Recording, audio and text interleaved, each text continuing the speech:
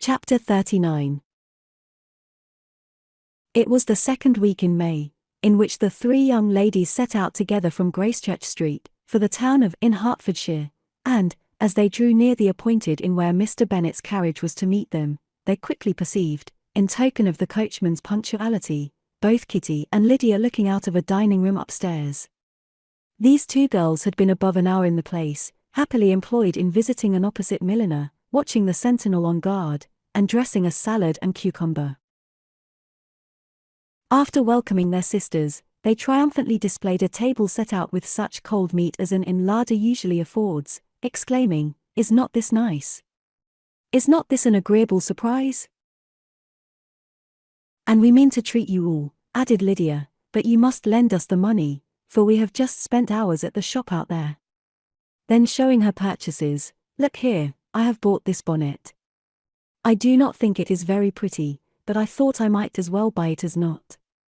I shall pull it to pieces as soon as I get home, and see if I can make it up any better."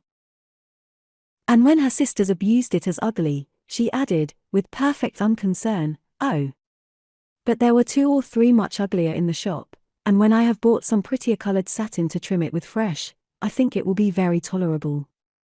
Besides, it will not much signify what one wears this summer, after the Shire have left Meryton, and they are going in a fortnight." "Are they indeed?" cried Elizabeth, with the greatest satisfaction. "They are going to be encamped near Brighton, and I do so want Papa to take us all there for the summer. It would be such a delicious scheme, and I dare say would hardly cost anything at all. Mamma would like to go too of all things. Only think what a miserable summer else we shall have." "Yes," thought Elizabeth, "that would be a delightful scheme, indeed, and completely do for us at once. Good heaven!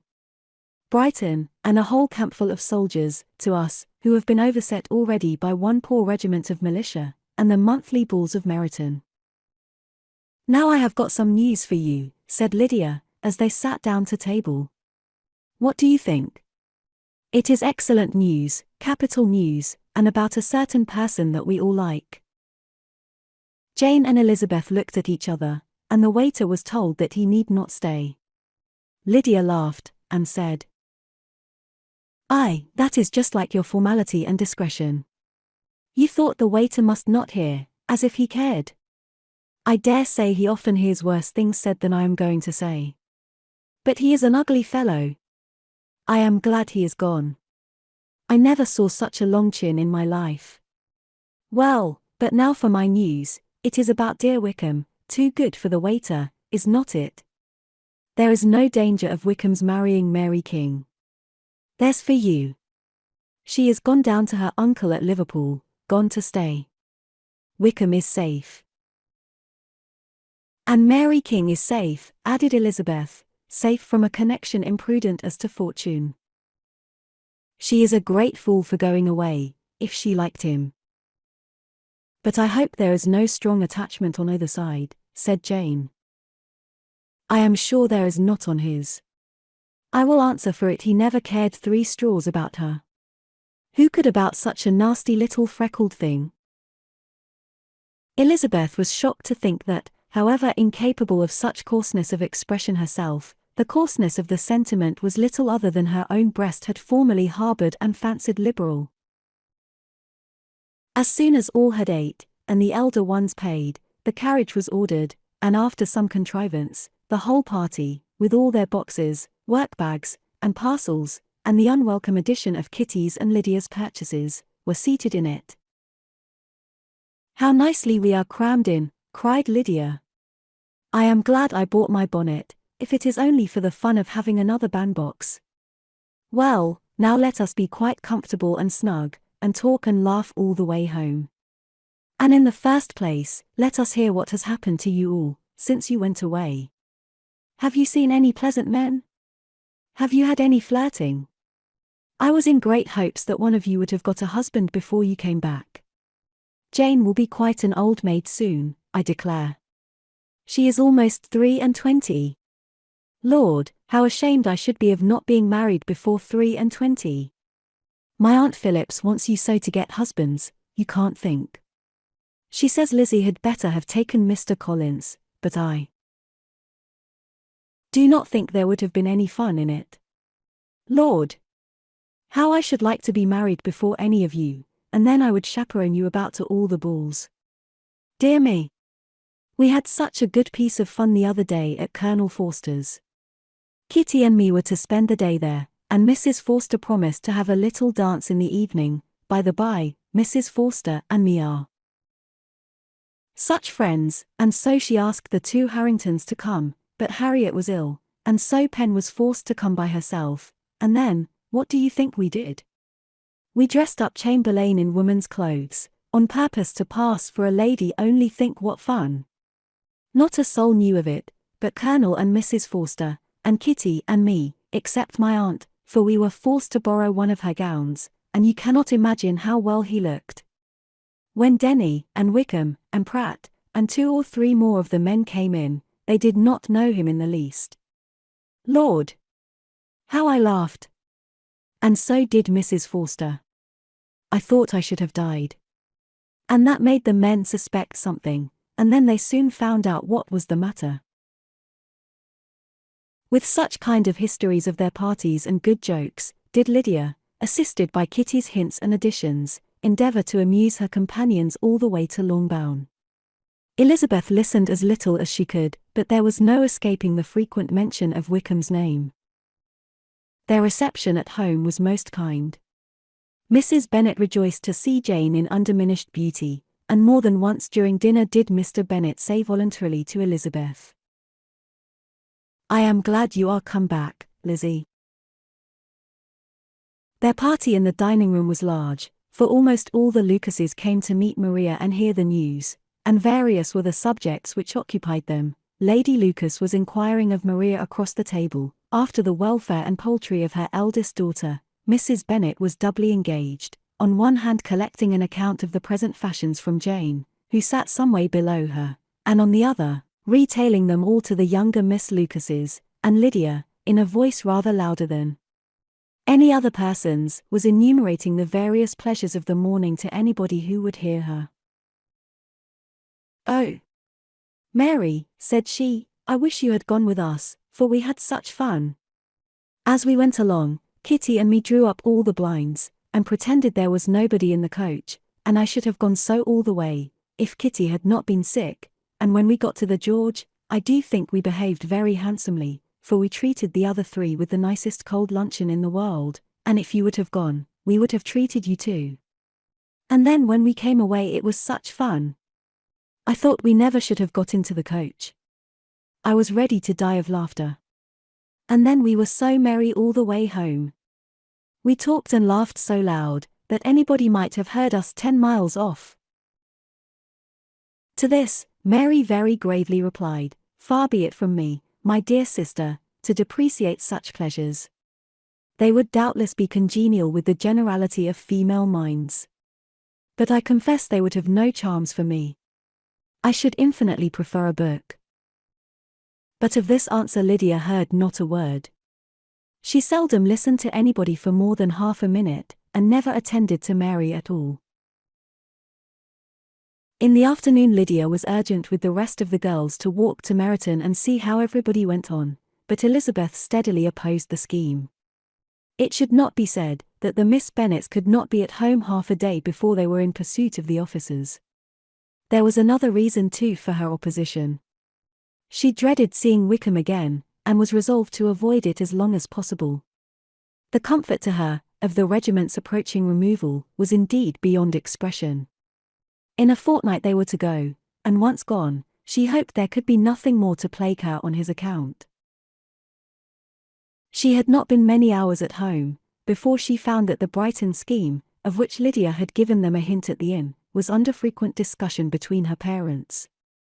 Elizabeth saw directly that her father had not the smallest intention of yielding, but his answers were at the same time so vague and equivocal, that her mother, though often disheartened, had never yet despaired of succeeding at last. Chapter 40. Elizabeth's impatience to acquaint Jane with what had happened could no longer be overcome, and at length resolving to suppress every particular in which her sister was concerned, and preparing her to be surprised, she related to her the next morning the chief of the scene between Mr. Darcy and herself. Miss Bennet's astonishment was soon lessened by the strong sisterly partiality which made any admiration of Elizabeth appear perfectly natural, and all surprise was shortly lost in other feelings. She was sorry that Mr. Darcy should have delivered his sentiments in a manner so little suited to recommend them, but still more was she grieved for the unhappiness which her sister's refusal must have given him. His being so sure of succeeding was wrong, said she, and certainly ought not to have appeared, but consider how much it must increase his disappointment. Indeed, replied Elizabeth, I am heartily sorry for him, but he has other feelings which will probably soon drive away his regard for me. You do not blame me, however, for refusing him. Blame you? Oh, no. But you blame me for having spoken so warmly of Wickham. No, I do not know that you were wrong in saying what you did. But you will know it, when I have told you what happened the very next day. She then spoke of the letter, repeating the whole of its contents as far as they concerned George Wickham. What a stroke was this for poor Jane! Who would willingly have gone through the world without believing that so much wickedness existed in the whole race of mankind, as was here collected in one individual? Nor was Darcy's vindication, though grateful to her feelings, capable of consoling her for such discovery. Most earnestly did she labor to prove the probability of error, and seek to clear one, without involving the other.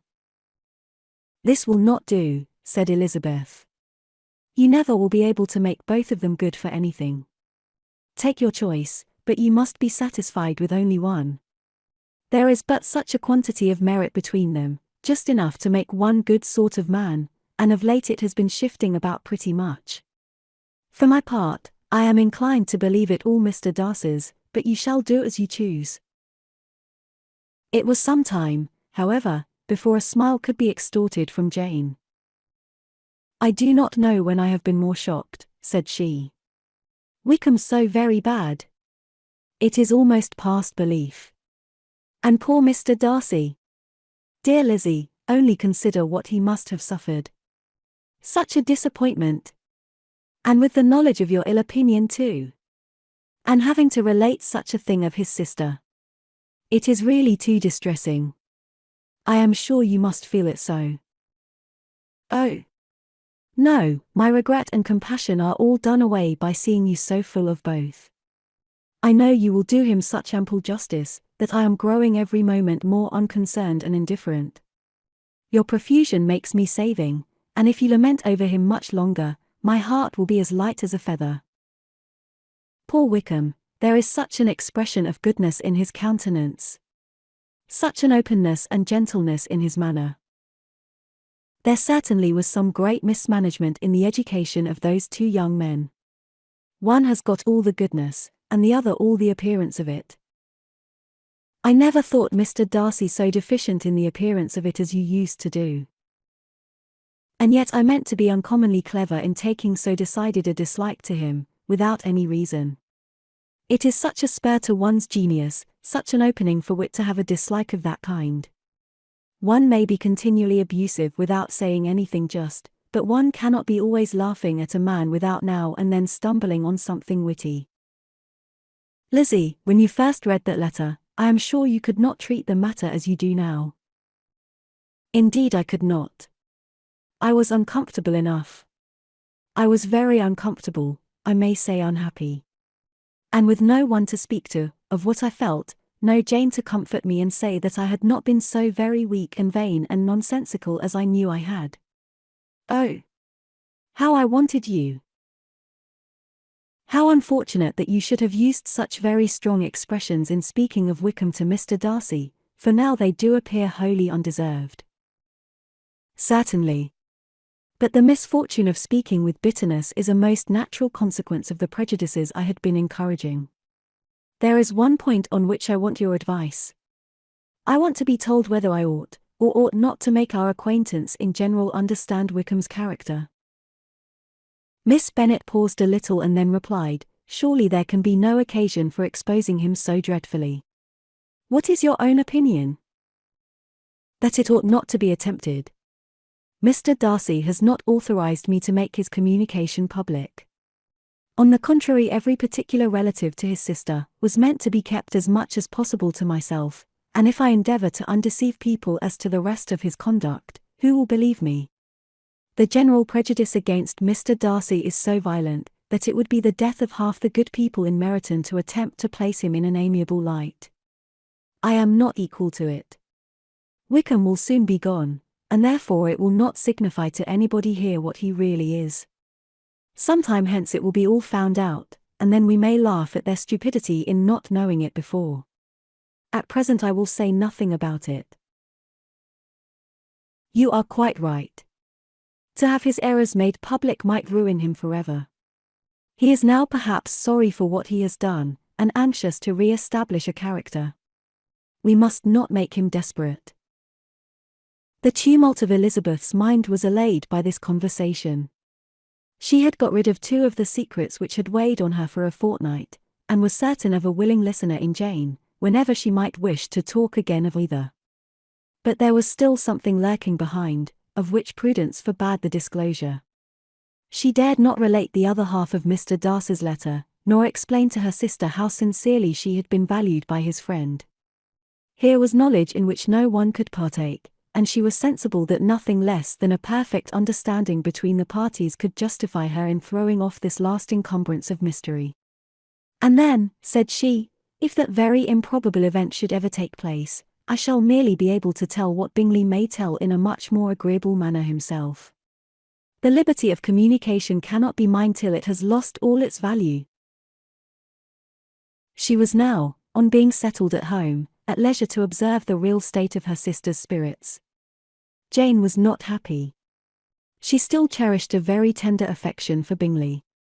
Having never even fancied herself in love before, her regard had all the warmth of first attachment, and from her age and disposition, greater steadiness than first attachments often boast, and so fervently did she value his remembrance, and prefer him to every other man, that all her good sense, and all her attention to the feelings of her friends, were requisite to check the indulgence of those regrets, which must have been injurious to her own health and their tranquillity.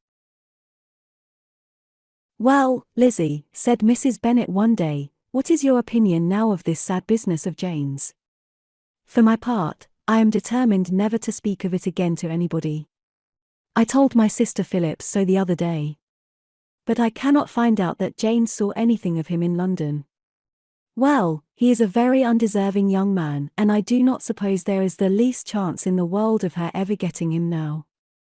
There is no talk of his coming to Netherfield again in the summer, and I have inquired of everybody too, who is likely to know. I do not believe that he will ever live at Netherfield any more. Oh, well. It is just as he chooses. Nobody wants him to come.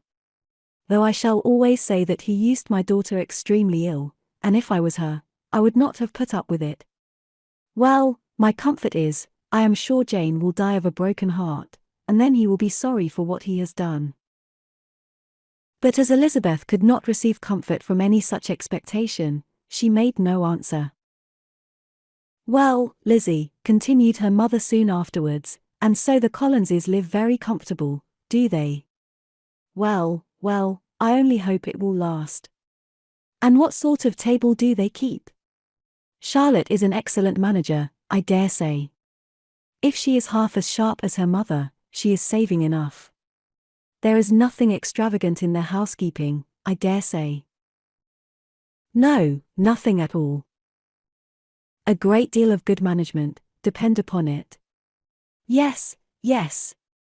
They will take care not to outrun their income. They will never be distressed for money. Well, much good may it do them. And so, I suppose, they often talk of having Longbourn when your father is dead. They look upon it quite as their own, I dare say, whenever that happens. It was a subject which they could not mention before me. No. It would have been strange if they had. But I make no doubt, they often talk of it between themselves. Well, if they can be easy with an estate that is not lawfully their own, so much the better. I should be ashamed of having one that was only entailed on me. Chapter 41. The first week of their return was soon gone. The second began. It was the last of the regiment's stay in Meryton, and all the young ladies in the neighbourhood were drooping apace. The dejection was almost universal. The elder Miss Bennets alone was still able to eat, drink, and sleep, and pursue the usual course of their employments. Very frequently were they reproached for this insensibility by Kitty and Lydia, whose own misery was extreme, and who could not comprehend such hard-heartedness in any of the family. "Good heaven! What is to become of us? What are we to do?" would they often exclaim in the bitterness of woe. "How can you be smiling so, Lizzie?" Their affectionate mother shared all their grief. She remembered what she had herself endured on a similar occasion, 25 years ago. "I am sure," said she, "I cried for 2 days together when Colonel Miller's regiment went away. I thought I should have broke my heart." "I am sure I shall break mine," said Lydia. "If one could but go to Brighton," observed Mrs. Bennet. "Oh, yes. If one could but go to Brighton. But Papa is so disagreeable. A little sea bathing would set me up forever. And my Aunt Phillips is sure it would do me a great deal of good," added Kitty. Such were the kind of lamentations resounding perpetually through Longbourn House. Elizabeth tried to be diverted by them, but all sense of pleasure was lost in shame. She felt anew the justice of Mr. Darcy's objections, and never had she before been so much disposed to pardon his interference in the views of his friend. But the gloom of Lydia's prospect was shortly cleared away, for she received an invitation from Mrs. Forster, the wife of the colonel of the regiment, to accompany her to Brighton. This invaluable friend was a very young woman, and very lately married. A resemblance in good humour and good spirits had recommended her and Lydia to each other, and out of their 3 months' acquaintance they had been intimate too. The rapture of Lydia on this occasion, her adoration of Mrs. Forster, the delight of Mrs. Bennet, and the mortification of Kitty, are scarcely to be described. Wholly inattentive to her sister's feelings, Lydia flew about the house in restless ecstasy, calling for everyone's congratulations, and laughing and talking with more violence than ever, whilst the luckless Kitty continued in the parlour repining at her fate in terms as unreasonable as her accent was peevish. "I cannot see why Mrs. Forster should not ask me as well as Lydia," said she, "though I am not her particular friend. I have just as much right to be asked as she has, and more too, for I am 2 years older." In vain did Elizabeth attempt to make her reasonable, and Jane to make her resigned. As for Elizabeth herself, this invitation was so far from exciting in her the same feelings as in her mother and Lydia, that she considered it as the death warrant of all possibility of common sense for the latter, and detestable as such a step must make her were it known, she could not help secretly advising her father not to let her go. She represented to him all the improprieties of Lydia's general behaviour, the little advantage she could derive from the friendship of such a woman as Mrs. Forster, and the probability of her being yet more imprudent with such a companion at Brighton, where the temptations must be greater than at home. He heard her attentively, and then said,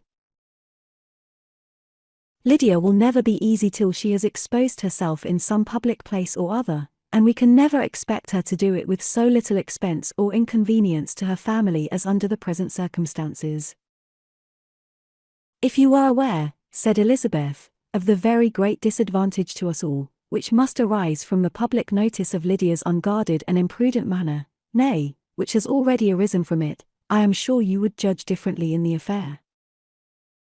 "Already arisen," repeated Mr. Bennet. "What, has she frightened away some of your lovers? Poor little Lizzie! But do not be cast down. Such squeamish youths as cannot bear to be connected with a little absurdity, are not worth a regret. Come, let me see the list of the pitiful fellows who have been kept aloof by Lydia's folly." "Indeed you are mistaken. I have no such injuries to resent. It is not of peculiar, but of general evils, which I am now complaining. Our importance, our respectability in the world, must be affected by the wild volatility, the assurance and disdain of all restraint which mark Lydia's character. Excuse me. For I must speak plainly. If you, my dear father, will not take the trouble of checking her exuberant spirits, and of teaching her that her present pursuits are not to be the business of her life, she will soon be beyond the reach of amendment. Her character will be fixed, and she will, at 16, be the most determined flirt that ever made herself and her family ridiculous. A flirt too, in the worst and meanest degree of flirtation, without any attraction beyond youth and a tolerable person, and from the ignorance and emptiness of her mind, wholly unable to ward off any portion of that universal contempt which her rage for admiration will excite. In this danger Kitty is also comprehended. She will follow wherever Lydia leads. Vain, ignorant, idle, and absolutely uncontrolled. Oh, my dear father, can you suppose it possible that they will not be censured and despised wherever they are known, and that their sisters will not be often involved in the disgrace? Mr. Bennet saw that her whole heart was in the subject, and affectionately taking her hand, said in reply, "Do not make yourself uneasy, my love. Wherever you and Jane are known, you must be respected and valued, and you will not appear to less advantage for having a couple of, or I may say, 3 very silly sisters. We shall have no peace at Longbourn if Lydia does not go to Brighton. Let her go then. Colonel Forster is a sensible man, and will keep her out of any real mischief, and she is luckily too poor to be an object of prey to anybody. At Brighton she will be of less importance even as a common flirt than she has been here. The officers will find women better worth their notice. Let us hope, therefore, that her being there may teach her her own insignificance. At any rate, she cannot grow many degrees worse, without authorizing us to lock her up for the rest of her life." With this answer Elizabeth was forced to be content, but her own opinion continued the same, and she left him disappointed and sorry. It was not in her nature, however, to increase her vexations, by dwelling on them. She was confident of having performed her duty, and to fret over unavoidable evils, or augment them by anxiety, was no part of her disposition. Had Lydia and her mother known the substance of her conference with her father, their indignation would hardly have found expression in their united volubility. In Lydia's imagination, a visit to Brighton comprised every possibility of earthly happiness. She saw with the creative eye of fancy, the streets of that gay bathing place covered with officers. She saw herself the object of attention, to tens and to scores of them at present unknown.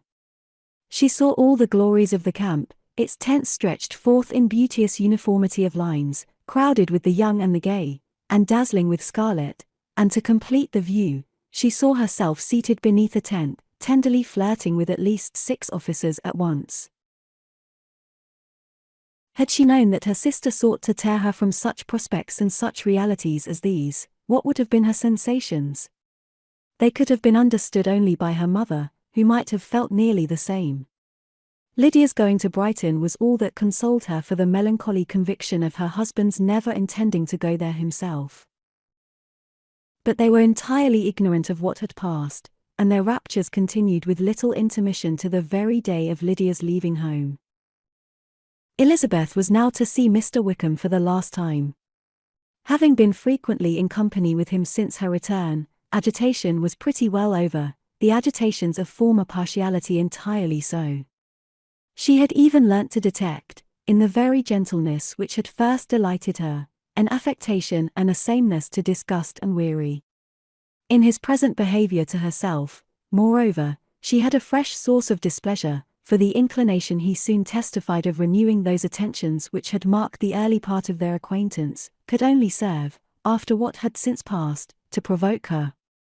She lost all concern for him in finding herself thus selected as the object of such idle and frivolous gallantry, and while she steadily repressed it, could not but feel the reproof contained in his believing, that however long, and for whatever cause, his attentions had been withdrawn, her vanity would be gratified and her preference secured at any time by their renewal. On the very last day of the regiment's remaining in Meryton, he dined with others of the officers at Longbourn, and so little was Elizabeth disposed to part from him in good humour, that on his making some inquiry as to the manner in which her time had passed at Hunsford, she mentioned Colonel Fitzwilliam's and Mr. Darcy's having both spent 3 weeks at Rosings, and asked him if he were acquainted with the former. He looked surprised, displeased, alarmed, but with a moment's recollection and a returning smile, replied, that he had formerly seen him often, and after observing that he was a very gentlemanlike man, asked her how she had liked him. Her answer was warmly in his favour. With an air of indifference he soon afterwards added, "How long did you say that he was at Rosings?" "Nearly 3 weeks." "And you saw him frequently?" "Yes, almost every day." "His manners are very different from his cousin's." "Yes, very different. But I think Mr. Darcy improves on acquaintance." "Indeed," cried Wickham with a look which did not escape her. "And pray may I ask," but checking himself, he added in a gayer tone, "is it in address that he improves? Has he deigned to add aught of civility to his ordinary style? For I dare not hope," he continued in a lower and more serious tone, "that he is improved in essentials." "Oh, no," said Elizabeth. "In essentials, I believe, he is very much what he ever was." While she spoke, Wickham looked as if scarcely knowing whether to rejoice over her words, or to distrust their meaning. There was a something in her countenance which made him listen with an apprehensive and anxious attention, while she added, "When I said that he improved on acquaintance, I did not mean that either his mind or manners were in a state of improvement, but that from knowing him better, his disposition was better understood." Wickham's alarm now appeared in a heightened complexion and agitated look. For a few minutes he was silent, till, shaking off his embarrassment, he turned to her again, and said in the gentlest of accents, "You, who so well know my feelings towards Mr. Darcy, will readily comprehend how sincerely I must rejoice that he is wise enough to assume even the appearance of what is right. His pride, in that direction, may be of service, if not to himself, to many others, for it must deter him from such foul misconduct as I have suffered by. I only fear that the sort of cautiousness, to which you, I imagine, have been alluding, is merely adopted on his visits to his aunt, of whose good opinion and judgment he stands much in awe. His fear of her has always operated, I know, when they were together, and a good deal is to be imputed to his wish of forwarding the match with Mr. Burf, which I am certain he has very much at heart." Elizabeth could not repress a smile at this, but she answered only by a slight inclination of the head. She saw that he wanted to engage her on the old subject of his grievances, and she was in no humour to indulge him. The rest of the evening passed with the appearance, on his side, of usual cheerfulness, but with no farther attempt to distinguish Elizabeth, and they parted at last with mutual civility, and possibly a mutual desire of never meeting again. When the party broke up, Lydia returned with Mrs. Forster to Meryton, from whence they were to set out early the next morning. The separation between her and her family was rather noisy than pathetic. Kitty was the only one who shed tears, but she did weep from vexation and envy. Mrs. Bennet was diffuse in her good wishes for the felicity of her daughter, and impressive in her injunctions that she would not miss the opportunity of enjoying herself as much as possible, advice which there was every reason to believe would be attended to, and in the clamorous happiness of Lydia herself in bidding farewell, the more gentle adieus of her sisters were uttered without being heard. Chapter 42. Had Elizabeth's opinion been all drawn from her own family, she could not have formed a very pleasing picture of conjugal felicity or domestic comfort. Her father, captivated by youth and beauty, and that appearance of good humour which youth and beauty generally give, had married a woman whose weak understanding and illiberal mind had very early in their marriage put an end to all real affection for her. Respect, esteem, and confidence had vanished forever, and all his views of domestic happiness were overthrown. But Mr. Bennet was not of a disposition to seek comfort for the disappointment which his own imprudence had brought on, in any of those pleasures which too often console the unfortunate for their folly or their vice. He was fond of the country and of books, and from these tastes had arisen his principal enjoyments. To his wife he was very little otherwise indebted, than as her ignorance and folly had contributed to his amusement.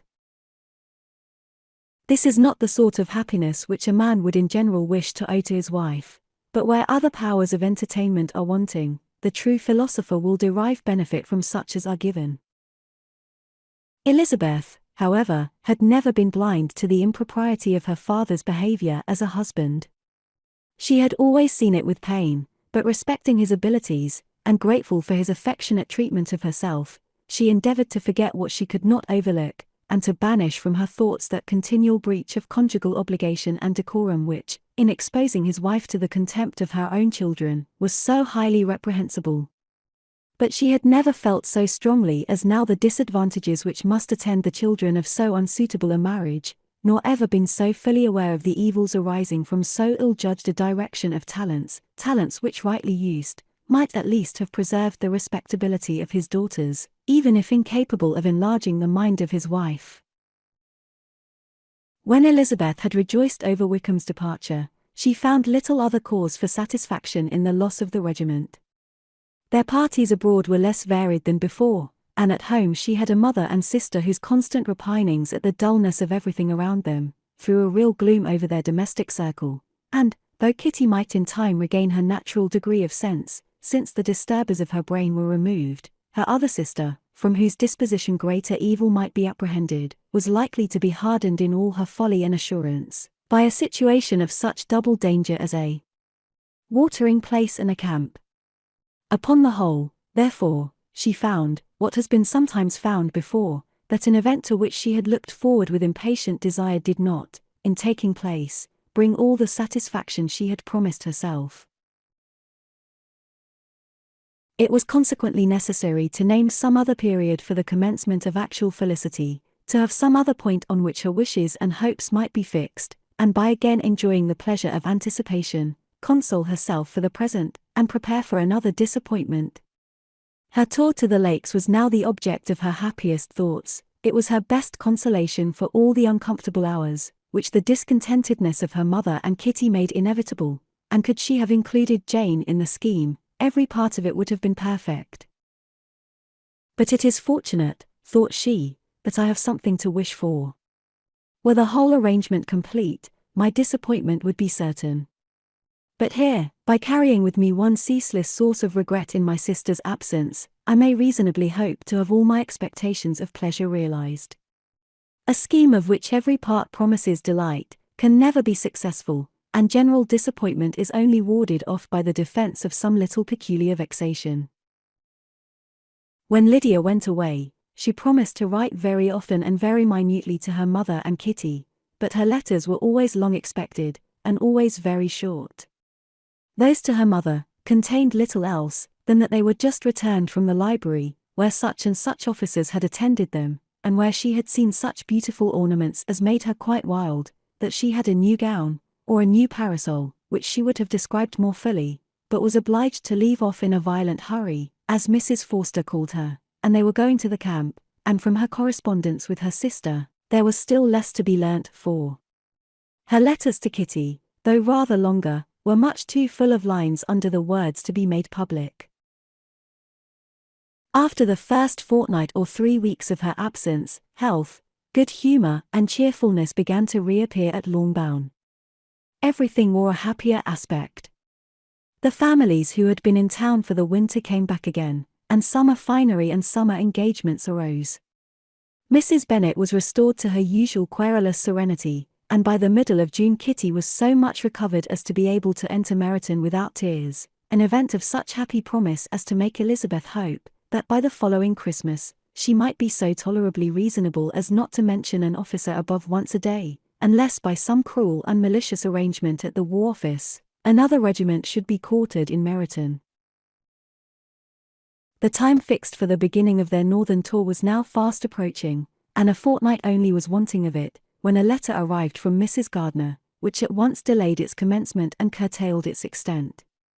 Mr. Gardiner would be prevented by business from setting out till a fortnight later in July, and must be in London again within a month, and as that left too short a period for them to go so far, and see so much as they had proposed, or at least to see it with the leisure and comfort they had built on, they were obliged to give up the lakes, and substitute a more contracted tour, and, according to the present plan, were to go no farther northward than Derbyshire. In that county, there was enough to be seen, to occupy the chief of their 3 weeks, and to Mrs. Gardiner it had a peculiarly strong attraction. The town where she had formerly passed some years of her life, and where they were now to spend a few days, was probably as great an object of her curiosity as all the celebrated beauties of Matlock, Chatsworth, Dovedale, or the Peak. Elizabeth was excessively disappointed. She had set her heart on seeing the lakes, and still thought there might have been time enough.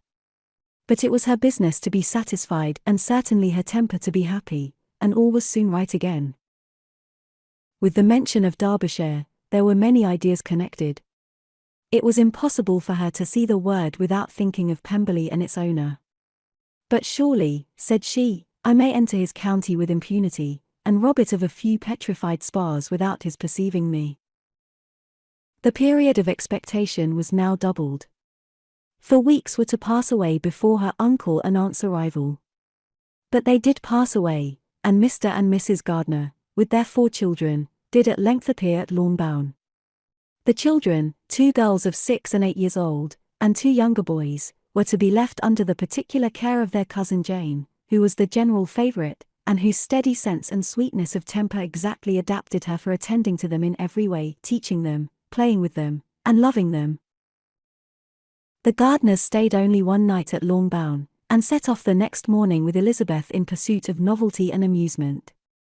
One enjoyment was certain, that of suitableness as companions, a suitableness which comprehended health and temper to bear inconveniences, cheerfulness to enhance every pleasure, and affection and intelligence, which might supply it among themselves if there were disappointments abroad.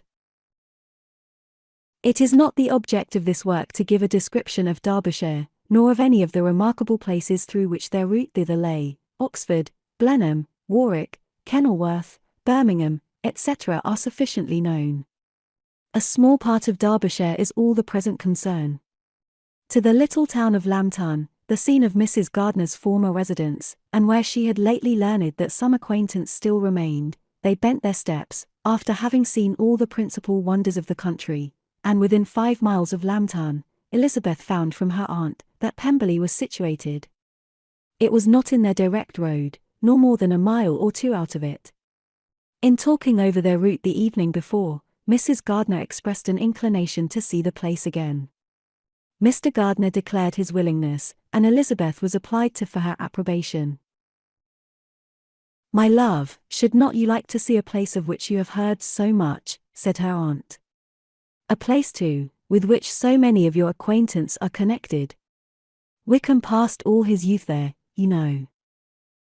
Elizabeth was distressed. She felt that she had no business at Pemberley, and was obliged to assume a disinclination for seeing it. She must own that she was tired of great houses. After going over so many, she really had no pleasure in fine carpets or satin curtains. Mrs. Gardiner abused her stupidity. "If it were merely a fine house richly furnished," said she, "I should not care about it myself, but the grounds are delightful. They have some of the finest woods in the country." Elizabeth said no more, but her mind could not acquiesce. The possibility of meeting Mr. Darcy, while viewing the place, instantly occurred. It would be dreadful. She blushed at the very idea, and thought it would be better to speak openly to her aunt, than to run such a risk. But against this, there were objections, and she finally resolved that it could be the last resource, if her private inquiries as to the absence of the family were unfavorably answered. Accordingly, when she retired at night, she asked the chambermaid whether Pemberley were not a very fine place, what was the name of its proprietor, and with no little alarm, whether the family were down for the summer.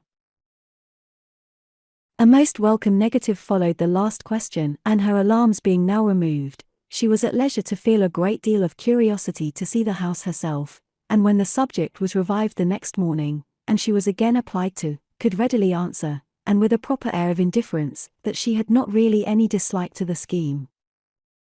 To Pemberley, therefore, they were to go. Chapter 43. Elizabeth, as they drove along, watched for the first appearance of Pemberley Woods with some perturbation, and when at length they turned in at the lodge, her spirits were in a high flutter. The park was very large, and contained great variety of ground. They entered it in one of its lowest points, and drove for some time through a beautiful wood, stretching over a wide extent. Elizabeth's mind was too full for conversation, but she saw and admired every remarkable spot and point of view. They gradually ascended for half a mile, and then found themselves at the top of a considerable eminence, where the wood ceased, and the eye was instantly caught by Pemberley House, situated on the opposite side of a valley, into which the road with some abruptness wound. It was a large, handsome, stone building, standing well on rising ground, and backed by a ridge of high woody hills, and in front, a stream of some natural importance was swelled into greater, but without any artificial appearance. Its banks were neither formal, nor falsely adorned. Elizabeth was delighted. She had never seen a place for which nature had done more, or where natural beauty had been so little counteracted by an awkward taste. They were all of them warm in their admiration, and at that moment she felt that to be mistress of Pemberley might be something. They descended the hill, crossed the bridge, and drove to the door, and, while examining the nearer aspect of the house, all her apprehensions of meeting its owner returned. She dreaded lest the chambermaid had been mistaken. On applying to see the place, they were admitted into the hall, and Elizabeth, as they waited for the housekeeper, had leisure to wonder at her being where she was. The housekeeper came, a respectable-looking, elderly woman, much less fine, and more civil, than she had any notion of finding her. They followed her into the dining parlour. It was a large, well-proportioned room, handsomely fitted up. Elizabeth, after slightly surveying it, went to a window to enjoy its prospect. The hill, crowned with wood, from which they had descended, receiving increased abruptness from the distance, was a beautiful object. Every disposition of the ground was good, and she looked on the whole scene, the river, the trees scattered on its banks, and the winding of the valley, as far as she could trace it, with delight. As they passed into other rooms, these objects were taking different positions, but from every window there were beauties to be seen. The rooms were lofty and handsome, and their furniture suitable to the fortune of their proprietor, but Elizabeth saw, with admiration of his taste, that it was neither gaudy nor uselessly fine, with less of splendour, and more real elegance, than the furniture of Rosings. And of this place, thought she, I might have been mistress. With these rooms I might now have been familiarly acquainted. Instead of viewing them as a stranger, I might have rejoiced in them as my own, and welcomed to them as visitors my uncle and aunt. But no, recollecting herself, that could never be, my uncle and aunt would have been lost to me, I should not have been allowed to invite them. This was a lucky recollection, it saved her from something like regret. She longed to inquire of the housekeeper, whether her master were really absent, but had not courage for it. At length, however, the question was asked by her uncle, and she turned away with alarm, while Mrs. Reynolds replied, that he was, adding, but we expect him tomorrow, with a large party of friends. How rejoiced was Elizabeth that their own journey had not by any circumstance been delayed a day. Her aunt now called her to look at a picture. She approached, and saw the likeness of Mr. Wickham suspended, amongst several other miniatures, over the mantelpiece. Her aunt asked her, smilingly, how she liked it. The housekeeper came forward, and told them it was the picture of a young gentleman, the son of her late master's steward, who had been brought up by him at his own expense. He is now gone into the army, she added, but I am afraid he has turned out very wild. Mrs. Gardiner looked at her niece with a smile, but Elizabeth could not return it. And that, said Mrs. Reynolds, pointing to another of the miniatures, is my master, and very like him. It was drawn at the same time as the other about 8 years ago. I have heard much of your master's fine person, said Mrs. Gardiner, looking at the picture, it is a handsome face. But, Lizzie, you can tell us whether it is like or not. Mrs. Reynolds's respect for Elizabeth seemed to increase on this intimation of her knowing her master. Does that young lady know Mr. Darcy? Elizabeth coloured, and said a little. And do not you think him a very handsome gentleman? Yes, very handsome. I am sure I know none so handsome, but in the gallery upstairs you will see a finer, larger picture of him than this. This room was my late master's favourite room, and these miniatures are just as they used to be then. He was very fond of them. This accounted to Elizabeth for Mr. Wickham's being among them. Mrs. Reynolds then directed their attention to one of Miss Darcy, drawn when she was only 8 years old. "And is Miss Darcy as handsome as her brother?" said Mr. Gardiner. "Oh, yes, the handsomest young lady that ever was seen, and so accomplished. She plays and sings all day long. In the next room is a new instrument just come down for her, a present from my master. She comes here tomorrow with him." Mr. Gardiner, whose manners were easy and pleasant, encouraged her communicativeness by his questions and remarks. Mrs. Reynolds, either from pride or attachment, had evidently great pleasure in talking of her master and his sister. "Is your master much at Pemberley in the course of the year?" "Not so much as I could wish, sir, but I dare say he may spend half his time here, and Miss Darcy is always down for the summer months." "Except," thought Elizabeth, "when she goes to Ramsgate. If your master would marry, you might see more of him." "Yes, sir, but I do not know when that will be. I do not know who is good enough for him." Mr. and Mrs. Gardiner smiled. Elizabeth could not help saying, "It is very much to his credit, I am sure, that you should think so." "I say no more than the truth, and what everybody will say that knows him," replied the other. Elizabeth thought this was going pretty far, and she listened with increasing astonishment as the housekeeper added, "I have never had a cross word from him in my life, and I have known him ever since he was 4 years old." This was praise, of all others most extraordinary, most opposite to her ideas. That he was not a good-tempered man, had been her firmest opinion. Her keenest attention was awakened, she longed to hear more, and was grateful to her uncle for saying, "There are very few people of whom so much can be said. You are lucky in having such a master." "Yes, sir, I know I am. If I was to go through the world, I could not meet with a better. But I have always observed, that they who are good-natured when children, are good-natured when they grow up, and he was always the sweetest-tempered, most generous-hearted boy in the world." Elizabeth almost stared at her. "Can this be Mr. Darcy?" thought she. "His father was an excellent man," said Mrs. Gardiner. "Yes, that he was indeed, and his son will be just like him, just as affable to the poor." Elizabeth listened, wondered, doubted, and was impatient for more. Mrs. Reynolds could interest her on no other point. She related the subject of the pictures, the dimensions of the rooms, and the price of the furniture, in vain. Mr. Gardiner, highly amused by the kind of family prejudice, to which he attributed her excessive commendation of her master, soon led again to the subject, and she dwelt with energy on his many merits as they proceeded together up the great staircase. "He is the best landlord, and the best master," said she, "that ever lived. Not like the wild young men nowadays, who think of nothing but themselves. There is not one of his tenants or servants but what will give him a good name. Some people call him proud, but I am sure I never saw anything of it. To my fancy, it is only because he does not rattle away like other young men." "In what an amiable light does this place him," thought Elizabeth. "This fine account of him," whispered her aunt, as they walked, "is not quite consistent with his behavior to our poor friend. Perhaps we might be deceived." "That is not very likely, our authority was too good."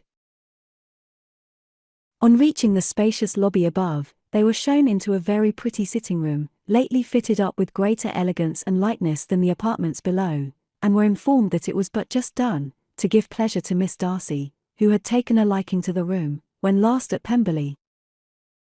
"He is certainly a good brother," said Elizabeth, as she walked towards one of the windows. Mrs. Reynolds anticipated Miss Darcy's delight, when she should enter the room. And this is always the way with him, she added. Whatever can give his sister any pleasure, is sure to be done in a moment. There is nothing he would not do for her. The picture gallery, and 2 or 3 of the principal bedrooms, were all that remained to be shown. In the former were many good paintings, but Elizabeth knew nothing of the art, and from such as had been already visible below, she had willingly turned to look at some drawings of Miss Darcy's, in crayons, whose subjects were usually more interesting, and also more intelligible. In the gallery there were many family portraits, but they could have little to fix the attention of a stranger. Elizabeth walked on in quest of the only face whose features would be known to her. At last it arrested her, and she beheld a striking resemblance of Mr. Darcy, with such a smile over the face, as she remembered to have sometimes seen, when he looked at her. She stood several minutes before the picture in earnest contemplation, and returned to it again before they quitted the gallery. Mrs. Reynolds informed them that it had been taken in his father's lifetime. There was certainly at this moment, in Elizabeth's mind, a more gentle sensation towards the original, than she had ever felt in the height of their acquaintance. The commendation bestowed on him by Mrs. Reynolds was of no trifling nature. What praise is more valuable than the praise of an intelligent servant? As a brother, a landlord, a master, she considered how many people's happiness were in his guardianship. How much of pleasure or pain it was in his power to bestow. How much of good or evil must be done by him.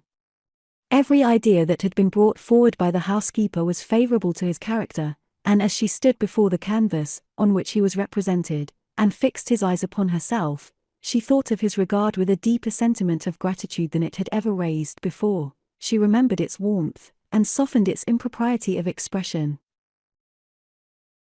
When all of the house that was open to general inspection had been seen, they returned downstairs, and taking leave of the housekeeper, were consigned over to the gardener, who met them at the hall door. As they walked across the lawn towards the river, Elizabeth turned back to look again. Her uncle and aunt stopped also, and while the former was conjecturing as to the date of the building, the owner of it himself suddenly came forward from the road, which led behind it to the stables.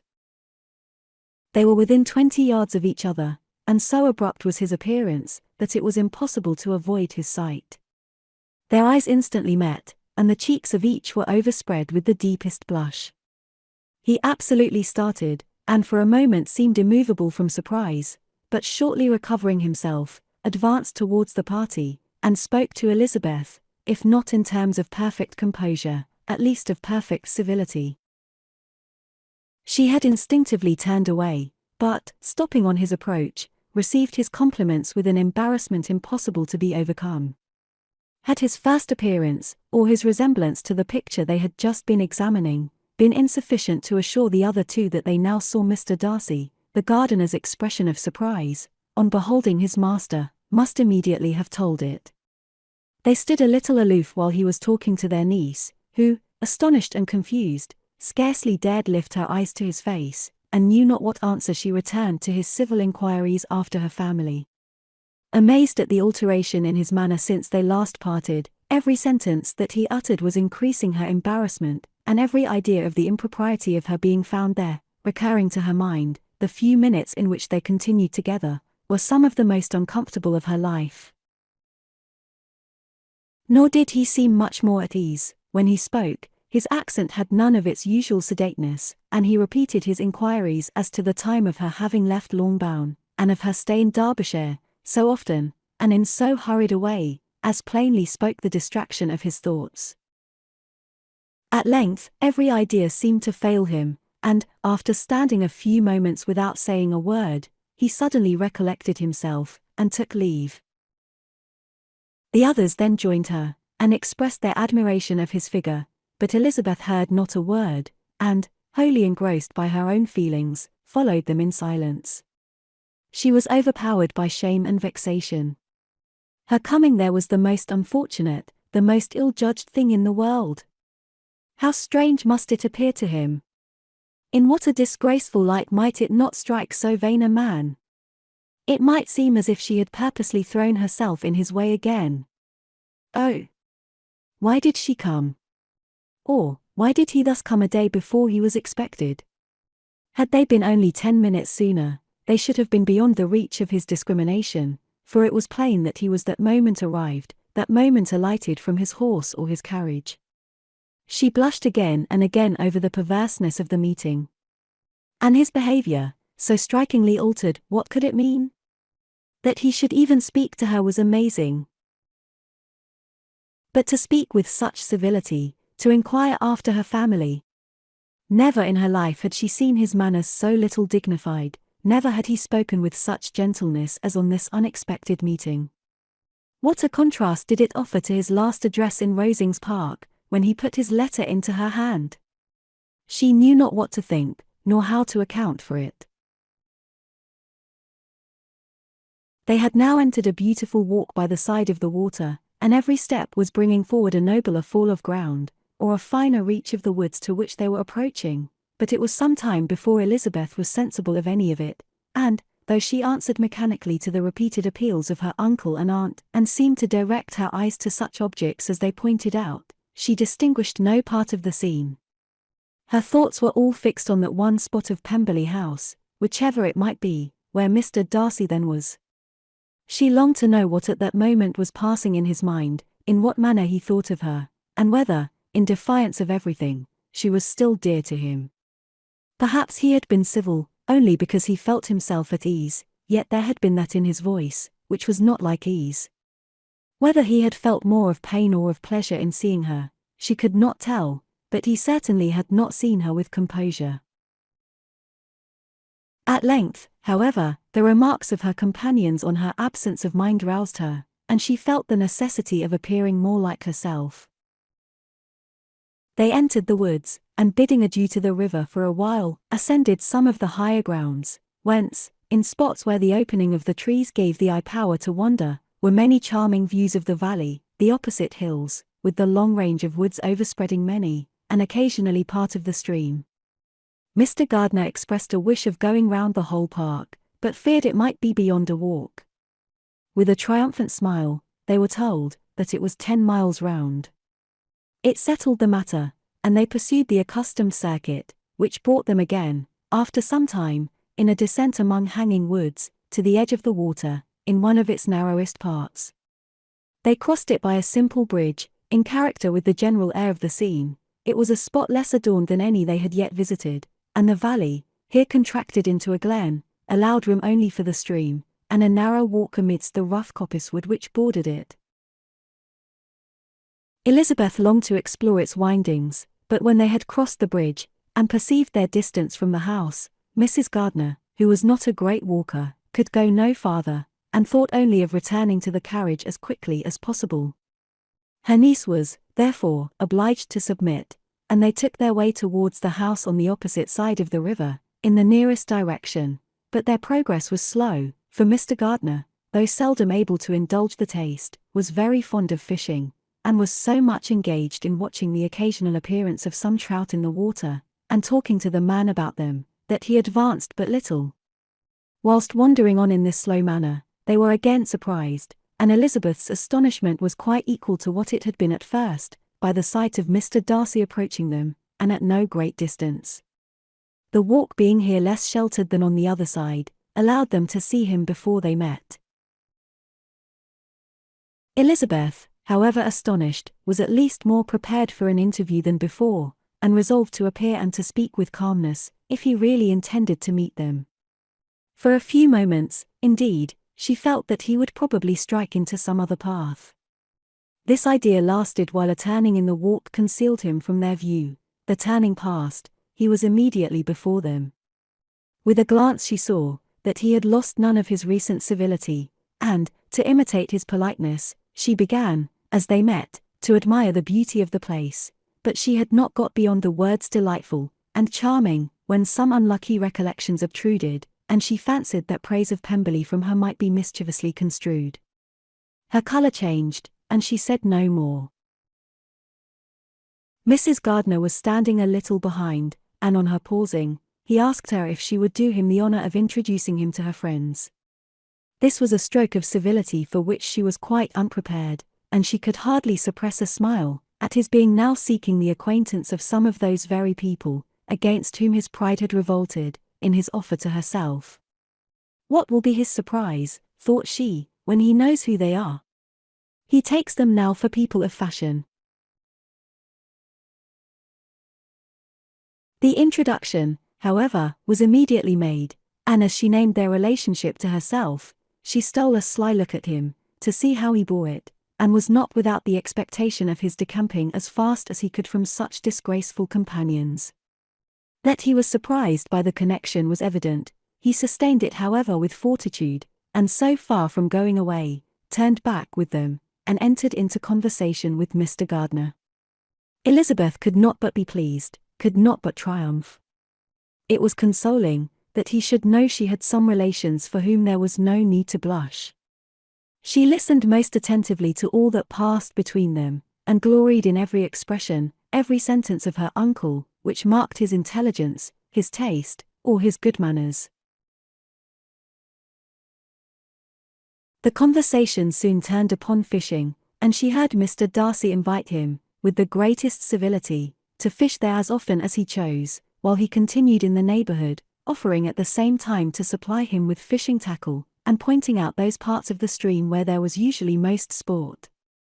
Mrs. Gardiner, who was walking arm in arm with Elizabeth, gave her a look expressive of her wonder. Elizabeth said nothing, but it gratified her exceedingly. The compliment must be all for herself. Her astonishment, however, was extreme, and continually was she repeating, "Why is he so altered? From what can it proceed? It cannot be for me, it cannot be for my sake that his manners are thus softened. My reproofs at Hunsford could not work such a change as this. It is impossible that he should still love me." After walking some time in this way, the two ladies in front, the two gentlemen behind, on resuming their places, after descending to the brink of the river for the better inspection of some curious water plant, there chanced to be a little alteration. It originated in Mrs. Gardiner, who, fatigued by the exercise of the morning, found Elizabeth's arm inadequate to her support, and consequently preferred her husband's. Mr. Darcy took her place by her niece, and they walked on together. After a short silence, the lady first spoke. She wished him to know that she had been assured of his absence before she came to the place, and accordingly began by observing that his arrival had been very unexpected. "For your housekeeper," she added, "informed us that you would certainly not be here till tomorrow, and indeed, before we left Bakewell, we understood that you were not immediately expected in the country." He acknowledged the truth of it all, and said that business with his steward had occasioned his coming forward a few hours before the rest of the party with whom he had been travelling. "They will join me early tomorrow," he continued, "and among them are some who will claim an acquaintance with you. Mr. Bingley and his sisters." Elizabeth answered only by a slight bow. Her thoughts were instantly driven back to the time when Mr. Bingley's name had been last mentioned between them, and if she might judge from his complexion, his mind was not very differently engaged. "There is also one other person in the party," he continued after a pause, "who more particularly wishes to be known to you. Will you allow me, or do I ask too much, to introduce my sister to your acquaintance during your stay at Lambton?" The surprise of such an application was great indeed. It was too great for her to know in what manner she acceded to it. She immediately felt that whatever desire Miss Darcy might have of being acquainted with her, must be the work of her brother, and without looking farther, it was satisfactory, it was gratifying to know that his resentment had not made him think really ill of her. They now walked on in silence, each of them deep in thought. Elizabeth was not comfortable, that was impossible, but she was flattered and pleased. His wish of introducing his sister to her was a compliment of the highest kind. They soon outstripped the others, and when they had reached the carriage, Mr. and Mrs. Gardiner were half a quarter of a mile behind. He then asked her to walk into the house, but she declared herself not tired, and they stood together on the lawn. At such a time, much might have been said, and silence was very awkward. She wanted to talk, but there seemed an embargo on every subject. At last she recollected that she had been travelling, and they talked of Matlock and Dovedale with great perseverance. Yet time and her aunt moved slowly, and her patience and her ideas were nearly worn out before the tete-a-tete was over.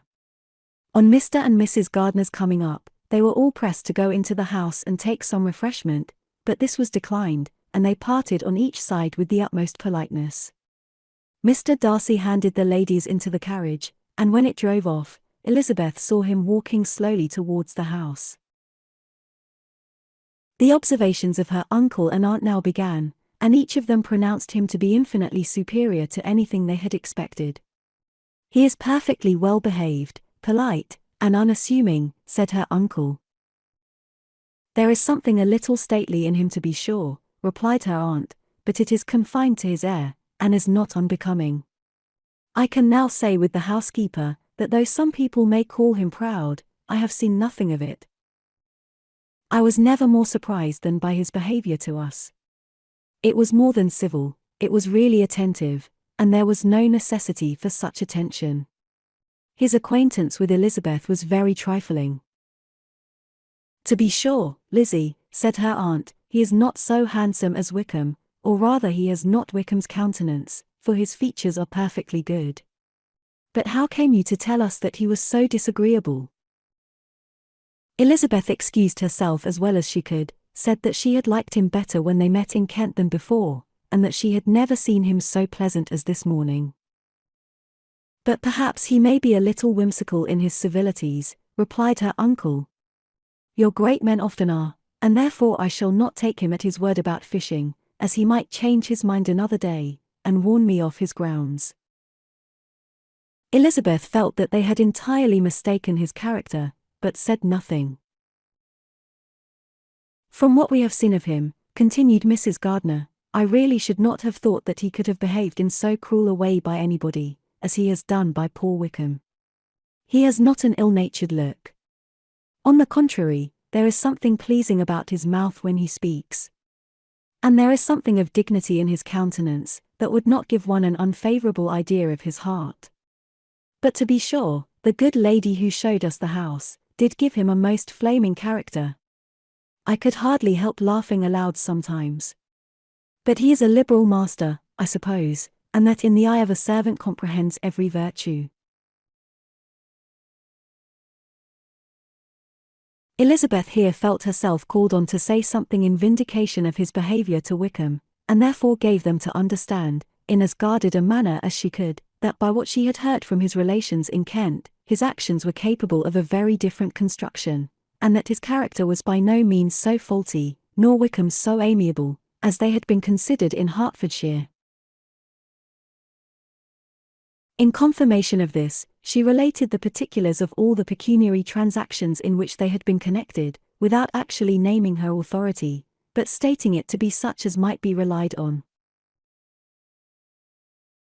Mrs. Gardner was surprised and concerned, but as they were now approaching the scene of her former pleasures, every idea gave way to the charm of recollection, and she was too much engaged in pointing out to her husband all the interesting spots in its environs, to think of anything else. Fatigued as she had been by the morning's walk, they had no sooner dined than she set off again in quest of her former acquaintance, and the evening was spent in the satisfactions of an intercourse renewed after many years' discontinuance. The occurrences of the day were too full of interest to leave Elizabeth much attention for any of these new friends, and she could do nothing but think, and think with wonder, of Mr. Darcy's civility, and above all, of his wishing her to be acquainted with his sister. Chapter 44. Elizabeth had settled it that Mr. Darcy would bring his sister to visit her, the very day after her reaching Pemberley, and was consequently resolved not to be out of sight of the inn the whole of that morning. But her conclusion was false, for on the very morning after their own arrival at Lambton, these visitors came. They had been walking about the place with some of their new friends, and were just returned to the inn to dress themselves for dining with the same family, when the sound of a carriage drew them to a window, and they saw a gentleman and lady in a curricle, driving up the street. Elizabeth, immediately recognizing the livery, guessed what it meant, and imparted no small degree of surprise to her relations, by acquainting them with the honour which she expected. Her uncle and aunt were all amazement, and the embarrassment of her manner as she spoke, joined to the circumstance itself, and many of the circumstances of the preceding day opened to them a new idea on the business. Nothing had ever suggested it before, but they now felt that there was no other way of accounting for such attentions from such a quarter than by supposing a partiality for their niece. While these newly born notions were passing in their heads, the perturbation of Elizabeth's feelings was every moment increasing. She was quite amazed at her own discomposure, but amongst other causes of disquiet, she dreaded lest the partiality of the brother should have said too much in her favour, and more than commonly anxious to please, she naturally suspected that every power of pleasing would fail her.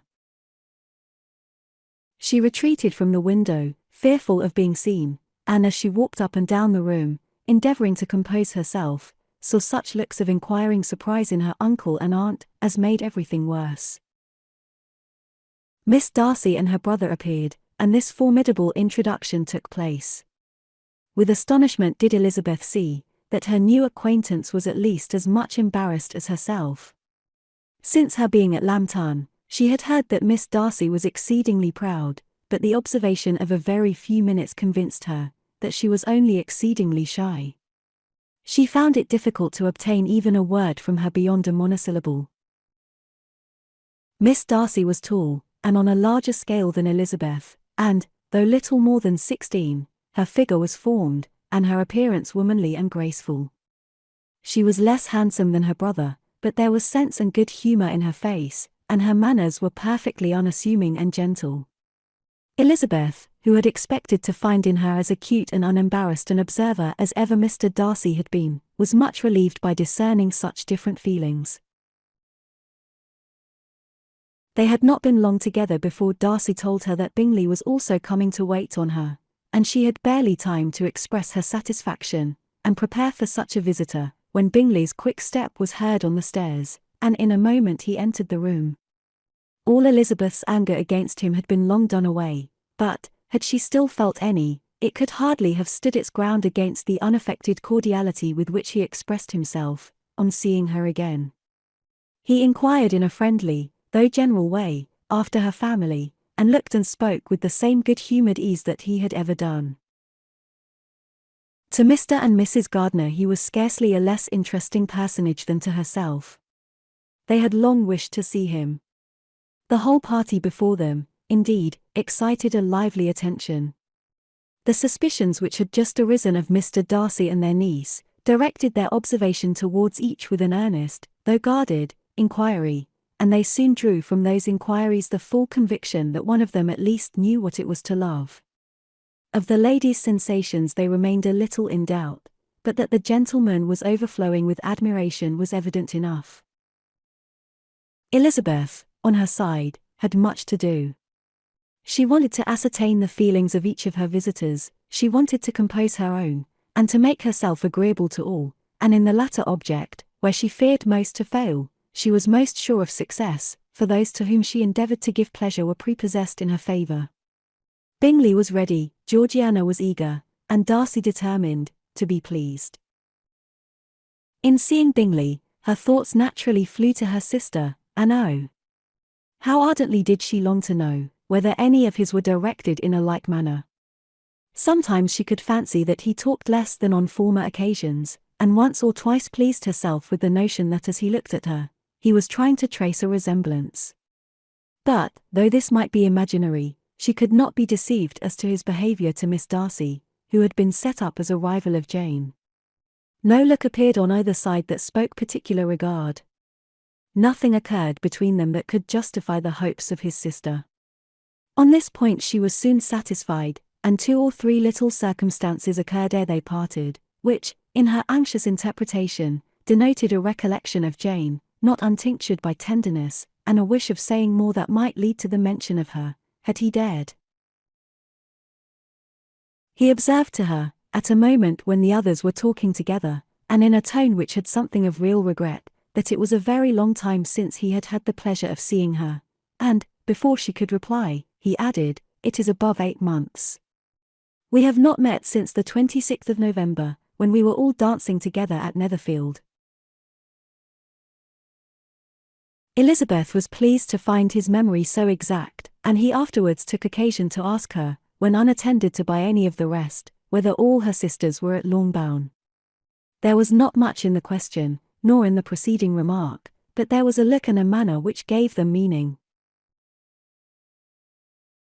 It was not often that she could turn her eyes on Mr. Darcy himself, but, whenever she did catch a glimpse, she saw an expression of general complaisance, and in all that he said, she heard an accent so far removed from hauteur or disdain of his companions, as convinced her that the improvement of manners which she had yesterday witnessed, however temporary its existence might prove, had at least outlived one day.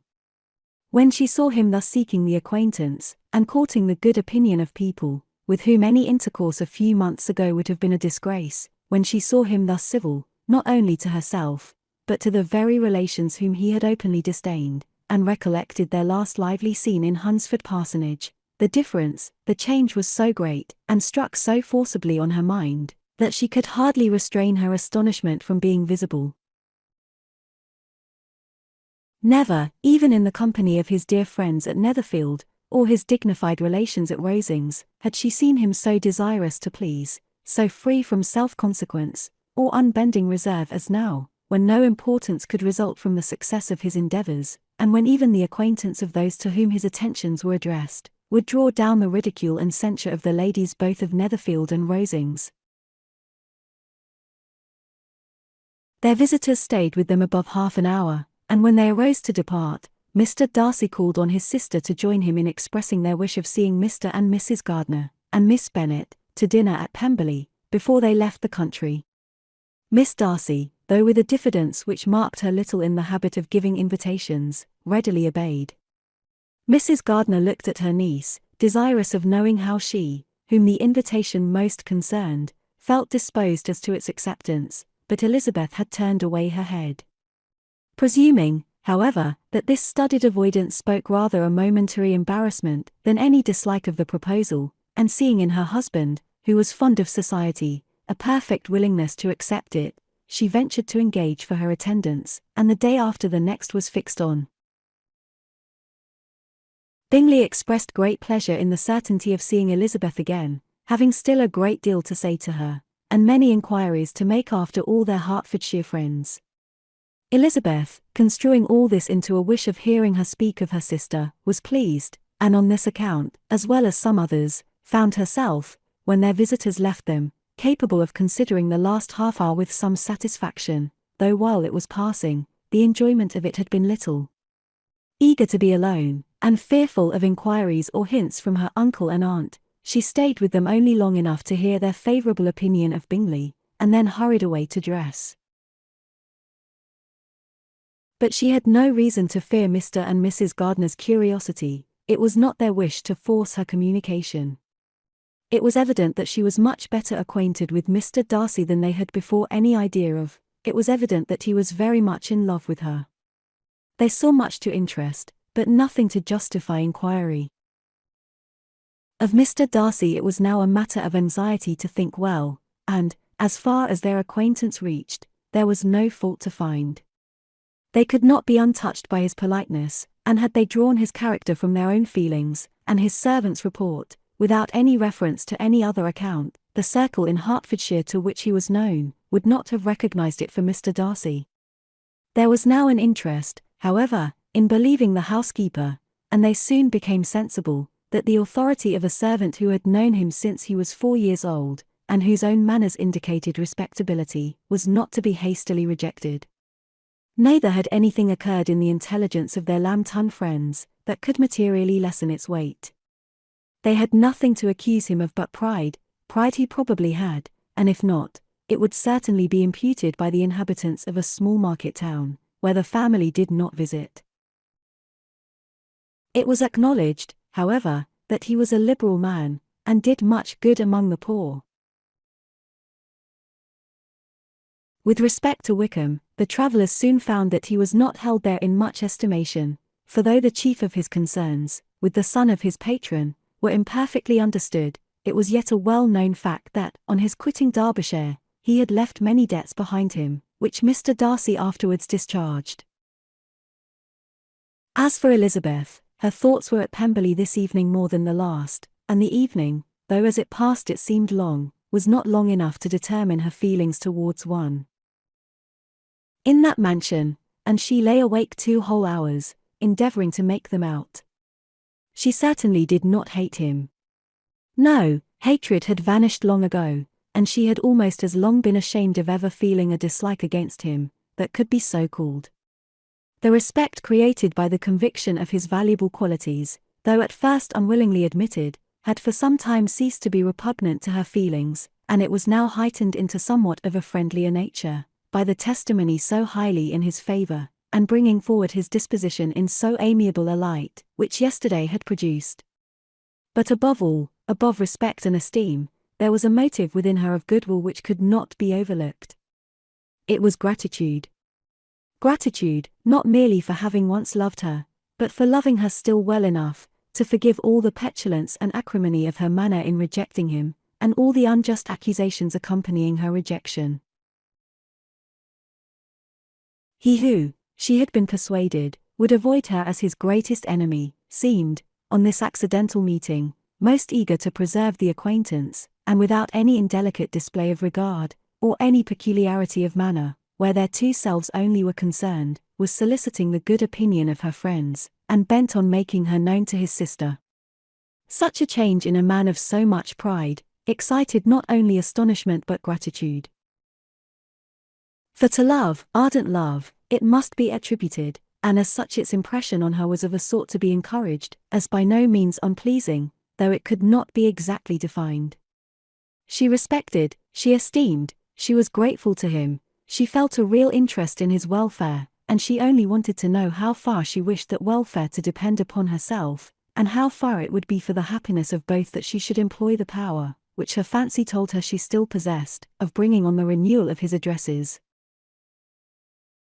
It had been settled in the evening, between the aunt and niece, that such a striking civility as Miss Darcy's, in coming to them on the very day of her arrival at Pemberley, for she had reached it only to a late breakfast, ought to be imitated, though it could not be equalled, by some exertion of politeness on their side, and, consequently, that it would be highly expedient to wait on her at Pemberley the following morning.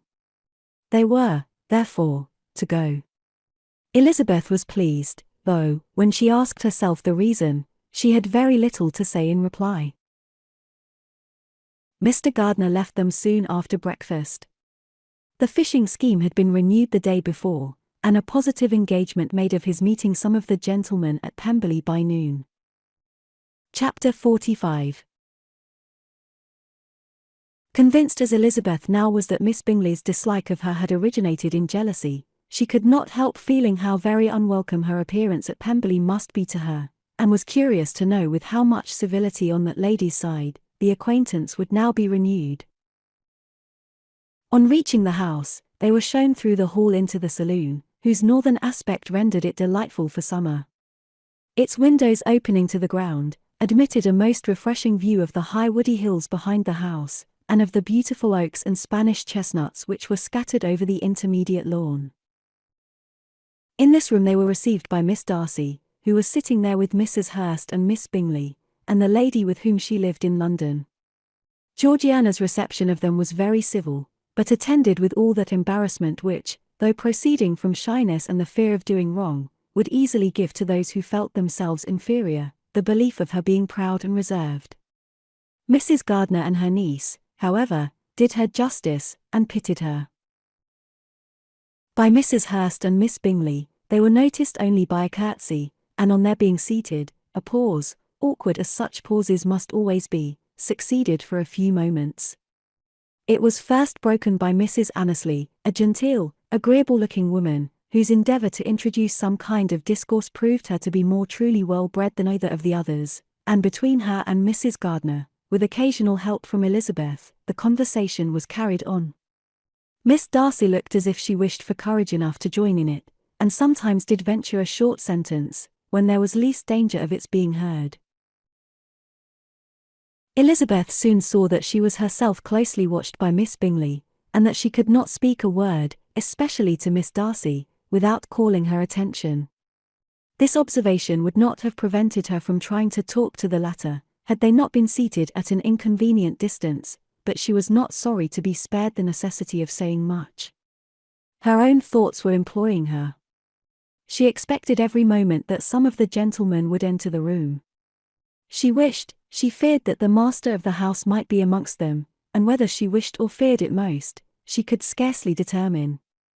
After sitting in this manner a quarter of an hour, without hearing Miss Bingley's voice, Elizabeth was roused by receiving from her a cold inquiry after the health of her family. She answered with equal indifference and brevity, and the other said no more. The next variation which their visit afforded was produced by the entrance of servants with cold meat, cake, and a variety of all the finest fruits in season, but this did not take place till after many a significant look and smile from Mrs. Annesley to Miss Darcy had been given, to remind her of her post. There was now employment for the whole party, for though they could not all talk, they could all eat, and the beautiful pyramids of grapes, nectarines, and peaches, soon collected them round the table. While thus engaged, Elizabeth had a fair opportunity of deciding whether she most feared or wished for the appearance of Mr. Darcy, by the feelings which prevailed on his entering the room, and then, though but a moment before she had believed her wishes to predominate, she began to regret that he came. He had been some time with Mr. Gardiner, who, with 2 or 3 other gentlemen from the house, was engaged by the river, and had left him only on learning that the ladies of the family intended a visit to Georgiana that morning. No sooner did he appear, than Elizabeth wisely resolved to be perfectly easy and unembarrassed. A resolution the more necessary to be made, but perhaps not the more easily kept, because she saw that the suspicions of the whole party were awakened against them, and that there was scarcely an eye which did not watch his behaviour when he first came into the room. In no countenance was attentive curiosity so strongly marked as in Miss Bingley's, in spite of the smiles which overspread her face whenever she spoke to one of its objects, for jealousy had not yet made her desperate, and her attentions to Mr. Darcy were by no means over.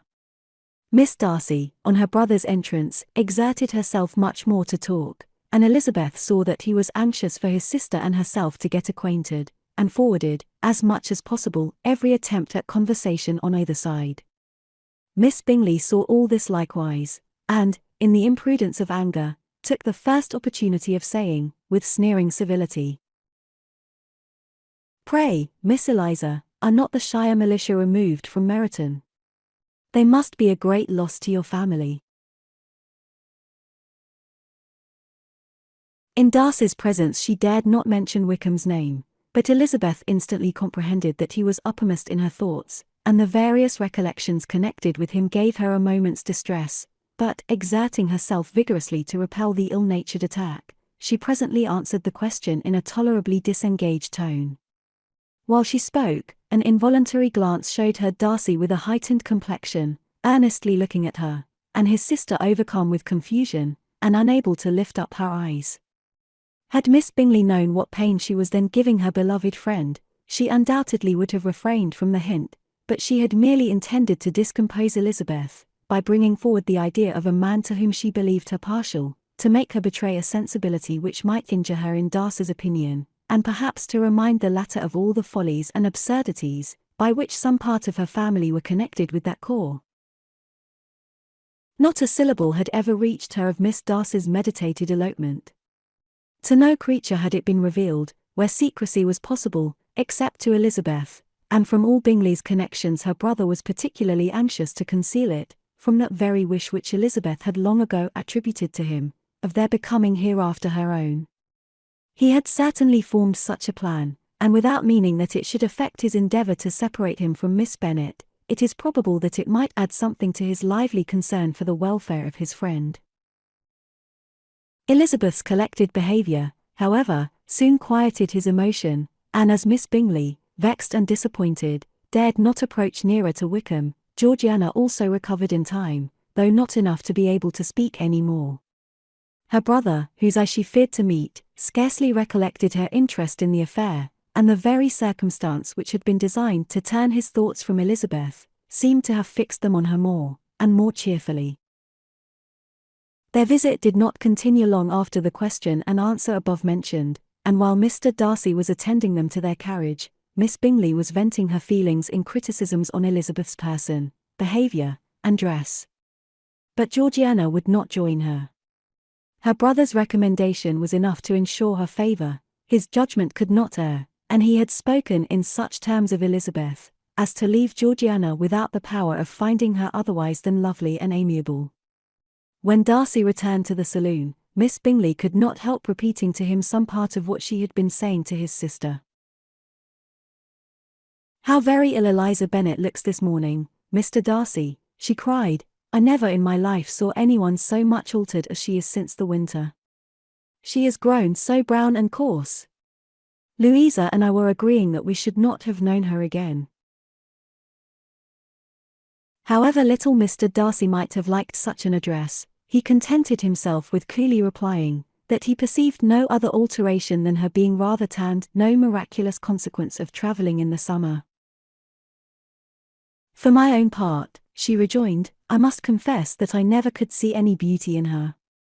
Her face is too thin, her complexion has no brilliancy, and her features are not at all handsome. Her nose wants character, there is nothing marked in its lines. Her teeth are tolerable, but not out of the common way, and as for her eyes, which have sometimes been called so fine, I never could perceive anything extraordinary in them. They have a sharp, shrewish look, which I do not like at all, and in her air altogether, there is a self-sufficiency without fashion, which is intolerable." Persuaded as Miss Bingley was that Darcy admired Elizabeth, this was not the best method of recommending herself, but angry people are not always wise, and in seeing him at last look somewhat nettled, she had all the success she expected. He was resolutely silent however, and, from a determination of making him speak, she continued. "I remember, when we first knew her in Hertfordshire, how amazed we all were to find that she was a reputed beauty, and I particularly recollect your saying one night, after they had been dining at Netherfield, 'She a beauty. I should as soon call her mother a wit.' But afterwards she seemed to improve on you, and I believe you thought her rather pretty at one time." "Yes," replied Darcy, who could contain himself no longer, "but that was only when I first knew her, for it is many months since I have considered her as one of the handsomest women of my acquaintance." He then went away, and Miss Bingley was left to all the satisfaction of having forced him to say what gave no one any pain but herself. Mrs. Gardiner and Elizabeth talked of all that had occurred during their visit, as they returned, except what had particularly interested them both. The looks and behavior of everybody they had seen were discussed, except of the person who had mostly engaged their attention. They talked of his sister, his friends, his house, his fruit, of everything but himself, yet Elizabeth was longing to know what Mrs. Gardiner thought of him, and Mrs. Gardiner would have been highly gratified by her niece's beginning the subject. Chapter 46. Elizabeth had been a good deal disappointed in not finding a letter from Jane, on their first arrival at Lambton, and this disappointment had been renewed on each of the mornings that had now been spent there, but on the third, her repining was over, and her sister justified by the receipt of 2 letters from her at once, on one of which was marked that it had been missent elsewhere. Elizabeth was not surprised at it, as Jane had written the direction remarkably ill. They had just been preparing to walk as the letters came in, and her uncle and aunt, leaving her to enjoy them in quiet, set off by themselves. The one missent must be first attended to, it had been written 5 days ago.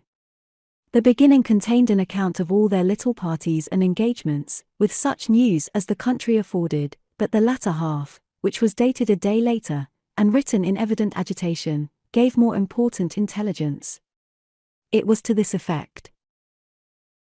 "Since writing the above, dearest Lizzie, something has occurred of a most unexpected and serious nature, but I am afraid of alarming you. Be assured that we are all well. What I have to say relates to poor Lydia. An express came at 12 last night, just as we were all gone to bed, from Colonel Forster, to inform us that she was gone off to Scotland with one of his officers, to own the truth, with Wickham. Imagine our surprise. To Kitty, however, it does not seem so wholly unexpected. I am very, very sorry. So imprudent a match on both sides. But I am willing to hope the best, and that his character has been misunderstood. Thoughtless and indiscreet I can easily believe him, but this step, and let us rejoice over it, marks nothing bad at heart. His choice is disinterested at least, for he must know my father can give her nothing. Our poor mother is sadly grieved. My father bears it better. How thankful am I, that we never let them know what has been said against him. We must forget it ourselves. They were off Saturday night about 12, as is conjectured, but were not missed till yesterday morning at 8. The express was sent off directly. My dear Lizzie, they must have passed within 10 miles of us. Colonel Forster gives us reason to expect him here soon. Lydia left a few lines for his wife, informing her of their intention. I must conclude, for I cannot be long from my poor mother. I am afraid you will not be able to make it out, but I hardly know what I have written. Without allowing herself time for consideration, and scarcely knowing what she felt, Elizabeth on finishing this letter instantly seized the other, and opening it with the utmost impatience, read as follows. It had been written a day later than the conclusion of the first. By this time, my dearest sister, you have received my hurried letter. I wish this may be more intelligible, but though not confined for time, my head is so bewildered that I cannot answer for being coherent. Dearest Lizzie, I hardly know what I would write, but I have bad news for you, and it cannot be delayed. Imprudent as a marriage between Mr. Wickham and our poor Lydia would be, we are now anxious to be assured it has taken place, for there is but too much reason to fear they are not gone to Scotland. Colonel Forster came yesterday, having left Brighton the day before, not many hours after the express. Though Lydia's short letter to Mrs. F. gave them to understand that they were going to Gretna Green, something was dropped by Denny expressing his belief that W. never intended to go there, or to marry Lydia at all, which was repeated to Colonel F., who instantly taking the alarm, set off from B., intending to trace their route. He did trace them easily to Clapham, but no farther, for on entering that place they removed into a hackney coach and dismissed the chaise that brought them from Epsom. All that is known after this is, that they were seen to continue the London road. I know not what to think. After making every possible inquiry on that side London, Colonel F. came on into Hertfordshire, anxiously renewing them at all the turnpikes, and at the inns in Barnet and Hatfield, but without any success. No such people had been seen to pass through. With the kindest concern he came on to Longbourn, and broke his apprehensions to us in a manner most creditable to his heart. I am sincerely grieved for him and Mrs. F., but no one can throw any blame on them. Our distress, my dear Lizzie, is very great. My father and mother believe the worst, but I cannot think so ill of him. Many circumstances might make it more eligible for them to be married privately in town than to pursue their first plan, and even if he could form such a design against a young woman of Lydia's connections, which is not likely, can I suppose her so lost to everything? Impossible. I grieve to find, however, that Colonel F. is not disposed to depend upon their marriage. He shook his head when I expressed my hopes, and said he feared W. was not a man to be trusted. My poor mother is really ill and keeps her room. Could she exert herself it would be better, but this is not to be expected, and as to my father, I never in my life saw him so affected. Poor Kitty has anger for having concealed their attachment, but as it was a matter of confidence one cannot wonder. I am truly glad, dearest Lizzie, that you have been spared something of these distressing scenes. But now as the first shock is over, shall I own that I long for your return? I am not so selfish, however, as to press for it, if inconvenient. Adieu. I take up my pen again to do what I have just told you I would not, but circumstances are such, that I cannot help earnestly begging you all to come here, as soon as possible. I know my dear uncle and aunt so well, that I am not afraid of requesting it, though I have still something more to ask of the former.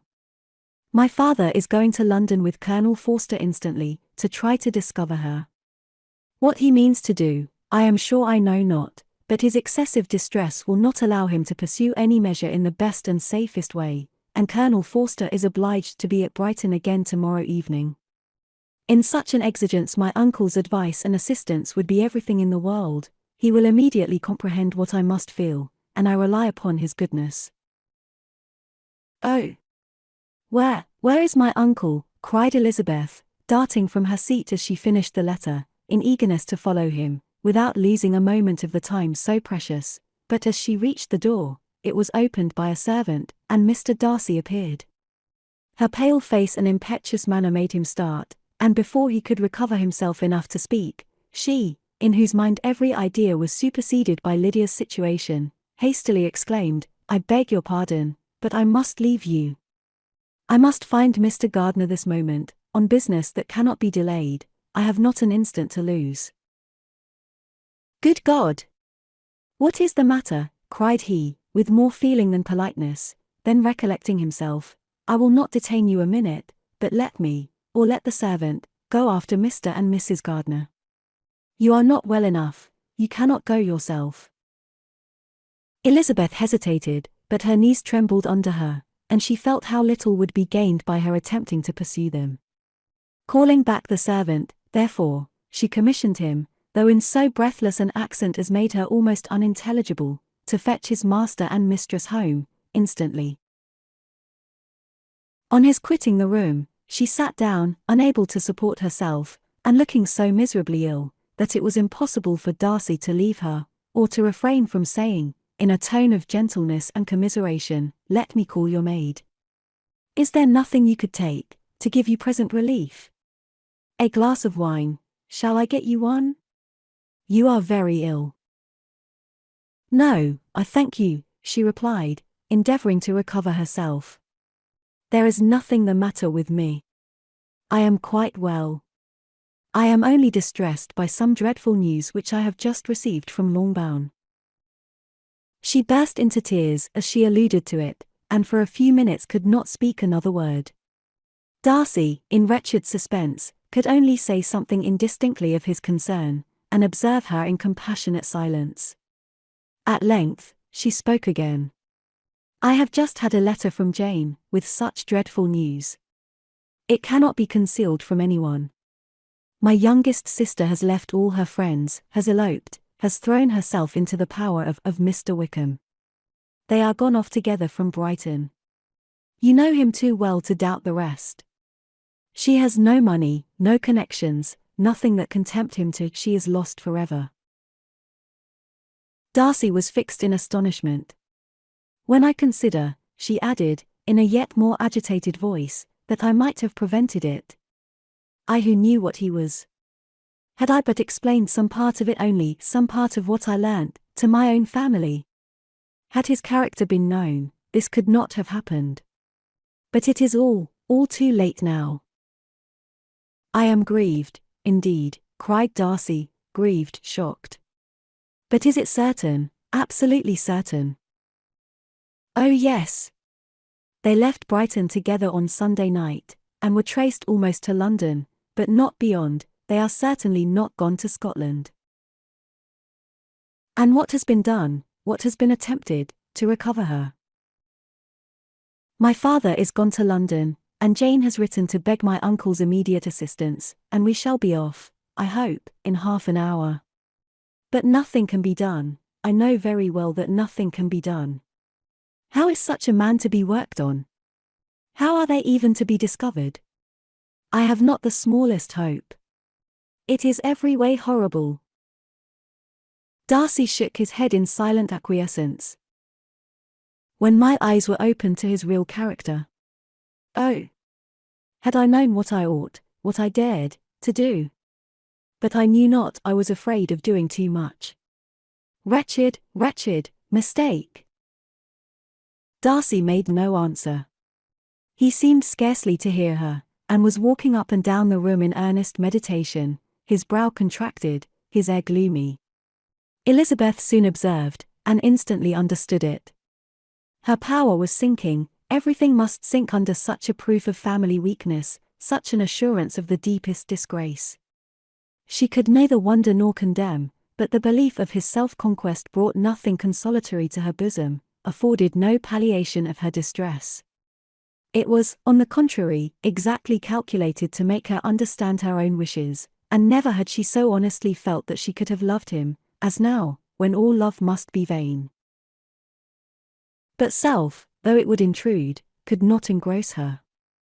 Lydia, the humiliation, The misery she was bringing on them all soon swallowed up every private care, and covering her face with her handkerchief, Elizabeth was soon lost to everything else, and, after a pause of several minutes, was only recalled to a sense of her situation by the voice of her companion, who, in a manner, which though it spoke compassion, spoke likewise restraint, said, "I am afraid you have been long desiring my absence, nor have I anything to plead in excuse of my stay.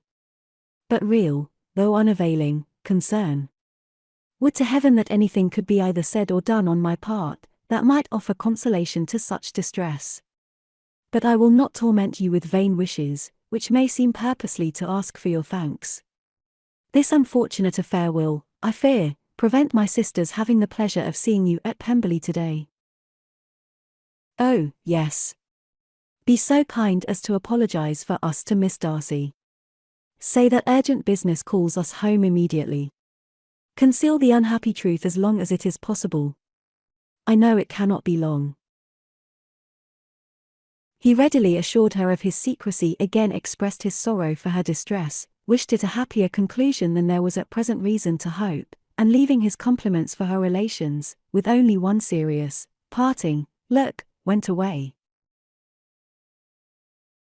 As he quitted the room, Elizabeth felt how improbable it was that they should ever see each other again on such terms of cordiality as had marked their several meetings in Derbyshire, and as she threw a retrospective glance over the whole of their acquaintance, so full of contradictions and varieties, sighed at the perverseness of those feelings which would now have promoted its continuance, and would formerly have rejoiced in its termination.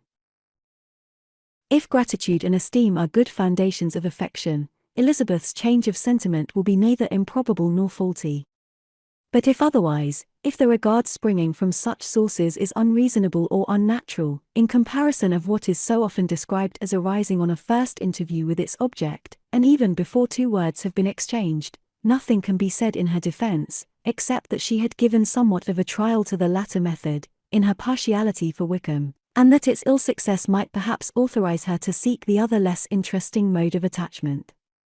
Be that as it may, she saw him go with regret, and in this early example of what Lydia's infamy must produce, found additional anguish as she reflected on that wretched business.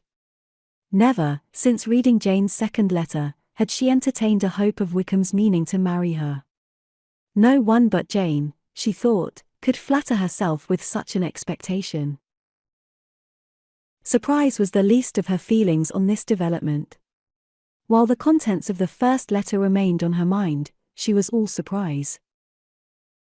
All astonishment that Wickham should marry a girl, whom it was impossible he could marry for money, and how Lydia could ever have attached him, had appeared incomprehensible. But now it was all too natural. For such an attachment as this, she might have sufficient charms, and though she did not suppose Lydia to be deliberately engaging in an elopement, without the intention of marriage, she had no difficulty in believing that neither her virtue nor her understanding would preserve her from falling an easy prey. She had never perceived, while the regiment was in Hertfordshire, that Lydia had any partiality for him, but she was convinced that Lydia had wanted only encouragement to attach herself to anybody. Sometimes one officer, sometimes another had been her favourite, as their attentions raised them in her opinion. Her affections had been continually fluctuating, but never without an object. The mischief of neglect and mistaken indulgence towards such a girl. Oh! How acutely did she now feel it! She was wild to be at home, to hear, to see, to be upon the spot, to share with Jane in the cares that must now fall wholly upon her, in a family so deranged, a father absent, a mother incapable of exertion, and requiring constant attendance, and though almost persuaded that nothing could be done for Lydia, her uncle's interference seemed of the utmost importance, until he entered the room. The misery of her impatience was severe. Mr. and Mrs. Gardiner had hurried back in alarm, supposing, by the servant's account, that their niece was taken suddenly ill. But satisfying them instantly on that head, she eagerly communicated the cause of their summons, reading the two letters aloud, and dwelling on the postscript of the last, with trembling energy. Though Lydia had never been a favourite with them, Mr. and Mrs. Gardiner could not but be deeply affected. Not Lydia only, but all were concerned in it, and after the first exclamations of surprise and horror, Mr. Gardner readily promised every assistance in his power. Elizabeth, though expecting no less, thanked him with tears of gratitude, and all three being actuated by one spirit, everything relating to their journey was speedily settled. They were to be off as soon as possible. "But what is to be done about Pemberley?" cried Mrs. Gardner. "John told us Mr. Darcy was here when you sent for us." "Was it so?" "Yes, and I told him we should not be able to keep our engagement." "That is all settled." "That is all settled," repeated the other, as she ran into her room to prepare. "And are they upon such terms as for her to disclose the real truth? Oh, that I knew how it was." But wishes were vain, or at best could serve only to amuse her in the hurry and confusion of the following hour. Had Elizabeth been at leisure to be idle, she would have remained certain that all employment was impossible to one so wretched as herself, but she had her share of business as well as her aunt, and amongst the rest there were notes to be written to all their friends in Lambton, with false excuses for their sudden departure. An hour, however, saw the whole completed, and Mr. Gardner meanwhile having settled his account at the inn, nothing remained to be done but to go, and Elizabeth, after all the misery of the morning, found herself, in a shorter space of time than she could have supposed, seated in the carriage, and on the road to Longbourn.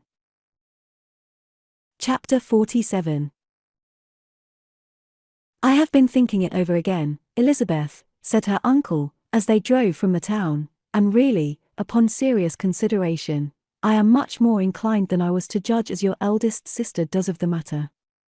It appears to me so very unlikely that any young man should form such a design against a girl who is by no means unprotected or friendless, and who was actually staying in his colonel's family, that I am strongly inclined to hope the best. Could he expect that her friends would not step forward? Could he expect to be noticed again by the regiment, after such an affront to Colonel Forster? His temptation is not adequate to the risk." "Do you really think so?" cried Elizabeth, brightening up for a moment. "Upon my word," said Mrs. Gardner, "I begin to be of your uncle's opinion. It is really too great a violation of decency, honor, and interest, for him to be guilty of it.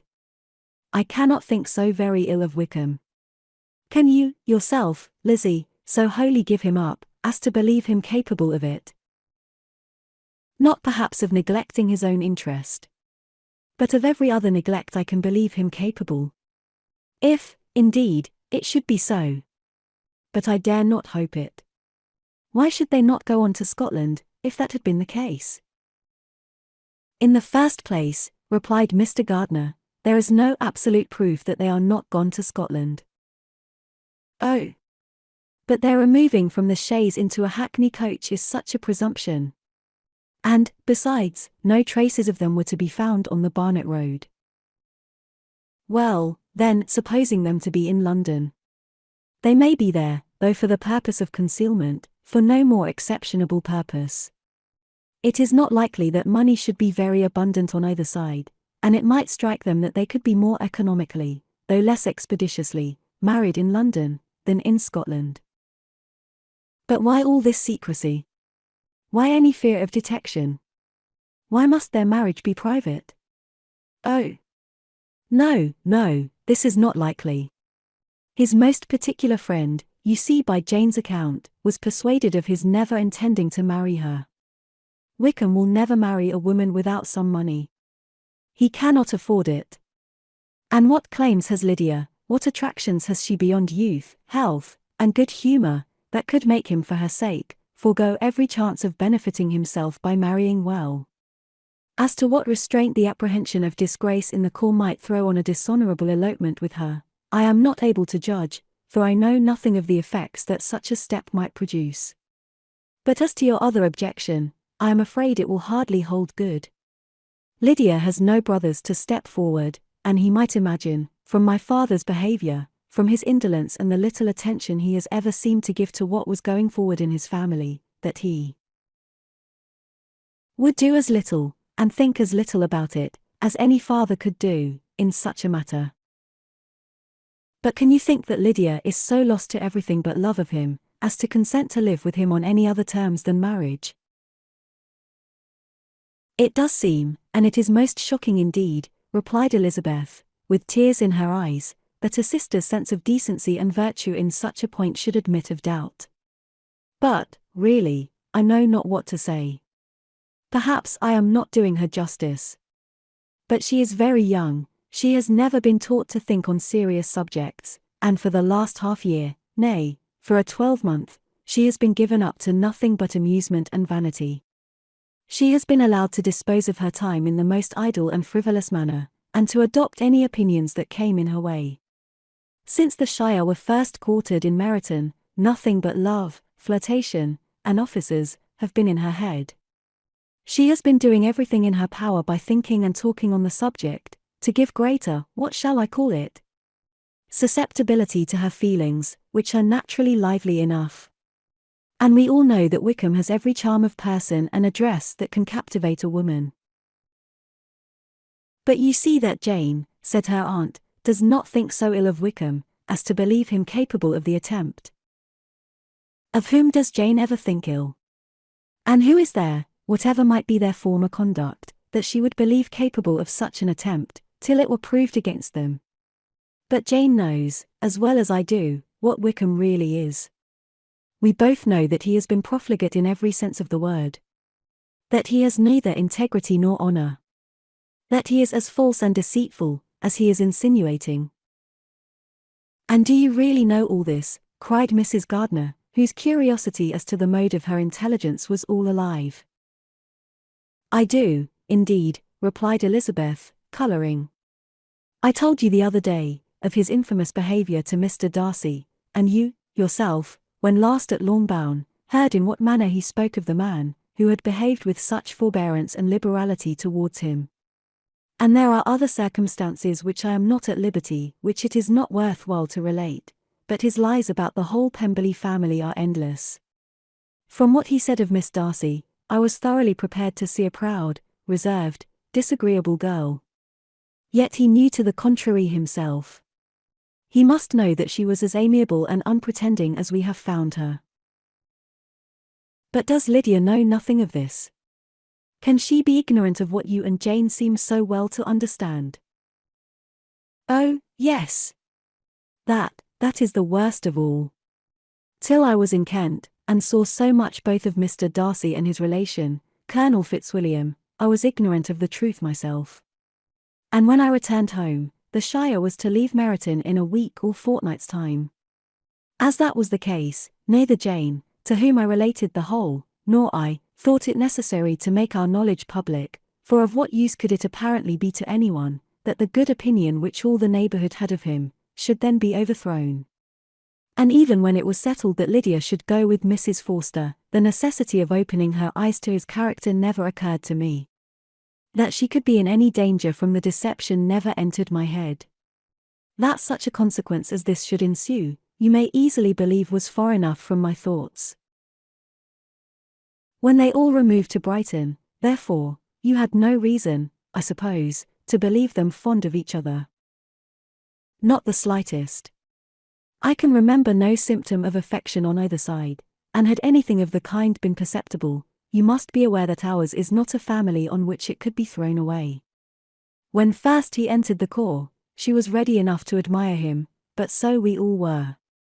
Every girl in, or near Meryton, was out of her senses about him for the first 2 months, but he never distinguished her by any particular attention, and, consequently, after a moderate period of extravagant and wild admiration, her fancy for him gave way, and others of the regiment, who treated her with more distinction, again became her favourites. It may be easily believed, that however little of novelty could be added to their fears, hopes, and conjectures, on this interesting subject, by its repeated discussion, no other could detain them from it long, during the whole of the journey. From Elizabeth's thoughts it was never absent. Fixed there by the keenest of all anguish, self-reproach, she could find no interval of ease or forgetfulness. They travelled as expeditiously as possible, and sleeping one night on the road, reached Longbourn by dinner-time the next day. It was a comfort to Elizabeth to consider that Jane could not have been wearied by long expectations. The little Gardiners, attracted by the sight of a chaise, were standing on the steps of the house, as they entered the paddock, and when the carriage drove up to the door, the joyful surprise that lighted up their faces, and displayed itself over their whole bodies, in a variety of capers and frisks, was the first pleasing earnest of their welcome. Elizabeth jumped out, and, after giving each of them a hasty kiss, hurried into the vestibule, where Jane, who came running downstairs from her mother's apartment, immediately met her. Elizabeth, as she affectionately embraced her, whilst tears filled the eyes of both, lost not a moment in asking whether anything had been heard of the fugitives. "Not yet," replied Jane. "But now that my dear uncle is come, I hope everything will be well." "Is my father in town?" "Yes, he went on Tuesday as I wrote you word." "And have you heard from him often?" "We have heard only once. He wrote me a few lines on Wednesday, to say that he had arrived in safety, and to give me his directions, which I particularly begged him to do. He merely added that he should not write again till he had something of importance to mention." "And my mother, how is she? How are you all?" "My mother is tolerably well, I trust, though her spirits are greatly shaken. She is upstairs, and will have great satisfaction in seeing you all. She does not yet leave her dressing room. Mary and Kitty, thank heaven, are quite well." "But you, how are you?" cried Elizabeth. "You look pale. How much you must have gone through." Her sister, however, assured her of her being perfectly well, and their conversation, which had been passing while Mr. and Mrs. Gardiner were engaged with their children, was now put an end to, by the approach of the whole party. Jane ran to her uncle and aunt, and welcomed and thanked them both, with alternate smiles and tears. When they were all in the drawing-room, the questions which Elizabeth had already asked, were of course repeated by the others, and they soon found that Jane had no intelligence to give. The sanguine hope of good, however, which the benevolence of her heart suggested, had not yet deserted her. She still expected that it would all end well, and that every morning would bring some letter, either from Lydia or her father, to explain their proceedings, and perhaps announce the marriage. Mrs. Bennet, to whose apartment they all repaired, after a few minutes' conversation together, received them exactly as might be expected, with tears and lamentations of regret, invectives against the villainous conduct of Wickham, and complaints of her own sufferings and ill usage, blaming everybody but the person to whose ill-judging indulgence the errors of her daughter must be principally owing. "If I had been able," said she, "to carry my point of going to Brighton, with all my family, this would not have happened, but poor dear Lydia had nobody to take care of her. Why did the Forsters ever let her go out of their sight? I am sure there was some great neglect or other on their side, for she is not the kind of girl to do such a thing, if she had been well looked after. I always thought they were very unfit to have the charge of her, but I was overruled, as I always am. Poor dear child! And now here's Mr. Bennet gone away, and I know he will fight Wickham, wherever he meets him, and then he will be killed, and what is to become of us all?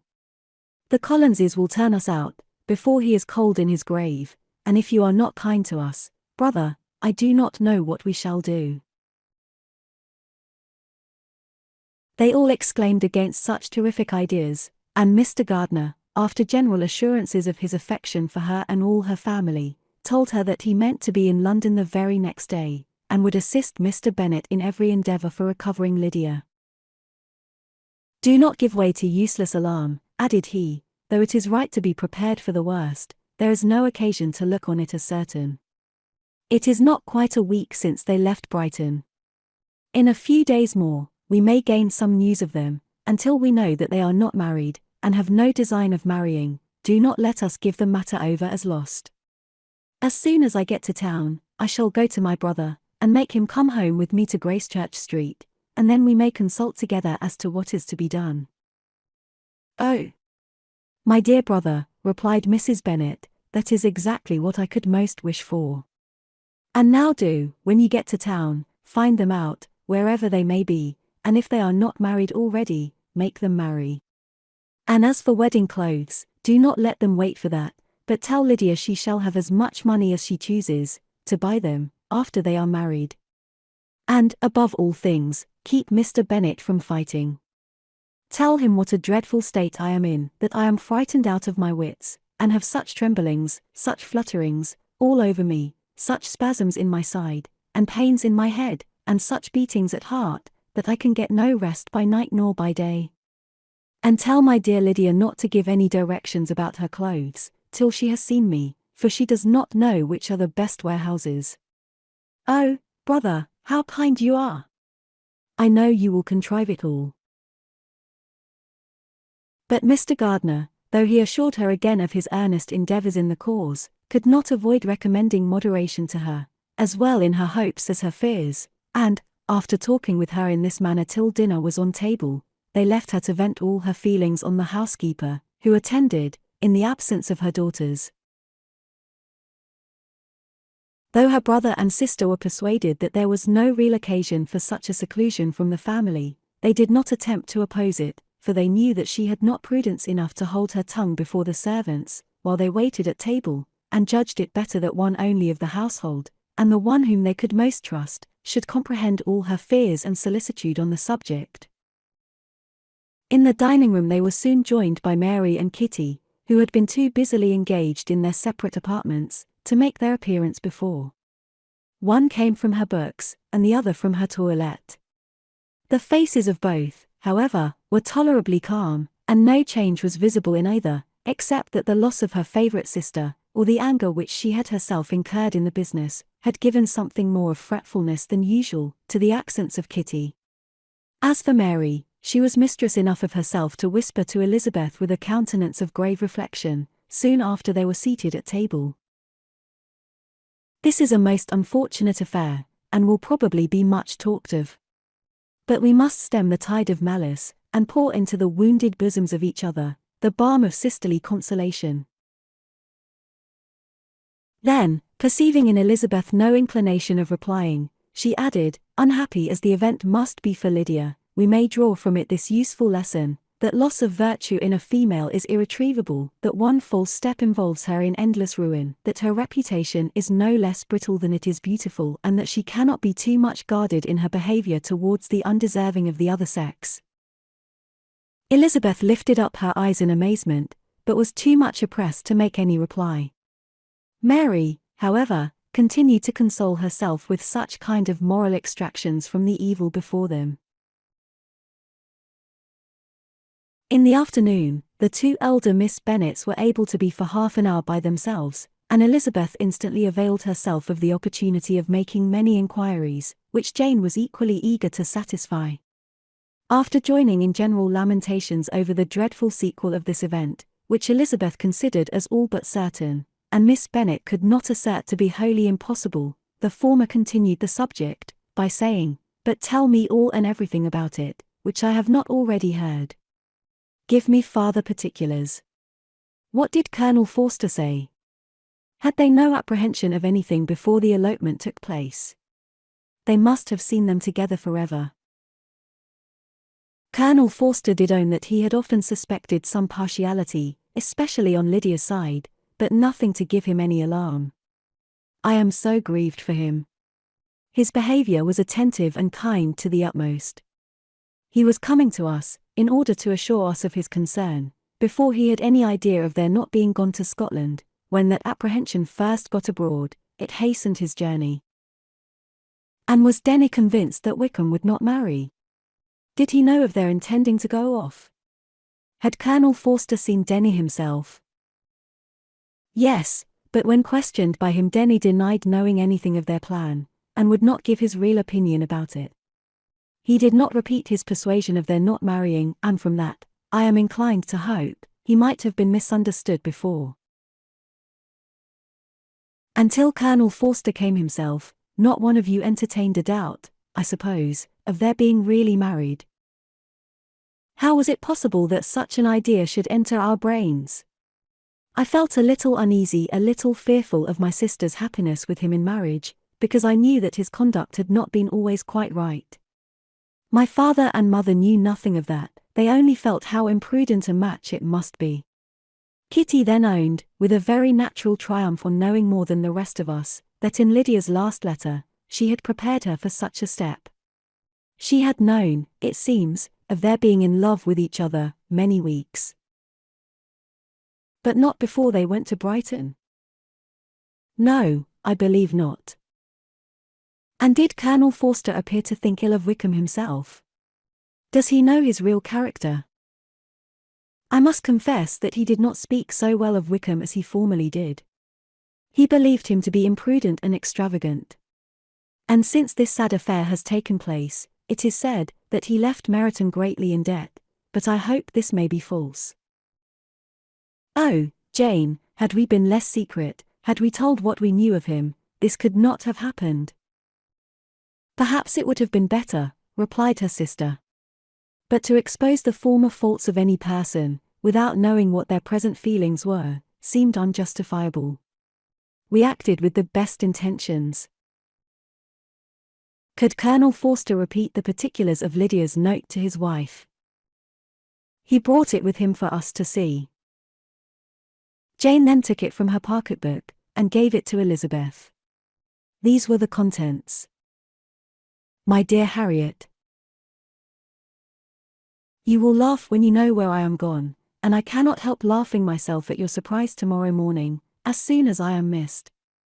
I am going to Gretna Green, and if you cannot guess with who, I shall think you a simpleton, for there is but one man in the world I love, and he is an angel. I should never be happy without him, so think it no harm to be off. You need not send them word at Longbourn of my going, if you do not like it, for it will make the surprise the greater, when I write to them, and sign my name Lydia Wickham. What a good joke it will be! I can hardly write for laughing. Pray make my excuses to Pratt, for not keeping my engagement, and dancing with him tonight. Tell him I hope he will excuse me when he knows all, and tell him I will dance with him at the next ball we meet, with great pleasure. I shall send for my clothes when I get to Longbourn, but I wish you would tell Sally to mend a great slit in my worked muslin gown, before they are packed up. Goodbye. Give my love to Colonel Forster. I hope you will drink to our good journey.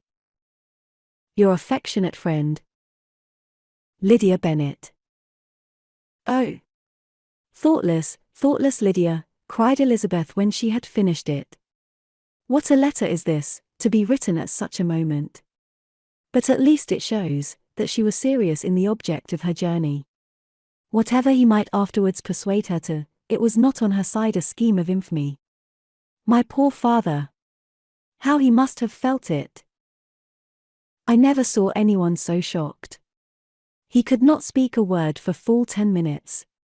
My mother was taken ill immediately, and the whole house in such confusion. Oh! Jane, cried Elizabeth, was there a servant belonging to it, who did not know the whole story before the end of the day? I do not know. I hope there was. But to be guarded at such a time is very difficult. My mother was in hysterics, and though I endeavored to give her every assistance in my power, I am afraid I did not do so much as I might have done. But the horror of what might possibly happen almost took from me my faculties. Your attendance upon her has been too much for you. You do not look well. Oh! That I had been with you, you have had every care and anxiety upon yourself alone. Mary and Kitty have been very kind, and would have shared in every fatigue, I am sure, but I did not think it right for either of them. Kitty is slight and delicate, and Mary studies so much, that her hours of repose should not be broken in on. My Aunt Phillips came to Longbourn on Tuesday, after my father went away, and was so good as to stay till Thursday with me. She was of great use and comfort to us all, and Lady Lucas has been very kind. She walked here on Wednesday morning to condole with us, and offered her services, or any of her daughters, if they could be of use to us. She had better have stayed at home, cried Elizabeth. Perhaps she meant well, but, under such a misfortune as this, one cannot see too little of one's neighbours. Assistance is impossible, condolence, insufferable. Let them triumph over us at a distance, and be satisfied. She then proceeded to inquire into the measures which her father had intended to pursue, while in town, for the recovery of his daughter. He meant, I believe, replied Jane, to go to Epsom, the place where they last changed horses, see the postillions, and try if anything could be made out from them. His principal object must be, to discover the number of the hackney coach which took them from Clapham. It had come with a fare from London, and as he thought the circumstance of a gentleman and ladies removing from one carriage into another, might be remarked, he meant to make inquiries at Clapham. If he could anyhow discover at what house the coachman had before set down his fare, he determined to make inquiries there, and hoped it might not be impossible to find out the stand and number of the coach. I do not know of any other designs that he had formed, but he was in such a hurry to be gone, and his spirit so greatly discomposed, that I had difficulty in finding out even so much as this. Chapter 48. The whole party were in hopes of a letter from Mr. Bennet the next morning, but the post came in without bringing a single line from him. His family knew him to be on all common occasions a most negligent and dilatory correspondent, but at such a time, they had hoped for exertion. They were forced to conclude that he had no pleasing intelligence to send, but even of that they would have been glad to be certain. Mr. Gardiner had waited only for the letters before he set off. When he was gone, they were certain at least of receiving constant information of what was going on, and their uncle promised, at parting, to prevail on Mr. Bennet to return to Longbourn, as soon as he could, to the great consolation of his sister, who considered it as the only security for her husband's not being killed in a duel. Mrs. Gardiner and the children were to remain in Hertfordshire a few days longer, as the former thought her presence might be serviceable to her nieces. She shared in their attendance on Mrs. Bennet, and was a great comfort to them, in their hours of freedom. Their other aunt also visited them frequently, and always, as she said, with the design of cheering and heartening them up, though as she never came without reporting some fresh instance of Wickham's extravagance or irregularity, she seldom went away without leaving them more dispirited than she found them. All Meryton seemed striving to blacken the man, who, but 3 months before, had been almost an angel of light. He was declared to be in debt to every tradesman in the place, and his intrigues, all honoured with the title of seduction, had been extended into every tradesman's family. Everybody declared that he was the wickedest young man in the world, and everybody began to find out that they had always distrusted the appearance of his goodness. Elizabeth, though she did not credit above half of what was said, believed enough to make her former assurance of her sister's ruin still more certain, and even Jane, who believed still less of it, became almost hopeless, more especially as the time was now come, when if they had gone to Scotland, which she had never before entirely despaired of, they must in all probability have gained some news of them. Mr. Gardiner left Longbourn on Sunday. On Tuesday, his wife received a letter from him. It told them that on his arrival, he had immediately found out his brother, and persuaded him to come to Gracechurch Street. That Mr. Bennet had been to Epsom and Clapham, before his arrival, but without gaining any satisfactory information, and that he was now determined to inquire at all the principal hotels in town, as Mr. Bennet thought it possible they might have gone to one of them, on their first coming to London, before they procured lodgings. Mr. Gardiner himself did not expect any success from this measure, but as his brother was eager in it, he meant to assist him in pursuing it. He added that Mr. Bennet seemed wholly disinclined at present to leave London, and promised to write again very soon. There was also a postscript to this effect. I have written to Colonel Forster to desire him to find out, if possible, from some of the young man's intimates in the regiment, whether Wickham has any relations or connections who would be likely to know in what part of the town he has now concealed himself. If there were anyone that one could apply to with a probability of gaining such a clue as that, it might be of essential consequence. At present we have nothing to guide us. Colonel Forster will, I dare say, do everything in his power to satisfy us on this head. But, on second thoughts, perhaps Lizzie could tell us what relations he has now living, better than any other person. Elizabeth was at no loss to understand from whence this deference for her authority proceeded, but it was not in her power to give any information of so satisfactory a nature as the compliment deserved. She had never heard of his having had any relations, except a father and mother, both of whom had been dead many years.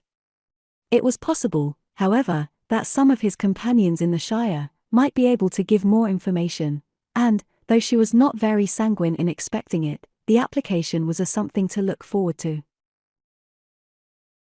Every day at Longbourn was now a day of anxiety, but the most anxious part of each was when the post was expected. The arrival of letters was the first grand object of every morning's impatience.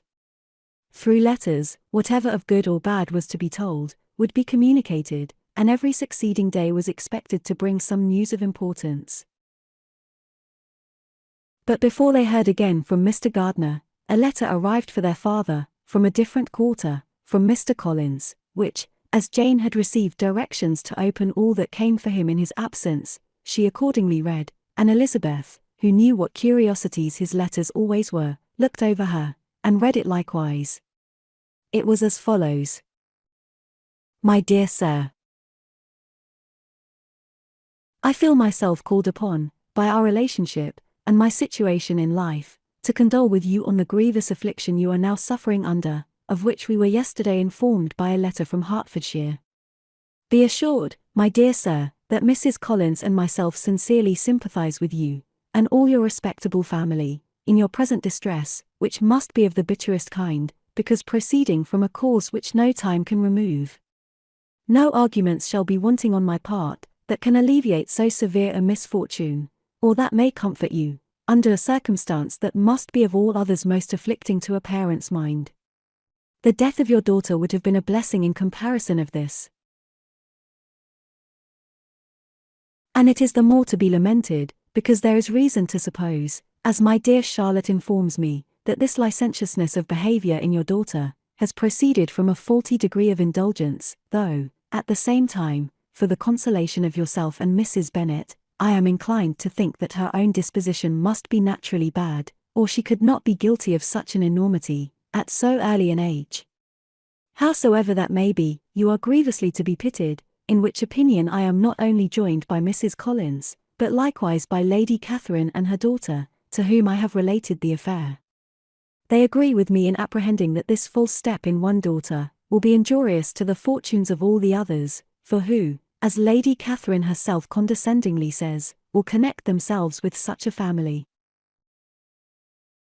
And this consideration leads me moreover to reflect with augmented satisfaction on a certain event of last November, for had it been otherwise, I must have been involved in all your sorrow and disgrace. Let me advise you then, my dear Sir, to console yourself as much as possible, to throw off your unworthy child from your affection forever, and leave her to reap the fruits of her own heinous offence. I am, dear Sir, etc. etc. Mr. Gardiner did not write again till he had received an answer from Colonel Forster, and then he had nothing of a pleasant nature to send. It was not known that Wickham had a single relation, with whom he kept up any connection, and it was certain that he had no near one living. His former acquaintance had been numerous, but since he had been in the militia, it did not appear that he was on terms of particular friendship with any of them. There was no one, therefore, who could be pointed out as likely to give any news of him. And in the wretched state of his own finances, there was a very powerful motive for secrecy, in addition to his fear of discovery by Lydia's relations, for it had just transpired that he had left gaming debts behind him, to a very considerable amount. Colonel Forster believed that more than £1,000 would be necessary to clear his expenses at Brighton. He owed a good deal in the town, but his debts of honour were still more formidable. Mr. Gardiner did not attempt to conceal these particulars from the Longbourn family. Jane heard them with horror. "A gamester," she cried. "This is wholly unexpected. I had not an idea of it." Mr. Gardiner added in his letter, that they might expect to see their father at home on the following day, which was Saturday. Rendered spiritless by the ill success of all their endeavours, he had yielded to his brother-in-law's entreaty that he would return to his family, and leave it to him to do whatever occasion might suggest to be advisable for continuing their pursuit. When Mrs. Bennet was told of this, she did not express so much satisfaction as her children expected, considering what her anxiety for his life had been before. What, is he coming home, and without poor Lydia? She cried. Sure he will not leave London before he has found them. Who is to fight Wickham, and make him marry her, if he comes away? As Mrs. Gardiner began to wish to be at home, it was settled that she and her children should go to London, at the same time that Mr. Bennet came from it. The coach, therefore, took them the first stage of their journey, and brought its master back to Longbourn. Mrs. Gardiner went away in all the perplexity about Elizabeth and her Derbyshire friend, that had attended her from that part of the world. His name had never been voluntarily mentioned before them by her niece, and the kind of half-expectation which Mrs. Gardiner had formed, of their being followed by a letter from him, had ended in nothing. Elizabeth had received none since her return, that could come from Pemberley. The present unhappy state of the family rendered any other excuse for the lowness of her spirits unnecessary. Nothing, therefore, could be fairly conjectured from that, though Elizabeth, who was by this time tolerably well acquainted with her own feelings, was perfectly aware, that, had she known nothing of Darcy, she could have borne the dread of Lydia's infamy somewhat better. It would have spared her, she thought, one sleepless night out of two. When Mr. Bennet arrived, he had all the appearance of his usual philosophic composure. He said as little as he had ever been in the habit of saying, made no mention of the business that had taken him away, and it was some time before his daughters had courage to speak of it. It was not till the afternoon, when he joined them at tea, that Elizabeth ventured to introduce the subject, and then, on her briefly expressing her sorrow for what he must have endured, he replied, "Say nothing of that. Who should suffer but myself? It has been my own doing, and I ought to feel it." "You must not be too severe upon yourself," replied Elizabeth. "You may well warn me against such an evil. Human nature is so prone to fall into it. No, Lizzie, let me once in my life feel how much I have been to blame. I am not afraid of being overpowered by the impression. It will pass away soon enough." "Do you suppose them to be in London?" "Yes, where else can they be so well concealed?" "And Lydia used to want to go to London," added Kitty. "She is happy, then," said her father, dryly, "and her residence there will probably be of some duration." Then, after a short silence, he continued, "Lizzie, I bear you no ill will for being justified in your advice to me last May, which, considering the event, shows some greatness of mind." They were interrupted by Miss Bennet, who came to fetch her mother's tea. "This is a parade," cried he, "which does one good, it gives such an elegance to misfortune. Another day I will do the same. I will sit in my library, in my nightcap and powdering gown, and give as much trouble as I can, or, perhaps, I may defer it, till Kitty runs away."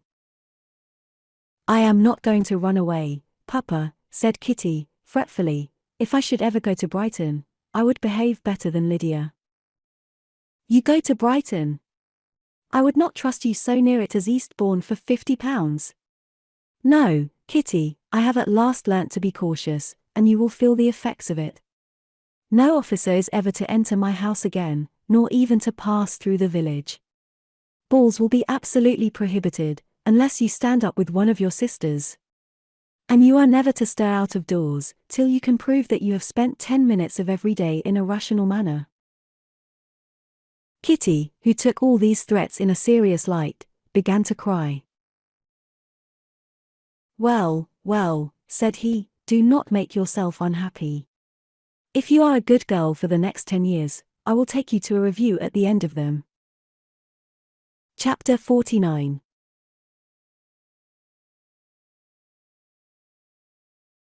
Two days after Mr. Bennet's return, as Jane and Elizabeth were walking together in the shrubbery behind the house, they saw the housekeeper coming towards them, and, concluding that she came to call them to their mother, went forward to meet her.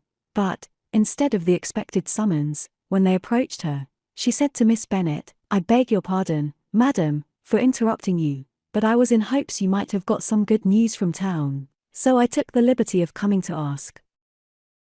"What do you mean, Hill? We have heard nothing from town."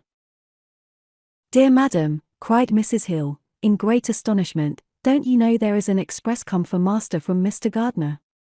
He has been here this half hour, and master has had a letter." Away ran the girls, too eager to get in to have time for speech. They ran through the vestibule into the breakfast room, from thence to the library. Their father was in neither, and they were on the point of seeking him upstairs with their mother, when they were met by the butler, who said, "If you are looking for my master, he is walking towards the little copse." Upon this information, they instantly passed through the hall once more, and ran across the lawn after their father, who was deliberately pursuing his way towards a small wood on one side of the paddock. Jane, who was not so light, nor so much in the habit of running as Elizabeth, soon lagged behind, while her sister, panting for breath, came up with him, and eagerly cried out, "Oh, Papa, what news? What news? Have you heard from my uncle?" "Yes, I have had a letter from him by express." "Well, and what news does it bring? Good or bad?" "What is there of good to be expected?" said he, taking the letter from his pocket, "but perhaps you would like to read it?" Elizabeth impatiently caught it from his hand. Jane now came up. "Read it aloud," said their father, "for I hardly know myself what it is about." Gracechurch Street, Monday, August 2nd. My dear brother, at last I am able to send you some tidings of my niece, and such as, upon the whole, I hope will give you satisfaction. Soon after you left me on Saturday, I was fortunate enough to find out in what part of London they were. The particulars, I reserve till we meet. It is enough to know they are discovered. I have seen them both. "Then it is, as I always hoped," cried Jane, "they are married." Elizabeth read on. "I have seen them both. They are not married, nor can I find there was any intention of being so, but if you are willing to perform the engagements which I have ventured to make on your side, I hope it will not be long before they are.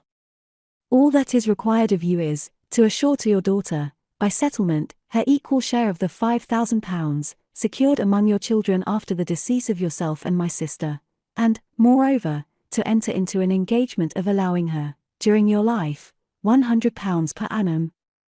These are conditions, which, considering everything, I had no hesitation in complying with, as far as I thought myself privileged, for you. I shall send this by express, that no time may be lost in bringing me your answer. You will easily comprehend, from these particulars, that Mr. Wickham's circumstances are not so hopeless as they are generally believed to be.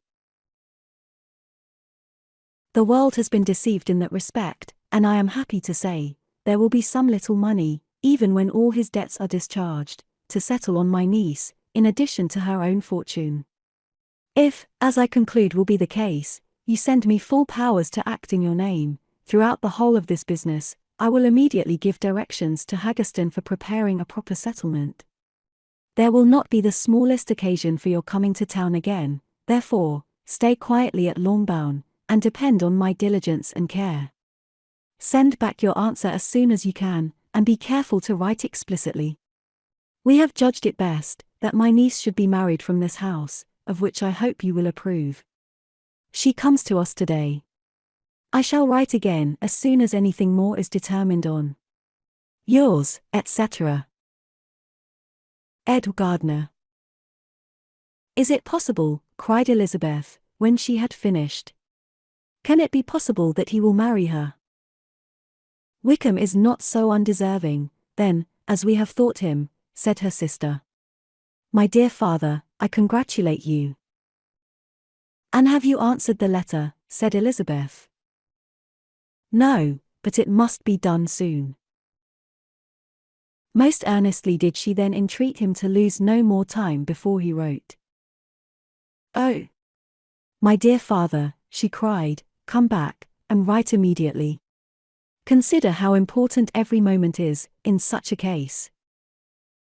Let me write for you, said Jane, if you dislike the trouble yourself. I dislike it very much, he replied, but it must be done. And so saying, he turned back with them, and walked towards the house. "And may I ask," said Elizabeth, "but the terms, I suppose, must be complied with." "Complied with? I am only ashamed of his asking so little." "And they must marry? Yet he is such a man." "Yes, yes, they must marry. There is nothing else to be done. But there are two things that I want very much to know. One is, how much money your uncle has laid down to bring it about, and the other, how I am ever to pay him." "Money? My uncle," cried Jane. "What do you mean, sir?" "I mean, that no man in his senses would marry Lydia on so slight a temptation as 100 a year during my life, and 50 after I am gone." "That is very true," said Elizabeth, "though it had not occurred to me before. His debts to be discharged, and something still to remain. Oh! It must be my uncle's doings. Generous, good man, I am afraid he has distressed himself. A small sum could not do all this." "No," said her father, "Wickham's a fool, if he takes her with a farthing less than £10,000. I should be sorry to think so ill of him, in the very beginning of our relationship." £10,000? Heaven forbid! How is half such a sum to be repaid? Mr. Bennet made no answer, and each of them, deep in thought, continued silent till they reached the house. Their father then went to the library to write, and the girls walked into the breakfast room. "And they are really to be married," cried Elizabeth, as soon as they were by themselves. "How strange this is! And for this we are to be thankful. That they should marry, small as is their chance of happiness, and wretched as is his character, we are forced to rejoice. Oh, Lydia!" "I comfort myself with thinking," replied Jane, "that he certainly would not marry Lydia, if he had not a real regard for her. Though our kind uncle has done something towards clearing him, I cannot believe that £10,000, or anything like it, has been advanced. He has children of his own, and may have more. How could he spare half £10,000? "If we are ever able to learn what Wickham's debts have been," said Elizabeth, "and how much is settled on his side on our sister, we shall exactly know what Mr. Gardiner has done for them, because Wickham has not sixpence of his own. The kindness of my uncle and aunt can never be requited. Their taking her home, and affording her their personal protection and countenance, is such a sacrifice to her advantage as years of gratitude cannot enough acknowledge. By this time she is actually with them. If such goodness does not make her miserable now, she will never deserve to be happy. What a meeting for her, when she first sees my aunt! We must endeavour to forget all that has passed on either side," said Jane. "I hope and trust they will yet be happy. His consenting to marry her is a proof, I will believe, that he has come to a right way of thinking. Their mutual affection will steady them, and I flatter myself they will settle so quietly, and live in so rational a manner, as may in time make their past imprudence forgotten." "Their conduct has been such," replied Elizabeth, "as neither you, nor I, nor anybody, can ever forget. It is useless to talk of it." It now occurred to the girls that their mother was in all likelihood perfectly ignorant of what had happened. They went to the library, therefore, and asked their father whether he would not wish them to make it known to her. He was writing, and, without raising his head, coolly replied, "Just as you please. May we take my uncle's letter to read to her?" "Take whatever you like, and get away." Elizabeth took the letter from his writing table, and they went upstairs together. Mary and Kitty were both with Mrs. Bennet. One communication would, therefore, do for all.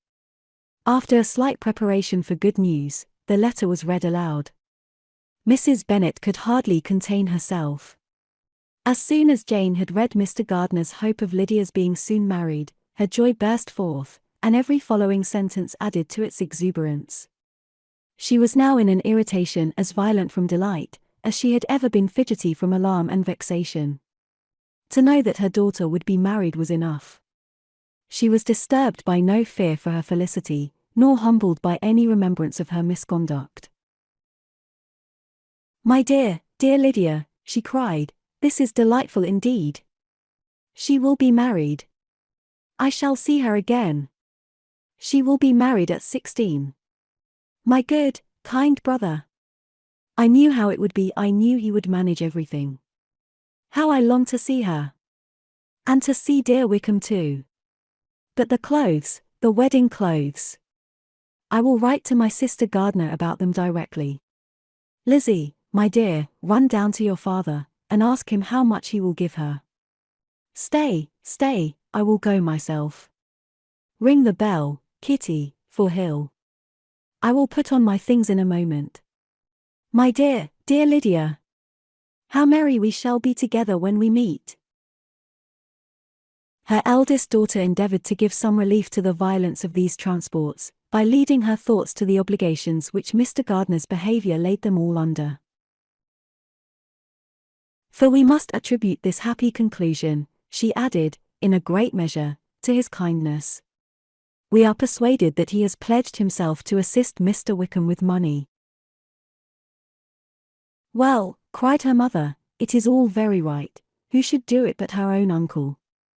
If he had not had a family of his own, I and my children must have had all his money, you know, and it is the first time we have ever had anything from him, except a few presents. Well, I am so happy. In a short time, I shall have a daughter married. Mrs. Wickham. How well it sounds. And she was only 16 last June. My dear Jane, I am in such a flutter, that I am sure I can't write, so I will dictate, and you write for me. We will settle with your father about the money afterwards, but the things should be ordered immediately."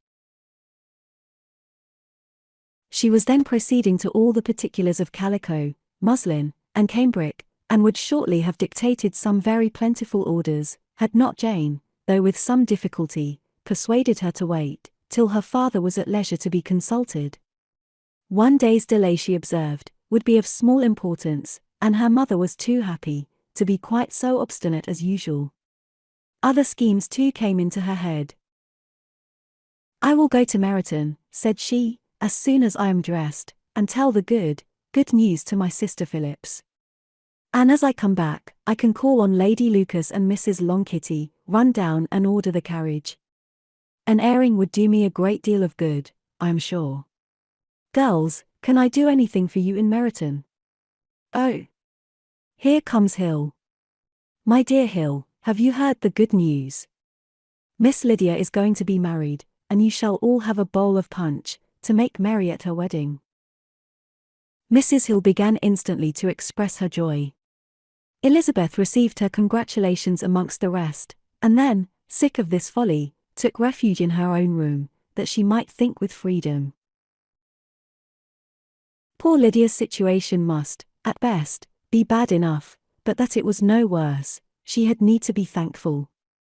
She felt it so, and though, in looking forward, neither rational happiness nor worldly prosperity could be justly expected for her sister, in looking back to what they had feared, only 2 hours ago, she felt all the advantages of what they had gained.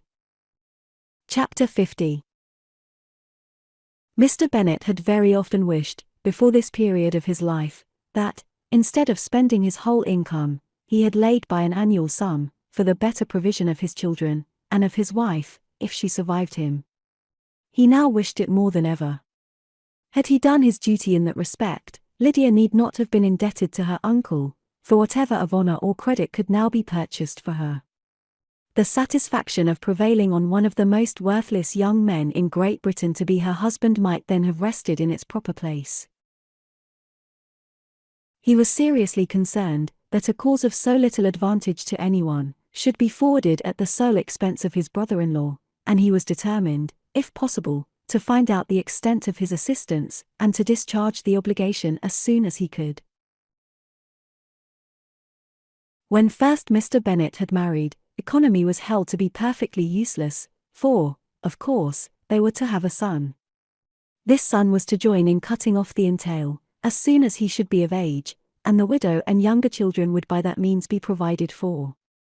5 daughters successively entered the world, but yet the son was to come, and Mrs. Bennet, for many years after Lydia's birth, had been certain that he would. This event had at last been despaired of, but it was then too late to be saving. Mrs. Bennet had no turn for economy, and her husband's love of independence had alone prevented their exceeding their income. £5,000 was settled by marriage articles on Mrs. Bennet and the children. But in what proportions it should be divided amongst the latter, depended on the will of the parents. This was one point, with regard to Lydia at least, which was now to be settled, and Mr. Bennet could have no hesitation in acceding to the proposal before him. In terms of grateful acknowledgment for the kindness of his brother, though expressed most concisely, he then delivered on paper his perfect approbation of all that was done, and his willingness to fulfill the engagements that had been made for him. He had never before supposed that, could Wickham be prevailed on to marry his daughter, it would be done with so little inconvenience to himself, as by the present arrangement. He would scarcely be £10 a year the loser, by the 100 that was to be paid them, for, what with her board and pocket allowance, and the continual presents in money, which passed to her, through her mother's hands, Lydia's expenses had been very little within that sum. That it would be done with such trifling exertion on his side, too, was another very welcome surprise, for his chief wish at present was to have as little trouble in the business as possible. When the first transports of rage which had produced his activity in seeking her were over, he naturally returned to all his former indolence. His letter was soon dispatched, for though dilatory in undertaking business, he was quick in its execution. He begged to know farther particulars of what he was indebted to his brother, but was too angry with Lydia to send any message to her. The good news quickly spread through the house, and with proportionate speed through the neighbourhood. It was borne in the latter with decent philosophy. To be sure, it would have been more for the advantage of conversation, had Miss Lydia Bennet come upon the town, or, as the happiest alternative, been secluded from the world, in some distant farmhouse. But there was much to be talked of, in marrying her, and the good-natured wishes for her well-doing, which had proceeded before, from all the spiteful old ladies in Meryton, lost but little of their spirit in this change of circumstances, because with such a husband, her misery was considered certain. It was a fortnight since Mrs. Bennet had been downstairs, but on this happy day, she again took her seat at the head of her table, and in spirits oppressively high. No sentiment of shame gave a damp to her triumph. The marriage of a daughter, which had been the first object of her wishes since Jane was 16, was now on the point of accomplishment, and her thoughts and her words ran wholly on those attendants of elegant nuptials, fine muslins, new carriages, and servants. She was busily searching through the neighbourhood for a proper situation for her daughter, and, without knowing or considering what their income might be, rejected many as deficient in size and importance. Hay Park might do, said she, if the Gouldings would quit it, or the great house at Stoke, if the drawing-room were larger, but Ashworth is too far off. I could not bear to have her 10 miles from me, and as for Purvis Lodge, the attics are dreadful. Her husband allowed her to talk on without interruption, while the servants remained. But when they had withdrawn, he said to her, Mrs. Bennet, before you take any, or all of these houses, for your son and daughter, let us come to a right understanding. Into one house in this neighbourhood, they shall never have admittance. I will not encourage the impudence of either, by receiving them at Longbourn. A long dispute followed this declaration, but Mr. Bennet was firm. It soon led to another, and Mrs. Bennet found, with amazement and horror, that her husband would not advance a guinea to buy clothes for his daughter. He protested that she should receive from him no mark of affection whatever, on the occasion.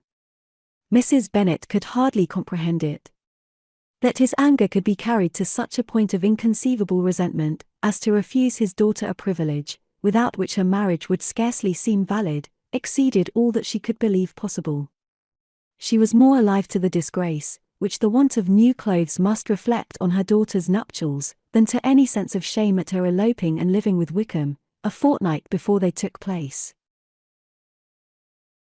Elizabeth was now most heartily sorry that she had, from the distress of the moment, been led to make Mr. Darcy acquainted with their fears for her sister, for since her marriage would so shortly give the proper termination to the elopement, they might hope to conceal its unfavorable beginning from all those who were not immediately on the spot. She had no fear of its spreading farther, through his means. There were few people on whose secrecy she would have more confidently depended, but at the same time, there was no one whose knowledge of a sister's frailty would have mortified her so much. Not, however, from any fear of disadvantage from it, individually to herself, for at any rate, there seemed a gulf impassable between them. Had Lydia's marriage been concluded on the most honourable terms, it was not to be supposed that Mr. Darcy would connect himself with a family, where to every other objection would now be added an alliance and relationship of the nearest kind with the man whom he so justly scorned. From such a connection she could not wonder that he should shrink. The wish of procuring her regard, which she had assured herself of his feeling in Derbyshire, could not in rational expectation survive such a blow as this. She was humbled, she was grieved, she repented, though she hardly knew of what. She became jealous of his esteem, when she could no longer hope to be benefited by it. She wanted to hear of him, when there seemed the least chance of gaining intelligence. She was convinced that she could have been happy with him, when it was no longer likely they should meet. What a triumph for him, as she often thought, could he know that the proposals which she had proudly spurned only 4 months ago, would now have been gladly and gratefully received. He was as generous, she doubted not, as the most generous of his sex. But while he was mortal, there must be a triumph. She began now to comprehend that he was exactly the man, who, in disposition and talents, would most suit her. His understanding and temper, though unlike her own, would have answered all her wishes. It was an union that must have been to the advantage of both. By her ease and liveliness, his mind might have been softened, his manners improved, and from his judgment, information, and knowledge of the world, she must have received benefit of greater importance. But no such happy marriage could now teach the admiring multitude what connubial felicity really was. An union of a different tendency, and precluding the possibility of the other, was soon to be formed in their family. How Wickham and Lydia were to be supported in tolerable independence, she could not imagine. But how little of permanent happiness could belong to a couple who were only brought together because their passions were stronger than their virtue, she could easily conjecture. Mr. Gardiner soon wrote again to his brother. To Mr. Bennet's acknowledgments he briefly replied, with assurances of his eagerness to promote the welfare of any of his family, and concluded with entreaties that the subject might never be mentioned to him again. The principal purport of his letter was to inform them that Mr. Wickham had resolved on quitting the militia. It was greatly my wish that he should do so, he added, as soon as his marriage was fixed on. And I think you will agree with me, in considering a removal from that corps as highly advisable, both on his account and my niece's. It is Mr. Wickham's intention to go into the regulars, and, among his former friends, there are still some who are able and willing to assist him in the army. He has the promise of an ensigncy in General S. Regiment, now quartered in the north. It is an advantage to have it so far from this part of the kingdom. He promises fairly, and I hope among different people, where they may each have a character to preserve, they will both be more prudent. I have written to Colonel Forster, to inform him of our present arrangements, and to request that he will satisfy the various creditors of Mr. Wickham in and near Brighton, with assurances of speedy payment, for which I have pledged myself. And will you give yourself the trouble of carrying similar assurances to his creditors in Meryton, of whom I shall subjoin a list, according to his information. He has given in all his debts, I hope at least he has not deceived us. Haggerston has our directions, and all will be completed in a week. They will then join his regiment, unless they are first invited to Longbourn, and I understand from Mrs. Gardiner, that my niece is very desirous of seeing you all, before she leaves the south. She is well, and begs to be dutifully remembered to you and her mother. Yours, etc. E. Gardiner. Mr. Bennet and his daughters saw all the advantages of Wickham's removal from the Shire, as clearly as Mr. Gardiner could do. But Mrs. Bennet's was not so well pleased with it. Lydia's being settled in the north, just when she had expected most pleasure and pride in her company, for she had by no means given up her plan of their residing in Hertfordshire, was a severe disappointment, and besides, it was such a pity that Lydia should be taken from a regiment where she was acquainted with everybody, and had so many favourites. "She is so fond of Mrs. Forster," said she, "it will be quite shocking to send her away. And there are several of the young men, too, that she likes very much. The officers may not be so pleasant in General S. regiment." His daughter's request, for such it might be considered, of being admitted into her family again, before she set off for the north, received at first an absolute negative. But Jane and Elizabeth, who agreed in wishing, for the sake of their sister's feelings and consequence, that she should be noticed on her marriage by her parents, urged him so earnestly, yet so rationally and so mildly, to receive her and her husband at Longbourn, as soon as they were married, that he was prevailed on to think as they thought, and act as they wished. And their mother had the satisfaction of knowing that she should be able to show her married daughter in the neighbourhood, before she was banished to the north.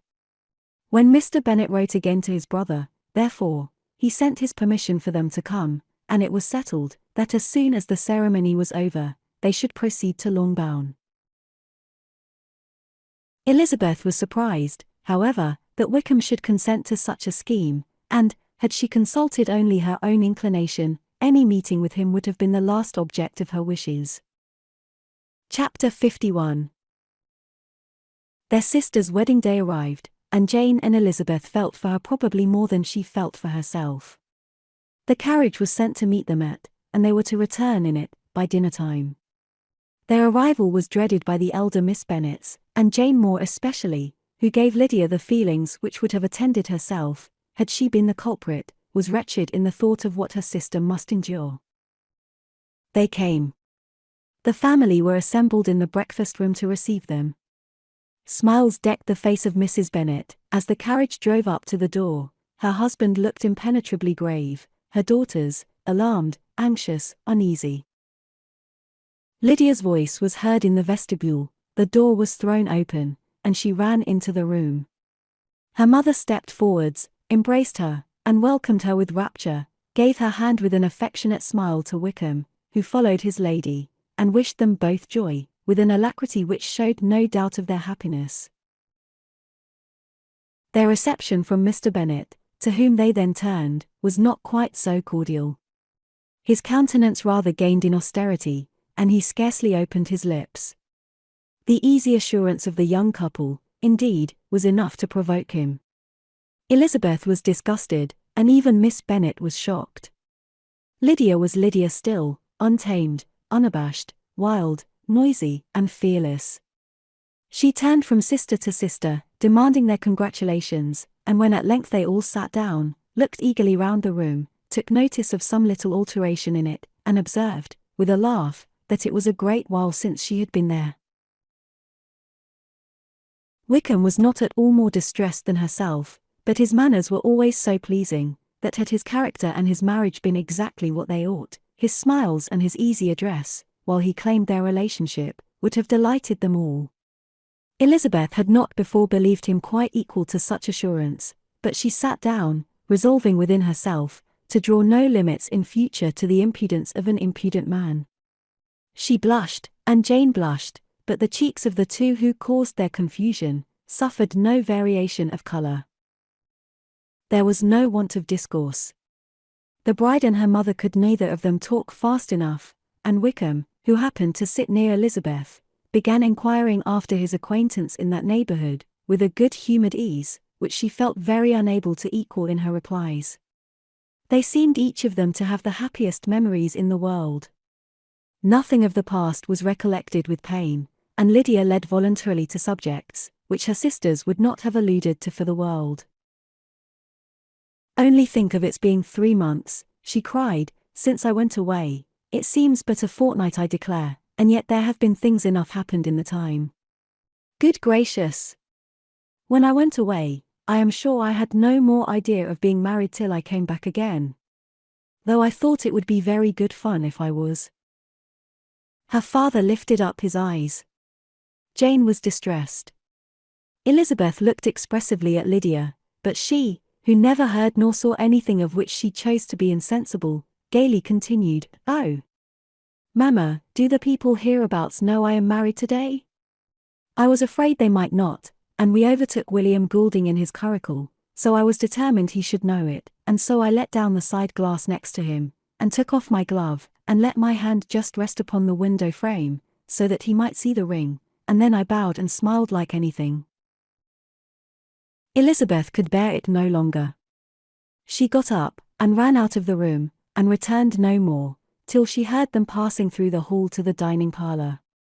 She then joined them soon enough to see Lydia, with anxious parade, walk up to her mother's right hand, and hear her say to her eldest sister, "Ah, Jane, I take your place now, and you must go lower, because I am a married woman." It was not to be supposed that time would give Lydia that embarrassment, from which she had been so wholly free at first. Her ease and good spirits increased. She longed to see Mrs. Phillips, the Lucases, and all their other neighbours, and to hear herself called Mrs. Wickham, by each of them, and in the meantime, she went after dinner to show her ring and boast of being married, to Mrs. Hill and the two housemaids. "Well, Mamma," said she, when they were all returned to the breakfast room, "and what do you think of my husband? Is not he a charming man? I am sure my sisters must all envy me. I only hope they may have half my good luck. They must all go to Brighton. That is the place to get husbands. What a pity it is, Mamma, we did not all go." "Very true, and if I had my will, we should. But my dear Lydia, I don't at all like your going such a way off. Must it be so?" "Oh, Lord! Yes, there is nothing in that. I shall like it of all things. You and Papa, and my sisters, must come down and see us. We shall be at Newcastle all the winter, and I dare say there will be some balls, and I will take care to get good partners for them all." "I should like it beyond anything," said her mother. "And then when you go away, you may leave one or two of my sisters behind you, and I dare say I shall get husbands for them before the winter is over." "I thank you for my share of the favour," said Elizabeth, "but I do not particularly like your way of getting husbands." Their visitors were not to remain above 10 days with them. Mr. Wickham had received his commission before he left London, and he was to join his regiment at the end of a fortnight. No one but Mrs. Bennet regretted that their stay would be so short, and she made the most of the time, by visiting about with her daughter, and having very frequent parties at home. These parties were acceptable to all. To avoid a family circle was even more desirable to such as did think, than such as did not. Wickham's affection for Lydia was just what Elizabeth had expected to find it, not equal to Lydia's for him. She had scarcely needed her present observation to be satisfied, from the reason of things, that their elopement had been brought on by the strength of her love, rather than by his, and she would have wondered why, without violently caring for her, he chose to elope with her at all, had she not felt certain that his flight was rendered necessary by distress of circumstances, and if that were the case, he was not the young man to resist an opportunity of having a companion. Lydia was exceedingly fond of him. He was her dear Wickham on every occasion, no one was to be put in competition with him. He did everything best in the world, and she was sure he would kill more birds on the 1st of September, than anybody else in the country. One morning, soon after their arrival, as she was sitting with her two elder sisters, she said to Elizabeth, "Lizzie, I never gave you an account of my wedding, I believe. You were not by, when I told Mamma, and the others, all about it. Are not you curious to hear how it was managed?" "No, really," replied Elizabeth, "I think there cannot be too little said on the subject." "La! You are so strange. But I must tell you how it went off. We were married, you know, at St. Clement's, because Wickham's lodgings were in that parish. And it was settled that we should all be there by 11 o'clock. My uncle and aunt and I were to go together, and the others were to meet us at the church. Well, Monday morning came, and I was in such a fuss. I was so afraid, you know, that something would happen to put it off, and then I should have gone quite distracted. And there was my aunt, all the time I was dressing, preaching and talking away just as if she was reading a sermon. However, I did not hear above 1 word in 10, for I was thinking, you may suppose, of my dear Wickham. I longed to know whether he would be married in his blue coat. Well, and so we breakfasted at 10 as usual. I thought it would never be over, for, by the by, you are to understand that my uncle and aunt were horrid unpleasant all the time I was with them. If you'll believe me, I did not once put my foot out of doors, though I was there a fortnight. Not one party, or scheme, or anything. To be sure, London was rather thin, but however the little theatre was open. Well, and so just as the carriage came to the door, my uncle was called away upon business to that horrid man Mr. Stone. And then, you know, when once they get together, there is no end of it. Well, I was so frightened I did not know what to do, for my uncle was to give me away, and if we were beyond the hour, we could not be married all day. But, luckily, he came back again in 10 minutes' time, and then we all set out. However, I recollected afterwards that if he had been prevented going, the wedding need not be put off, for Mr. Darcy might have done as well. Mr. Darcy, repeated Elizabeth, in utter amazement. Oh, yes. He was to come there with Wickham, you know. But gracious me! I quite forgot. I ought not to have said a word about it. I promised them so faithfully. What will Wickham say? It was to be such a secret. If it was to be secret, said Jane, say not another word on the subject. You may depend upon my seeking no further. Oh! Certainly, said Elizabeth, though burning with curiosity, we will ask you no questions. Thank you, said Lydia, for if you did, I should certainly tell you all, and then Wickham would be angry. On such encouragement to ask, Elizabeth was forced to put it out of her power, by running away. But to live in ignorance on such a point was impossible, or at least it was impossible not to try for information. Mr. Darcy had been at her sister's wedding. It was exactly a scene, and exactly among people, where he had apparently least to do, and least temptation to go. Conjectures as to the meaning of it, rapid and wild, hurried into her brain, but she was satisfied with none. Those that best pleased her, as placing his conduct in the noblest light, seemed most improbable. She could not bear such suspense, and hastily seizing a sheet of paper, wrote a short letter to her aunt, to request an explanation of what Lydia had dropped, if it were compatible with the secrecy which had been intended. You may readily comprehend, she added, what my curiosity must be to know how a person unconnected with any of us, and, comparatively speaking, a stranger to our family, should have been amongst you at such a time. Pray write instantly, and let me understand it unless it is, for very cogent reasons, to remain in the secrecy which Lydia seems to think necessary, and then I must endeavour to be satisfied with ignorance. Not that I shall though, she added to herself, as she finished the letter, and my dear aunt, if you do not tell me in an honourable manner, I shall certainly be reduced to tricks and stratagems to find it out. Jane's delicate sense of honour would not allow her to speak to Elizabeth privately of what Lydia had let fall. Elizabeth was glad of it, till it appeared whether her inquiries would receive any satisfaction. She had rather be without a confidant. Chapter 52. Elizabeth had the satisfaction of receiving an answer to her letter, as soon as she possibly could. She was no sooner in possession of it, than hurrying into the little copse, where she was least likely to be interrupted, she sat down on one of the benches, and prepared to be happy, for the length of the letter convinced her that it did not contain a denial. Gracechurch Street, September 6th. My dear niece, I have just received your letter, and shall devote this whole morning to answering it, as I foresee that a little writing will not comprise what I have to tell you. I must confess myself surprised by your application. I did not expect it from you. Don't think me angry, however, for I only mean to let you know that I had not imagined such inquiries to be necessary on your side. If you do not choose to understand me, forgive my impertinence. Your uncle is as much surprised as I am, and nothing but the belief of your being a party concerned would have allowed him to act as he has done.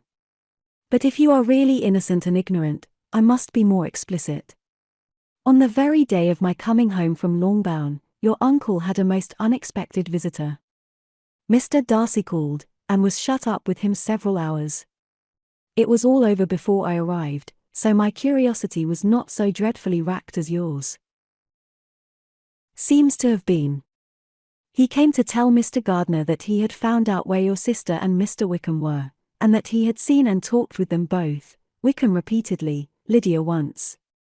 From what I can collect, he left Derbyshire only one day after ourselves, and came to town with the resolution of hunting for them. The motive professed was his conviction of its being owing to himself that Wickham's worthlessness had not been so well known as to make it impossible for any young woman of character to love or confide in him. He generously imputed the whole to his mistaken pride, and confessed that he had before thought it beneath him to lay his private actions open to the world. His character was to speak for itself. He called it, therefore, his duty to step forward and endeavor to remedy an evil which had been brought on by himself. If he had another motive, I am sure it would never disgrace him. He had been some days in town before he was able to discover them, but he had something to direct his search, which was more than we had, and the consciousness of this was another reason for his resolving to follow us. There is a lady, it seems, a Mrs. Yonge, who was some time ago governess to Miss Darcy, and was dismissed from her charge on some cause of disapprobation, though he did not say what. She then took a large house in Edward Street, and has since maintained herself by letting lodgings. This Mrs. Yonge was, he knew, intimately acquainted with Wickham, and he went to her for intelligence of him, as soon as he got to town. But it was 2 or 3 days before he could get from her what he wanted. She would not betray her trust, I suppose, without bribery and corruption, for she really did know where her friend was to be found. Wickham indeed had gone to her, on their first arrival in London, and had she been able to receive them into her house, they would have taken up their abode with her. At length, however, our kind friend procured the wished-for direction. They were in Street. He saw Wickham, and afterwards insisted on seeing Lydia. His first object with her, he acknowledged, had been to persuade her to quit her present disgraceful situation, and return to her friends as soon as they could be prevailed on to receive her, offering his assistance as far as it would go. But he found Lydia absolutely resolved on remaining where she was. She cared for none of her friends, she wanted no help of his, she would not hear of leaving Wickham. She was sure they should be married some time or other, and it did not much signify when. Since such were her feelings, it only remained, he thought, to secure and expedite a marriage, which, in his very first conversation with Wickham, he easily learnt, had never been his design. He confessed himself obliged to leave the regiment, on account of some debts of honour, which were very pressing, and scrupled not to lay all the ill consequences of Lydia's flight on her own folly alone. He meant to resign his commission immediately, and as to his future situation, he could conjecture very little about it. He must go somewhere, but he did not know where, and he knew he should have nothing to live on. Mr. Darcy asked him why he had not married your sister at once. Though Mr. Bennet was not imagined to be very rich, he would have been able to do something for him, and his situation must have been benefited by marriage. But he found, in reply to this question, that Wickham still cherished the hope of more effectually making his fortune by marriage, in some other country. Under such circumstances, however, he was not likely to be proof against the temptation of immediate relief. They met several times, for there was much to be discussed. Wickham of course wanted more than he could get, but at length was reduced to be reasonable. Everything being settled between them, Mr. Darcy's next step was to make your uncle acquainted with it, and he first called in Gracechurch Street the evening before I came home. But Mr. Gardiner could not be seen, and Mr. Darcy found, on further inquiry, that your father was still with him, but would quit town the next morning. He did not judge your father to be a person whom he could so properly consult as your uncle, and therefore readily postponed seeing him, till after the departure of the former. He did not leave his name, until the next day. It was only known that a gentleman had called on business. On Saturday he came again. Your father was gone, your uncle at home, and, as I said before, they had a great deal of talk together. They met again on Sunday, and then I saw him too. It was not all settled before Monday. As soon as it was, the express was sent off to Longbourn. But our visitor was very obstinate. I fancy, Lizzie, that obstinacy is the real defect of his character after all. He has been accused of many faults at different times, but this is the true one. Nothing was to be done that he did not do himself, though I am sure, and I do not speak it to be thanked, therefore say nothing about it, your uncle would most readily have settled the whole. They battled it together for a long time, which was more than either the gentleman or lady concerned in it deserved. But at last your uncle was forced to yield, and instead of being allowed to be of use to his niece, was forced to put up with only having the probable credit of it, which went sorely against the grain, and I really believe your letter this morning gave him great pleasure, because it required an explanation that would rob him of his borrowed feathers, and give the praise where it was due. But, Lizzie, this must go no farther than yourself, or Jane at most. You know pretty well, I suppose, what has been done for the young people. His debts are to be paid, amounting, I believe, to considerably more than £1,000, another 1,000 in addition to her own settled upon her, and his commission purchased. The reason why all this was to be done by him alone was such as I have given above. It was owing to him, to his reserve, and want of proper consideration, that Wickham's character had been so misunderstood, and consequently that he had been received and noticed as he was. Perhaps there was some truth in this, though I doubt whether his reserve, or anybody's reserve, can be answerable for the event. But in spite of all this fine talking, my dear Lizzie, you may rest perfectly assured that your uncle would never have yielded, if we had not given him credit for another interest in the affair. When all this was resolved on, he returned again to his friends, who were still staying at Pemberley, but it was agreed that he should be in London once more when the wedding took place, and all money matters were then to receive the last finish. I believe I have now told you everything. It is a relation which you tell me is to give you great surprise. I hope at least it will not afford you any displeasure. Lydia came to us, and Wickham had constant admission to the house. He was exactly what he had been when I knew him in Hertfordshire, but I would not tell you how little I was satisfied with her behaviour while she stayed with us, if I had not perceived, by Jane's letter last Wednesday, that her conduct on coming home was exactly of a piece with it, and therefore what I now tell you can give you no fresh pain. I talked to her repeatedly in the most serious manner, representing to her all the wickedness of what she had done, and all the unhappiness she had brought on her family. If she heard me, it was by good luck, for I am sure she did not listen. I was sometimes quite provoked, but then I recollected my dear Elizabeth and Jane, and for their sakes had patience with her. Mr. Darcy was punctual in his return, and as Lydia informed you, attended the wedding. He dined with us the next day, and was to leave town again on Wednesday or Thursday. Will you be very angry with me, my dear Lizzie, if I take this opportunity of saying, what I was never bold enough to say before, how much I like him? His behaviour to us has, in every respect, been as pleasing as when we were in Derbyshire. His understanding and opinions all please me. He wants nothing but a little more liveliness, and that, if he marry prudently, his wife may teach him. I thought him very sly. He hardly ever mentioned your name. But slyness seems the fashion. Pray forgive me, if I have been very presuming, or at least do not punish me so far as to exclude me from P. I shall never be quite happy till I have been all round the park. A low phaeton, with a nice little pair of ponies, would be the very thing. But I must write no more. The children have been wanting me this half hour. Yours, very sincerely, M. Gardner.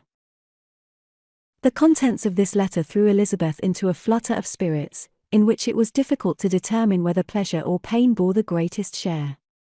The vague and unsettled suspicions which uncertainty had produced of what Mr. Darcy might have been doing to forward her sister's match, which she had feared to encourage, as an exertion of goodness too great to be probable, and at the same time dreaded to be just, from the pain of obligation, were proved beyond their greatest extent to be true.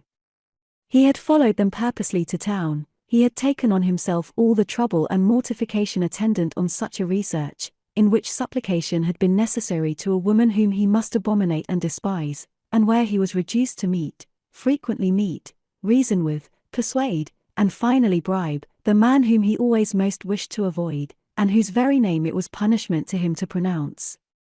He had done all this for a girl whom he could neither regard nor esteem. Her heart did whisper that he had done it for her. But it was a hope shortly checked by other considerations, and she soon felt that even her vanity was insufficient, when required to depend on his affection for her, for a woman who had already refused him, as able to overcome a sentiment so natural as abhorrence against relationship with Wickham. Brother-in-law of Wickham. Every kind of pride must revolt from the connection. He had to be sure done much.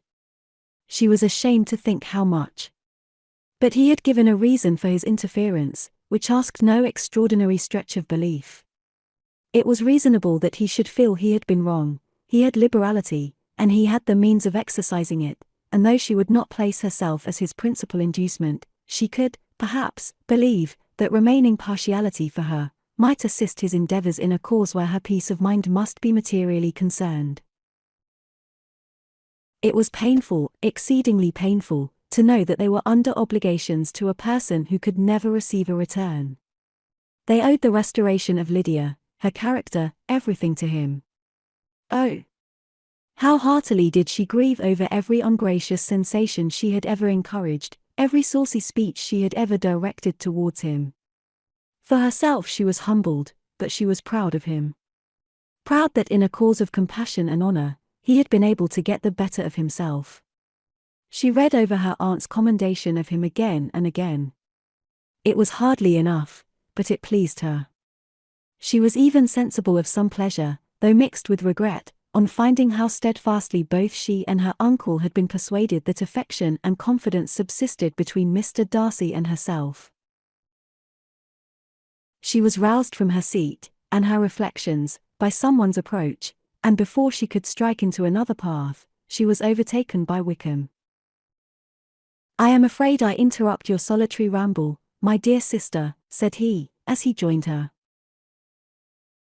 "You certainly do," she replied with a smile, "but it does not follow that the interruption must be unwelcome.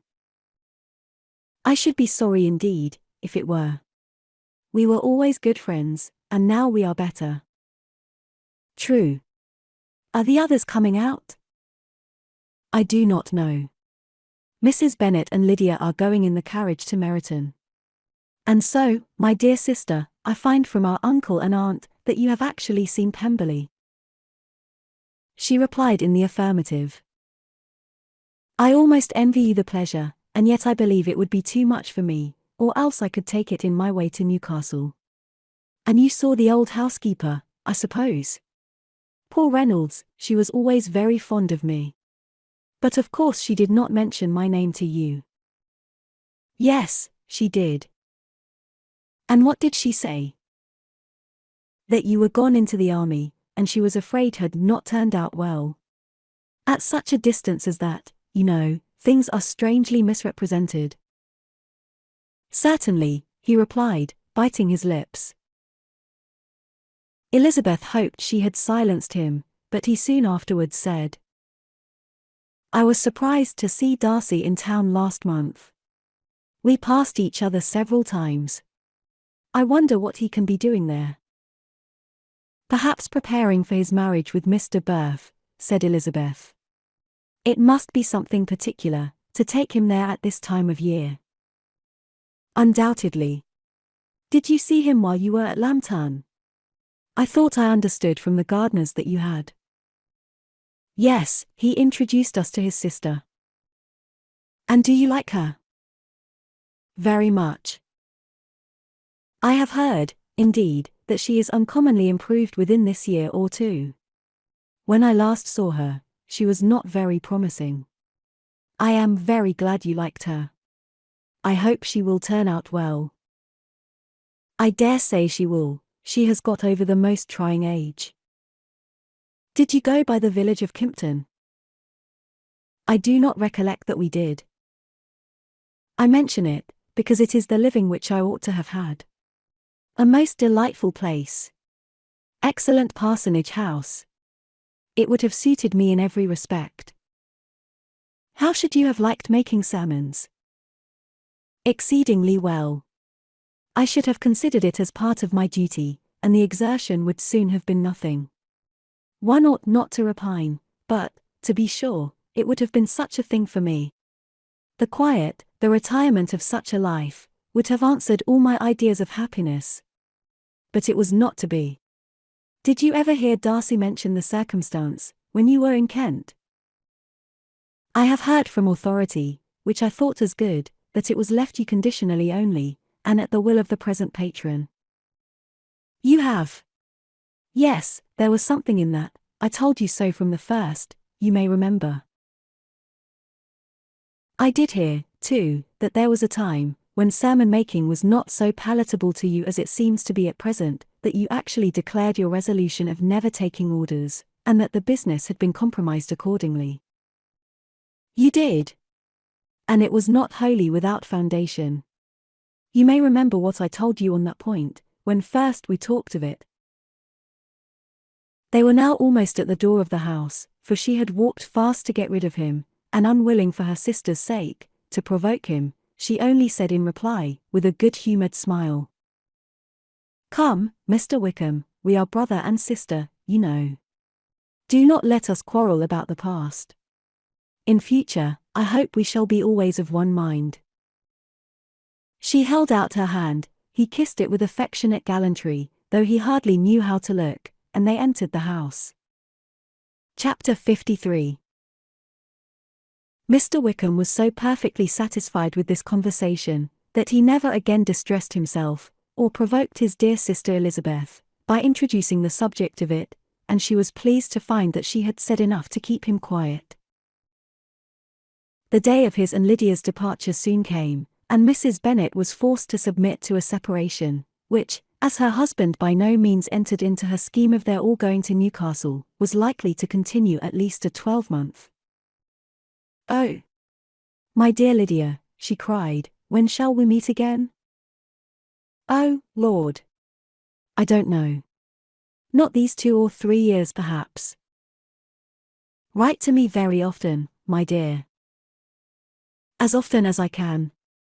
But you know married women have never much time for writing. My sisters may write to me. They will have nothing else to do." Mr. Wickham's adieus were much more affectionate than his wife's. He smiled, looked handsome, and said many pretty things. "He is as fine a fellow," said Mr. Bennet, as soon as they were out of the house, "as ever I saw. He simpers, and smirks, and makes love to us all. I am prodigiously proud of him. I defy even Sir William Lucas himself to produce a more valuable son-in-law." The loss of her daughter made Mrs. Bennet very dull for several days. "I often think," said she, "that there is nothing so bad as parting with one's friends. One seems so forlorn without them." "This is the consequence, you see, madam, of marrying a daughter," said Elizabeth. "It must make you better satisfied that your other 4 are single." "It is no such thing. Lydia does not leave me because she is married, but only because her husband's regiment happens to be so far off. If that had been nearer, she would not have gone so soon." But the spiritless condition which this event threw her into was shortly relieved, and her mind opened again to the agitation of hope by an article of news, which then began to be in circulation.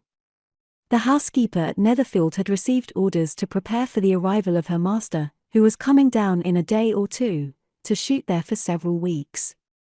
Mrs. Bennet was quite in the fidgets. She looked at Jane, and smiled, and shook her head by turns. "Well, well, and so Mr. Bingley is coming down," sister, for Mrs. Phillips first brought her the news. Well, so much the better. Not that I care about it, though. He is nothing to us, you know, and I am sure I never want to see him again. But, however, he is very welcome to come to Netherfield, if he likes it. And who knows what may happen? But that is nothing to us. You know, sister, we agreed long ago never to mention a word about it. And so, is it quite certain he is coming? You may depend on it, replied the other, for Mrs. Nichols was in Meryton last night. I saw her passing by, and went out myself on purpose to know the truth of it, and she told me that it was certain true. He comes down on Thursday at the latest, very likely on Wednesday.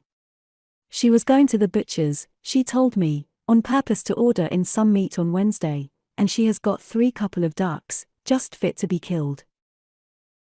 Miss Bennet had not been able to hear of his coming, without changing colour. It was many months since she had mentioned his name to Elizabeth, but now, as soon as they were alone together, she said, "I saw you look at me today, Lizzie, when my aunt told us of the present report, and I know I appeared distressed. But don't imagine it was from any silly cause. I was only confused for the moment, because I felt that I should be looked at. I do assure you, that the news does not affect me either with pleasure or pain. I am glad of one thing, that he comes alone, because we shall see the less of him. Not that I am afraid of myself, but I dread other people's remarks." Elizabeth did not know what to make of it. Had she not seen him in Derbyshire, she might have supposed him capable of coming there, with no other view than what was acknowledged, but she still thought him partial to Jane, and she wavered as to the greater probability of his coming there with his friend's permission, or being bold enough to come without it. Yet it is hard, she sometimes thought, that this poor man cannot come to a house, which he has legally hired, without raising all this speculation. I will leave him to himself. In spite of what her sister declared, and really believed to be her feelings, in the expectation of his arrival, Elizabeth could easily perceive that her spirits were affected by it. They were more disturbed, more unequal, than she had often seen them. The subject which had been so warmly canvassed between their parents, about a 12-month ago, was now brought forward again. "As soon as ever Mr. Bingley comes, my dear," said Mrs. Bennet, "you will wait on him of course." "No, no. You forced me into visiting him last year, and promised if I went to see him, he should marry one of my daughters. But it ended in nothing, and I will not be sent on a fool's errand again." His wife represented to him how absolutely necessary such an attention would be from all the neighbouring gentlemen, on his returning to Netherfield. "'Tis an etiquette I despise," said he. "If he wants our society, let him seek it. He knows where we live. I will not spend my hours in running after my neighbours every time they go away, and come back again. Well, all I know is, that it will be abominably rude if you do not wait on him. But, however, that shan't prevent my asking him to dine here. I am determined. We must have Mrs. Long and the Gouldings soon. That will make 13 with ourselves, so there will be just room at table for him." Consoled by this resolution, she was the better able to bear her husband's incivility, though it was very mortifying to know that her neighbours might all see Mr. Bingley in consequence of it, before they did.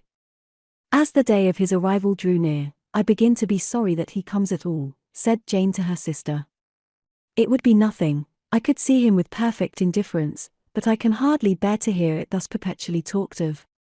My mother means well, but she does not know, no one can know how much I suffer from what she says. Happy shall I be when his stay at Netherfield is over." "I wish I could say anything to comfort you," replied Elizabeth, "but it is wholly out of my power. You must feel it, and the usual satisfaction of preaching patience to a sufferer is denied me, because you have always so much." Mr. Bingley arrived. Mrs. Bennet, through the assistance of servants, contrived to have the earliest tidings of it, that the period of anxiety and fretfulness on her side might be as long as it could. She counted the days that must intervene before their invitation could be sent, hopeless of seeing him before. But on the third morning after his arrival in Hertfordshire, she saw him from her dressing-room window, enter the paddock, and ride towards the house. Her daughters were eagerly called to partake of her joy. Jane resolutely kept her place at the table, but Elizabeth, to satisfy her mother, went to the window. She saw Mr. Darcy with him, and sat down again by her sister. "There is a gentleman with him, mamma," said Kitty. "Who can it be?" "Some acquaintance or other, my dear, I suppose. I am sure I do not know." "La," replied Kitty, "it looks just like that man that used to be with him before. Mr. What's his name? That tall, proud man. Good gracious! Mr. Darcy. And so it does, I vow. Well, any friend of Mr. Bingley's will always be welcome here, to be sure, but else I must say that I hate the very sight of him." Jane looked at Elizabeth with surprise and concern. She knew but little of their meeting in Derbyshire, and therefore felt for the awkwardness which must attend her sister, in seeing him almost for the first time after receiving his explanatory letter.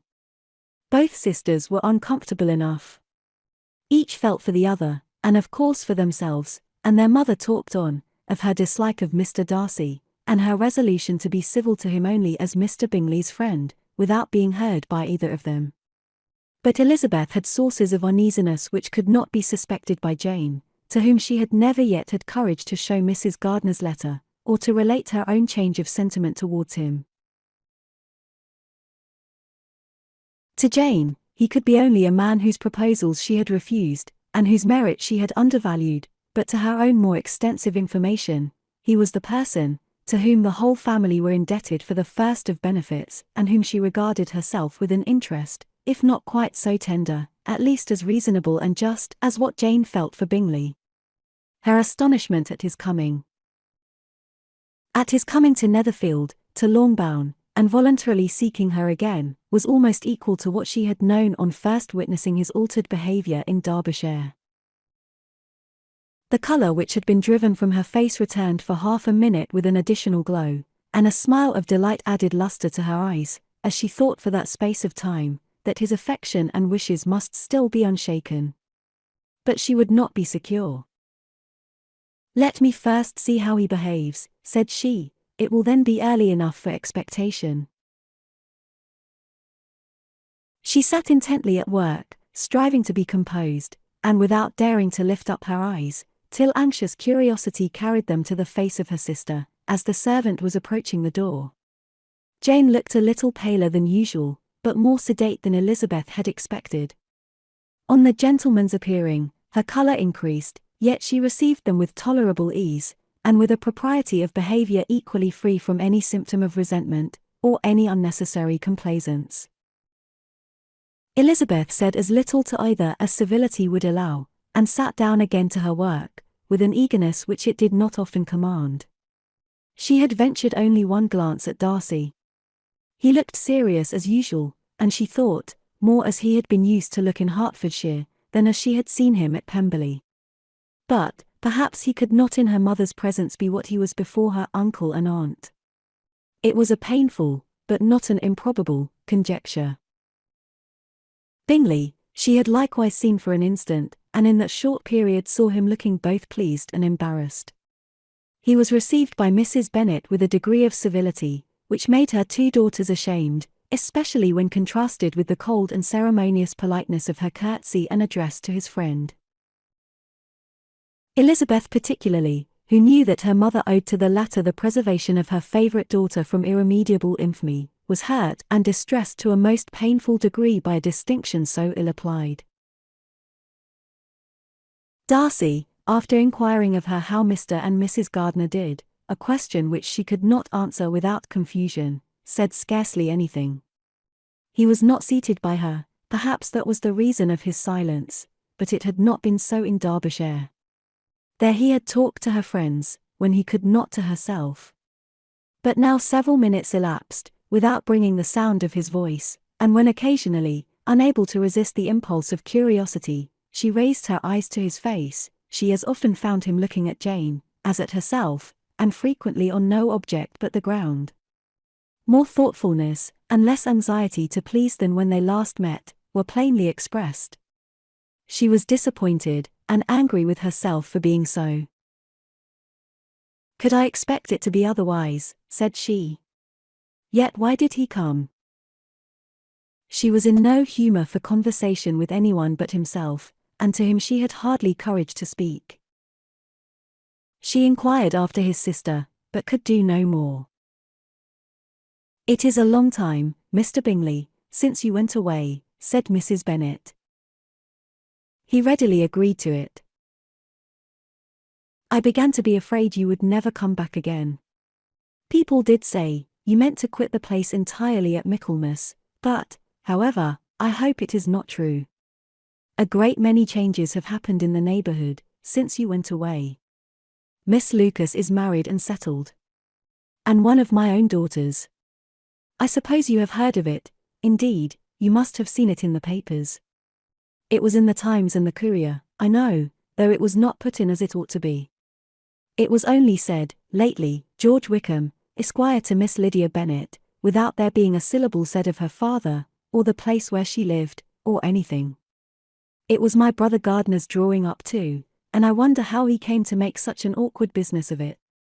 Did you see it?" Bingley replied that he did, and made his congratulations. Elizabeth dared not lift up her eyes. How Mr. Darcy looked, therefore, she could not tell. "It is a delightful thing, to be sure, to have a daughter well married," continued her mother, "but at the same time, Mr. Bingley, it is very hard to have her taken such away from me. They are gone down to Newcastle, a place quite northward, it seems, and there they are to stay, I do not know how long. His regiment is there, for I suppose you have heard of his leaving the Shire, and of his being gone into the regulars. Thank heaven! He has some friends, though perhaps not so many as he deserves." Elizabeth, who knew this to be levelled at Mr. Darcy, was in such misery of shame, that she could hardly keep her seat. It drew from her, however, the exertion of speaking, which nothing else had so effectually done before, and she asked Bingley whether he meant to make any stay in the country at present. A few weeks, he believed. "When you have killed all your own birds, Mr. Bingley," said her mother, "I beg you will come here, and shoot as many as you please, on Mr. Bennet's manor. I am sure he will be vastly happy to oblige you, and will save all the best of the coveys for you." Elizabeth's misery increased, at such unnecessary, such officious attention. Were the same fair prospect to arise at present as had flattered them a year ago, everything, she was persuaded, would be hastening to the same vexatious conclusion. At that instant she felt that years of happiness could not make Jane or herself amends for moments of such painful confusion. "The first wish of my heart," said she to herself, "is never more to be in company with either of them. Their society can afford no pleasure that will atone for such wretchedness as this. Let me never see either one or the other again." Yet the misery, for which years of happiness were to offer no compensation, received soon afterwards material relief, from observing how much the beauty of her sister rekindled the admiration of her former lover. When first he came in, he had spoken to her but little, but every 5 minutes seemed to be giving her more of his attention. He found her as handsome as she had been last year, as good-natured, and as unaffected, though not quite so chatty. Jane was anxious that no difference should be perceived in her at all, and was really persuaded that she talked as much as ever. But her mind was so busily engaged, that she did not always know when she was silent. When the gentlemen rose to go away, Mrs. Bennet was mindful of her intended civility, and they were invited and engaged to dine at Longbourn in a few days' time. "You are quite a visit in my debt, Mr. Bingley," she added, "for when you went to town last winter, you promised to take a family dinner with us as soon as you returned. I have not forgot, you see, and I assure you, I was very much disappointed that you did not come back and keep your engagement." Bingley looked a little silly at this reflection, and said something of his concern at having been prevented by business. They then went away. Mrs. Bennet had been strongly inclined to ask them to stay and dine there that day, but, though she always kept a very good table, she did not think anything less than 2 courses could be good enough for a man on whom she had such anxious designs, or satisfy the appetite and pride of one who had 10,000 a year. Chapter 54. As soon as they were gone, Elizabeth walked out to recover her spirits, or in other words, to dwell without interruption on those subjects that must deaden them more. Mr. Darcy's behaviour astonished and vexed her.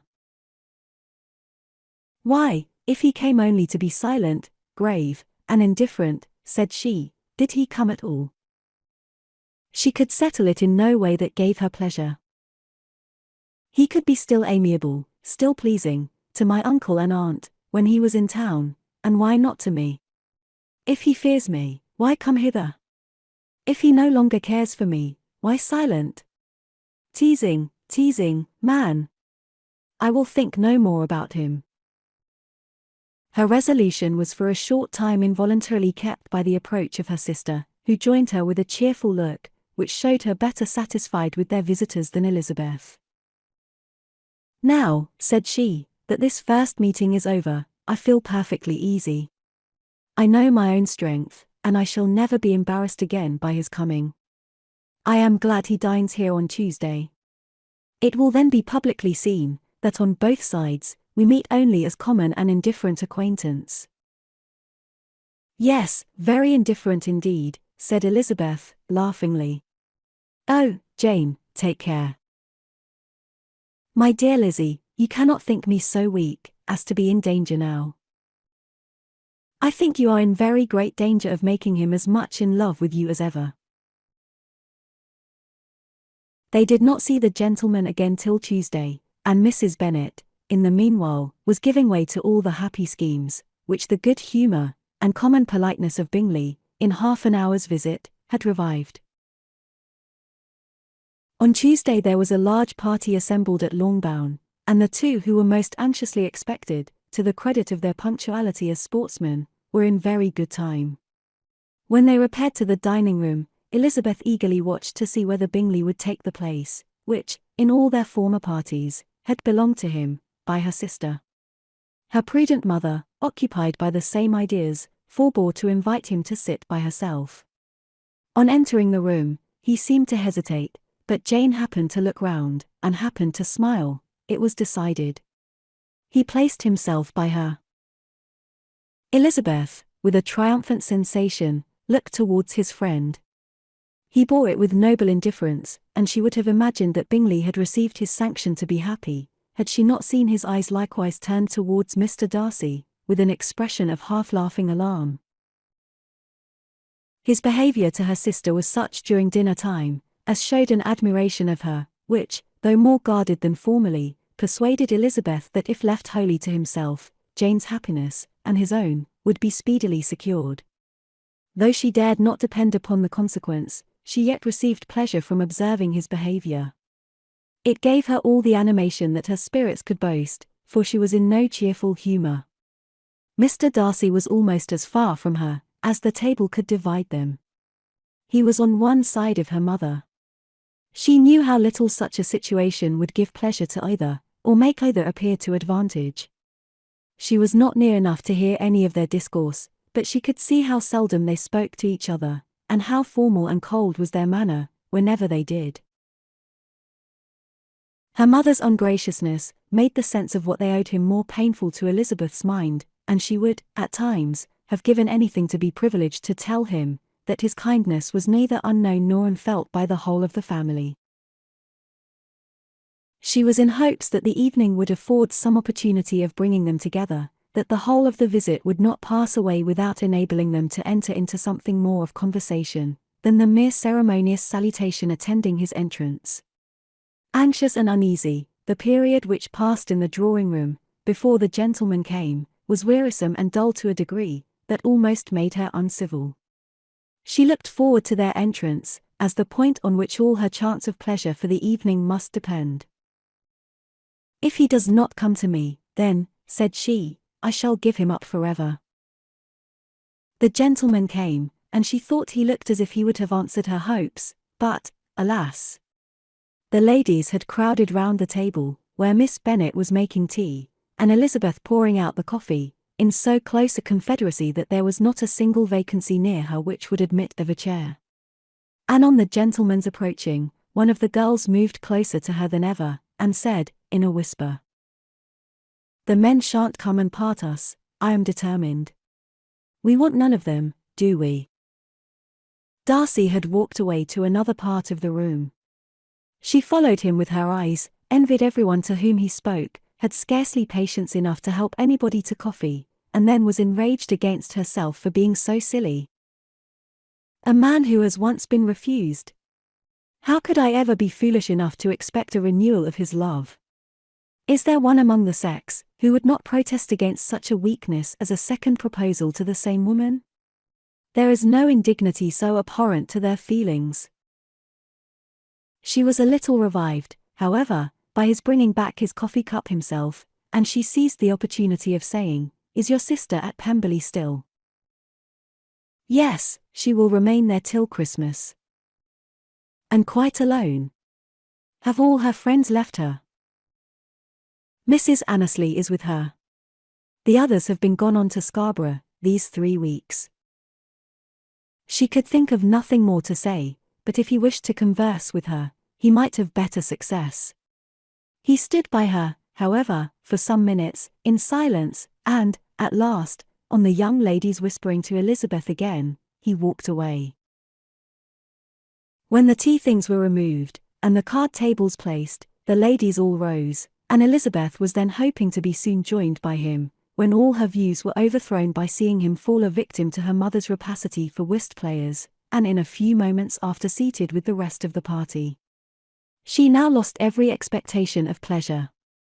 They were confined for the evening at different tables, and she had nothing to hope but that his eyes were so often turned towards her side of the room, as to make him play as unsuccessfully as herself.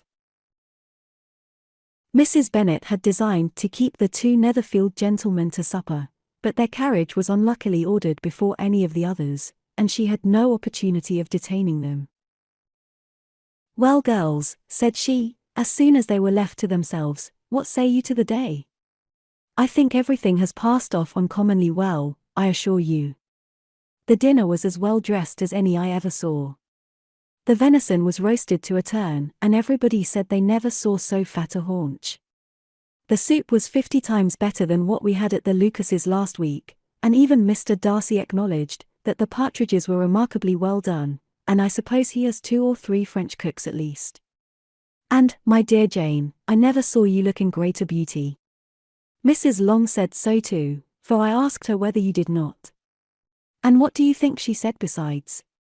Ah, Mrs. Bennet, we shall have her at Netherfield at last. She did indeed. I do think Mrs. Long is as good a creature as ever lived, and her nieces are very pretty behaved girls, and not at all handsome. I like them prodigiously. Mrs. Bennet, in short, was in very great spirits. She had seen enough of Bingley's behaviour to Jane, to be convinced that she would get him at last, and her expectations of advantage to her family, when in a happy humour, were so far beyond reason, that she was quite disappointed at not seeing him there again the next day, to make his proposals. "It has been a very agreeable day," said Miss Bennet to Elizabeth. "The party seemed so well selected, so suitable one with the other. I hope we may often meet again." Elizabeth smiled. "Lizzie, you must not do so. You must not suspect me. It mortifies me. I assure you that I have now learnt to enjoy his conversation as an agreeable and sensible young man, without having a wish beyond it. I am perfectly satisfied from what his manners now are, that he never had any design of engaging my affection. It is only that he is blessed with greater sweetness of address, and a stronger desire of generally pleasing than any other man." "You are very cruel," said her sister, "you will not let me smile, and are provoking me to it every moment. How hard it is in some cases to be believed, and how impossible in others. But why should you wish to persuade me that I feel more than I acknowledge? That is a question which I hardly know how to answer. We all love to instruct, though we can teach only what is not worth knowing. Forgive me, and if you persist in indifference, do not make me your confidant. Chapter 55. A few days after this visit, Mr. Bingley called again, and alone. His friend had left him that morning for London, but was to return home in 10 days' time. He sat with them above an hour, and was in remarkably good spirits. Mrs. Bennet invited him to dine with them, but, with many expressions of concern, he confessed himself engaged elsewhere. "Next time you call," said she, "I hope we shall be more lucky." He should be particularly happy at any time, etc., etc., and if she would give him leave, would take an early opportunity of waiting on them. "Can you come tomorrow?" Yes, he had no engagement at all for tomorrow, and her invitation was accepted with alacrity.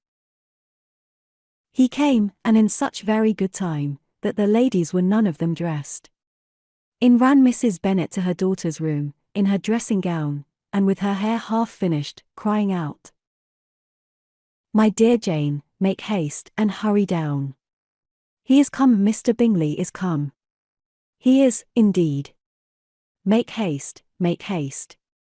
Here, Sarah, come to Miss Bennet this moment, and help her on with her gown. Never mind Miss Lizzie's hair." "We will be down as soon as we can," said Jane, "but I dare say Kitty is forwarder than either of us, for she went upstairs half an hour ago." "Oh! Hang Kitty! What has she to do with it? Come, be quick, be quick. Where is your sash, my dear?" But when her mother was gone, Jane would not be prevailed on to go down without one of her sisters. The same anxiety to get them by themselves was visible again in the evening. After tea, Mr. Bennet retired to the library, as was his custom, and Mary went upstairs to her instrument. 2 obstacles of the 5 being thus removed, Mrs. Bennet sat looking and winking at Elizabeth and Catherine for a considerable time, without making any impression on them. Elizabeth would not observe her, and when at last Kitty did, she very innocently said, "What is the matter, mamma? What do you keep winking at me for? What am I to do?" "Nothing, child, nothing. I did not wink at you." She then sat still 5 minutes longer, but unable to waste such a precious occasion, she suddenly got up, and saying to Kitty, "Come here, my love, I want to speak to you," took her out of the room. Jane instantly gave a look at Elizabeth, which spoke her distress at such premeditation, and her entreaty that she would not give in to it. In a few minutes, Mrs. Bennet half opened the door and called out, "Lizzie, my dear, I want to speak with you." Elizabeth was forced to go. "We may as well leave them by themselves, you know," said her mother as soon as she was in the hall. "Kitty and I are going upstairs to sit in my dressing room." Elizabeth made no attempt to reason with her mother, but remained quietly in the hall, till she and Kitty were out of sight, then returned into the drawing room. Mrs. Bennet's schemes for this day were ineffectual. Bingley was everything that was charming, except the professed lover of her daughter. His ease and cheerfulness rendered him a most agreeable addition to their evening party, and he bore with the ill-judged officiousness of the mother, and heard all her silly remarks with a forbearance and command of countenance, particularly grateful to the daughter. He scarcely needed an invitation to stay supper, and before he went away, an engagement was formed, chiefly through his own and Mrs. Bennet's means, for his coming next morning to shoot with her husband. After this day, Jane said no more of her indifference. Not a word passed between the sisters concerning Bingley, but Elizabeth went to bed in the happy belief that all must speedily be concluded, unless Mr. Darcy returned within the stated time. Seriously, however, she felt tolerably persuaded that all this must have taken place with that gentleman's concurrence. Bingley was punctual to his appointment, and he and Mr. Bennet spent the morning together, as had been agreed on. The latter was much more agreeable than his companion expected. There was nothing of presumption or folly in Bingley that could provoke his ridicule, or disgust him into silence, and he was more communicative, and less eccentric than the other had ever seen him. Bingley of course returned with him to dinner, and in the evening Mrs. Bennet's invention was again at work to get everybody away from him and her daughter. Elizabeth, who had a letter to write, went into the breakfast room for that purpose soon after tea, for as the others were all going to sit down to cards, she could not be wanted to counteract her mother's schemes. But on returning to the drawing room, when her letter was finished, she saw, to her infinite surprise, there was reason to fear that her mother had been too ingenious for her. On opening the door, she perceived her sister and Bingley standing together over the hearth, as if engaged in earnest conversation, and had this led to no suspicion, the faces of both as they hastily turned round, and moved away from each other, would have told it all. Their situation was awkward enough, but hers she thought was still worse. Not a syllable was uttered by either, and Elizabeth was on the point of going away again, when Bingley, who as well as the other had sat down, suddenly rose, and whispering a few words to her sister, ran out of the room. Jane could have no reserves from Elizabeth, where confidence would give pleasure, and instantly embracing her, acknowledged, with the liveliest emotion, that she was the happiest creature in the world. "'Tis too much," she added, "by far too much. I do not deserve it. Oh! Why is not everybody as happy?" Elizabeth's congratulations were given with a sincerity, a warmth, a delight, which words could but poorly express. Every sentence of kindness was a fresh source of happiness to Jane. But she would not allow herself to stay with her sister, or say half that remained to be said, for the present. "I must go instantly to my mother," she cried. "I would not on any account trifle with her affectionate solicitude, or allow her to hear it from anyone but myself. He is gone to my father already. Oh! Lizzie, to know that what I have to relate will give such pleasure to all my dear family. How shall I bear so much happiness?" She then hastened away to her mother, who had purposely broken up the card party, and was sitting upstairs with Kitty. Elizabeth, who was left by herself, now smiled at the rapidity and ease with which an affair was finally settled, that had given them so many previous months of suspense and vexation. "And this," said she, "is the end of all his friends' anxious circumspection. Of all his sisters' fostered and contrivance. The happiest, wisest, most reasonable end." In a few minutes she was joined by Bingley, whose conference with her father had been short and to the purpose. "Where is your sister?" said he hastily, as he opened the door. "With my mother upstairs. She will be down in a moment, I dare say." He then shut the door, and coming up to her, claimed the good wishes and affection of a sister. Elizabeth honestly and heartily expressed her delight in the prospect of their relationship. They shook hands with great cordiality, and then till her sister came down, she had to listen to all he had to say, of his own happiness, and of Jane's perfections, and in spite of his being a lover, Elizabeth really believed all his expectations of felicity to be rationally founded, because they had for basis the excellent understanding, and super-excellent disposition of Jane, and a general similarity of feeling and taste between her and himself. It was an evening of no common delight to them all. The satisfaction of Miss Bennet's mind gave a glow of such sweet animation to her face, as made her look handsomer than ever. Kitty simpered and smiled, and hoped her turn was coming soon.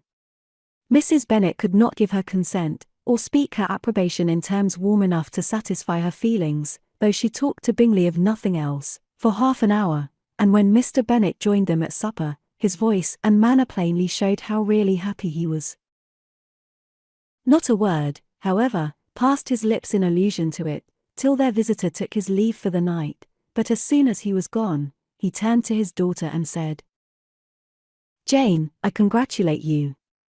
You will be a very happy woman." Jane went to him instantly, kissed him, and thanked him for his goodness. "You are a good girl," he replied, "and I have great pleasure in thinking you will be so happily settled. I have not a doubt of your doing very well together. Your tempers are by no means unlike. You are each of you so complying, that nothing will ever be resolved on, so easy, that every servant will cheat you, and so generous, that you will always exceed your income. I hope not so. Imprudence or thoughtlessness in money matters would be unpardonable in me. Exceed their income. My dear Mr. Bennet, cried his wife, what are you talking of? Why, he has 4 or 5,000 a year, and very likely more. Then addressing her daughter, oh, my dear, dear Jane, I am so happy. I am sure I shan't get a wink of sleep all night. I knew how it would be. I always said it must be so, at last. I was sure you could not be so beautiful for nothing. I remember, as soon as ever I saw him, when he first came into Hertfordshire last year, I thought how likely it was that you should come together. Oh! He is the handsomest young man that ever was seen. Wickham, Lydia, were all forgotten. Jane was beyond competition her favourite child. At that moment, she cared for no other. Her younger sisters soon began to make interest with her for objects of happiness which she might in future be able to dispense.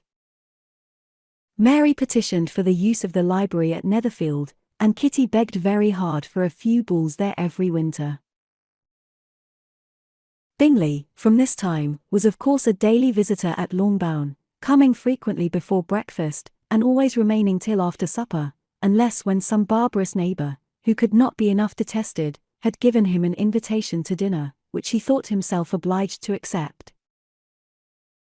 Elizabeth had now but little time for conversation with her sister, for while he was present, Jane had no attention to bestow on anyone else, but she found herself considerably useful to both of them, in those hours of separation that must sometimes occur. In the absence of Jane, he always attached himself to Elizabeth, for the pleasure of talking of her, and when Bingley was gone, Jane constantly sought the same means of relief. He has made me so happy, said she, one evening, by telling me that he was totally ignorant of my being in town last spring. I had not believed it possible. I suspected as much, replied Elizabeth. But how did he account for it? It must have been his sister's doing. They were certainly no friends to his acquaintance with me, which I cannot wonder at, since he might have chosen so much more advantageously in many respects. But when they see, as I trust they will, that their brother is happy with me, they will learn to be contented, and we shall be on good terms again, though we can never be what we once were to each other. That is the most unforgiving speech, said Elizabeth, that I ever heard you utter. Good girl! It would vex me, indeed, to see you again the dupe of Miss Bingley's pretended regard. Would you believe it, Lizzie, that when he went to town last November, he really loved me, and nothing but a persuasion of my being indifferent would have prevented his coming down again? He made a little mistake to be sure, but it is to the credit of his modesty. This naturally introduced a panegyric from Jane on his diffidence, and the little value he put on his own good qualities. Elizabeth was pleased to find that he had not betrayed the interference of his friend, for, though Jane had the most generous and forgiving heart in the world, she knew it was a circumstance which must prejudice her against him. I am certainly the most fortunate creature that ever existed, cried Jane. Oh! Lizzie, why am I thus singled from my family, and blessed above them all? If I could but see you as happy! If there were but such another man for you! If you were to give me 40 such men, I never could be so happy as you. Till I have your disposition, your goodness, I never can have your happiness. No, no, let me shift for myself, and, perhaps, if I have very good luck, I may meet with another Mr. Collins in time. The situation of affairs in the Longbourn family could not be long a secret. Mrs. Bennet was privileged to whisper it to Mrs. Phillips, and she ventured, without any permission, to do the same by all her neighbours in Meryton.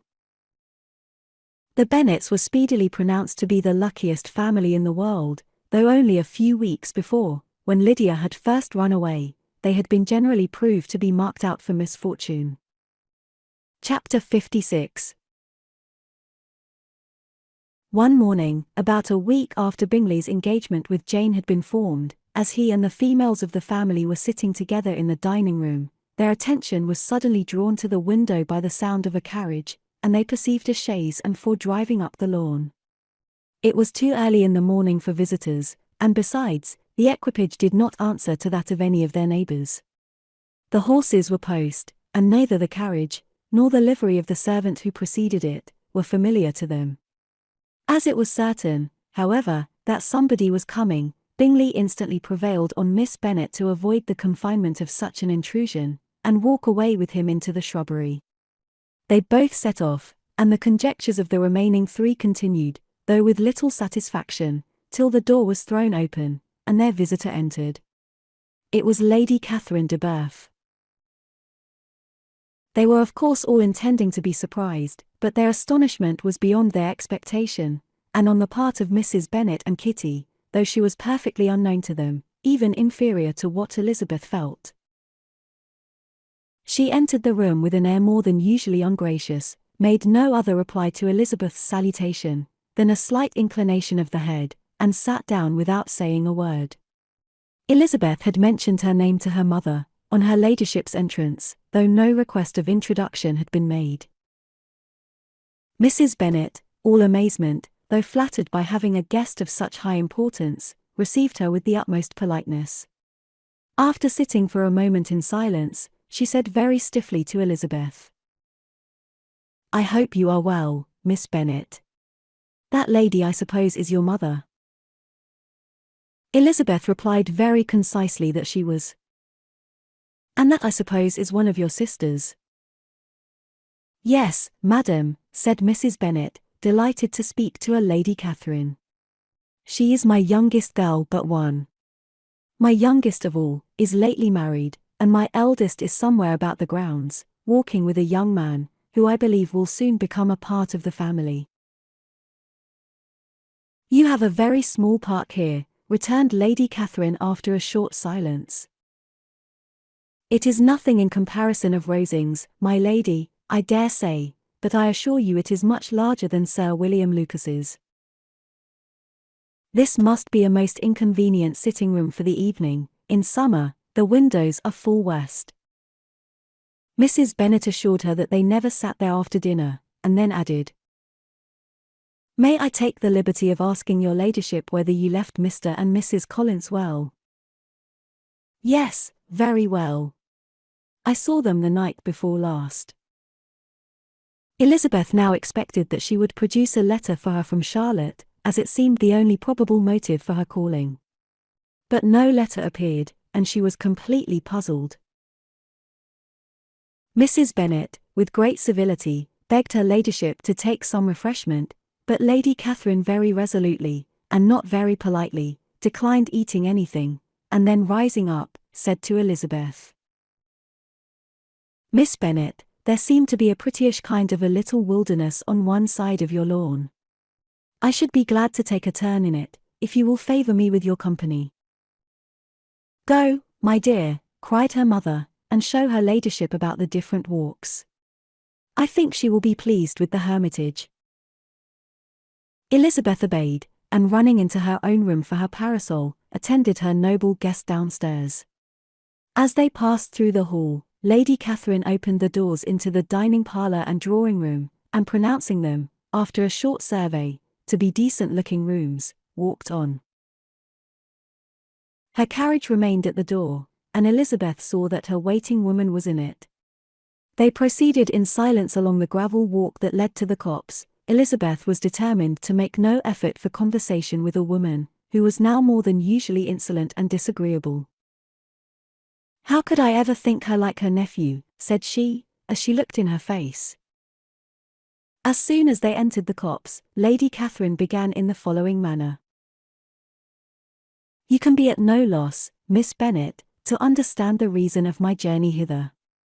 Your own heart, your own conscience, must tell you why I come." Elizabeth looked with unaffected astonishment. "Indeed, you are mistaken, madam. I have not been at all able to account for the honour of seeing you here." "Miss Bennet," replied her ladyship, in an angry tone, "you ought to know that I am not to be trifled with.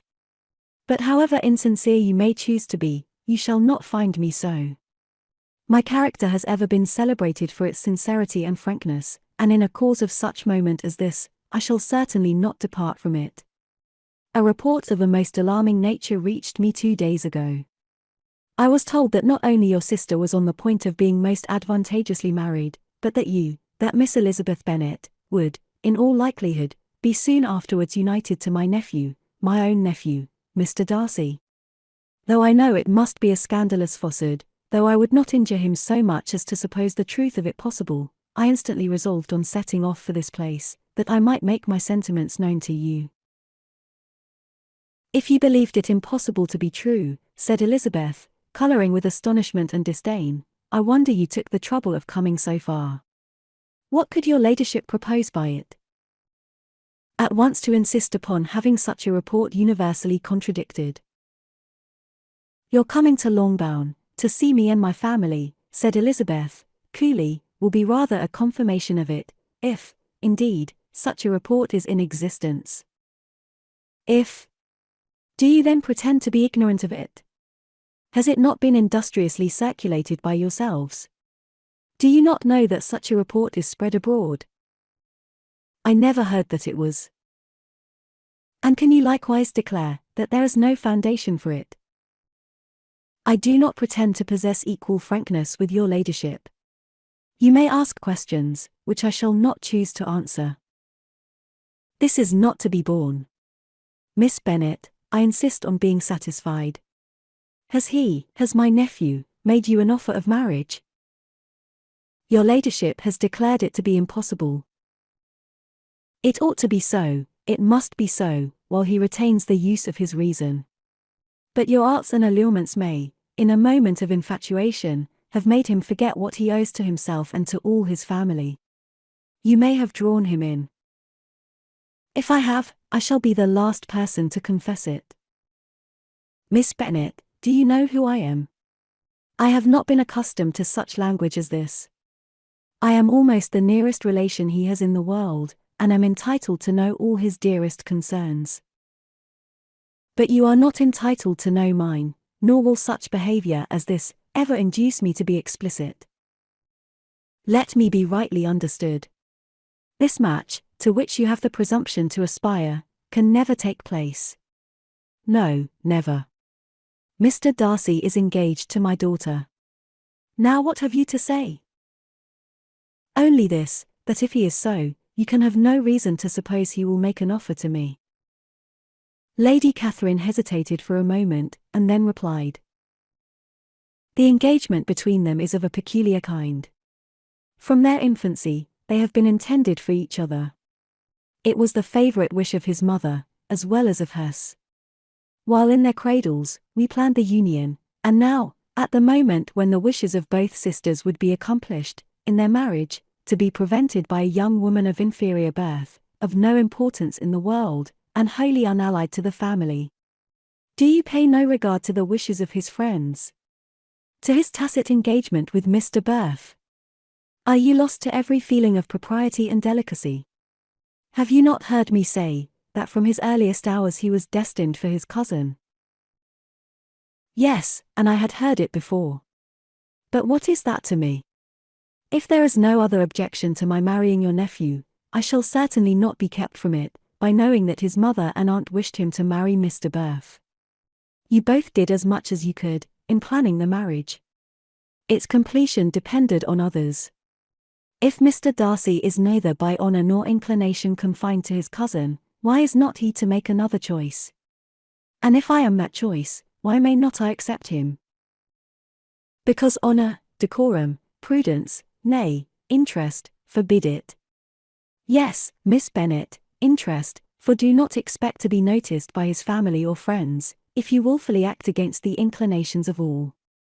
You will be censured, slighted, and despised, by everyone connected with him. Your alliance will be a disgrace, your name will never even be mentioned by any of us.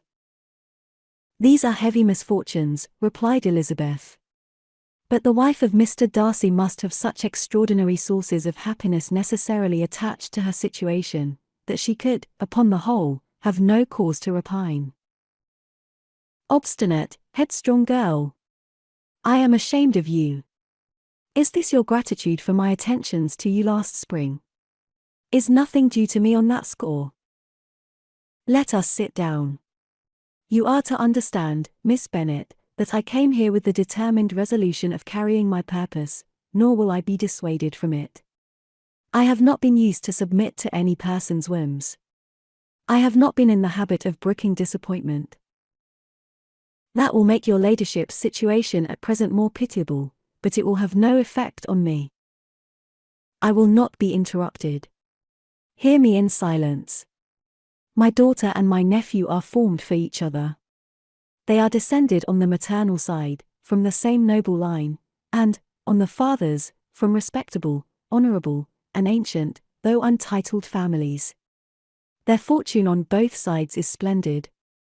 They are destined for each other by the voice of every member of their respective houses, and what is to divide them? The upstart pretensions of a young woman without family, connections, or fortune. Is this to be endured? But it must not, shall not be. If you were sensible of your own good, you would not wish to quit the sphere in which you have been brought up. In marrying your nephew, I should not consider myself as quitting that sphere. He is a gentleman, I am a gentleman's daughter, so far we are equal. True. You are a gentleman's daughter. But who was your mother? Who are your uncles and aunts? Do not imagine me ignorant of their condition. Whatever my connections may be, said Elizabeth, if your nephew does not object to them, they can be nothing to you. Tell me once for all, are you engaged to him? Though Elizabeth would not, for the mere purpose of obliging Lady Catherine, have answered this question, she could not but say, after a moment's deliberation, I am not. Lady Catherine seemed pleased. And will you promise me never to enter into such an engagement?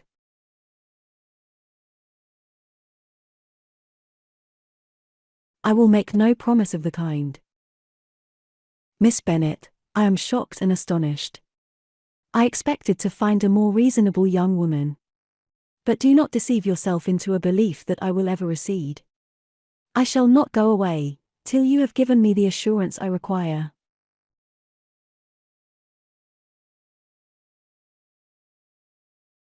And I certainly never shall give it. I am not to be intimidated into anything so wholly unreasonable.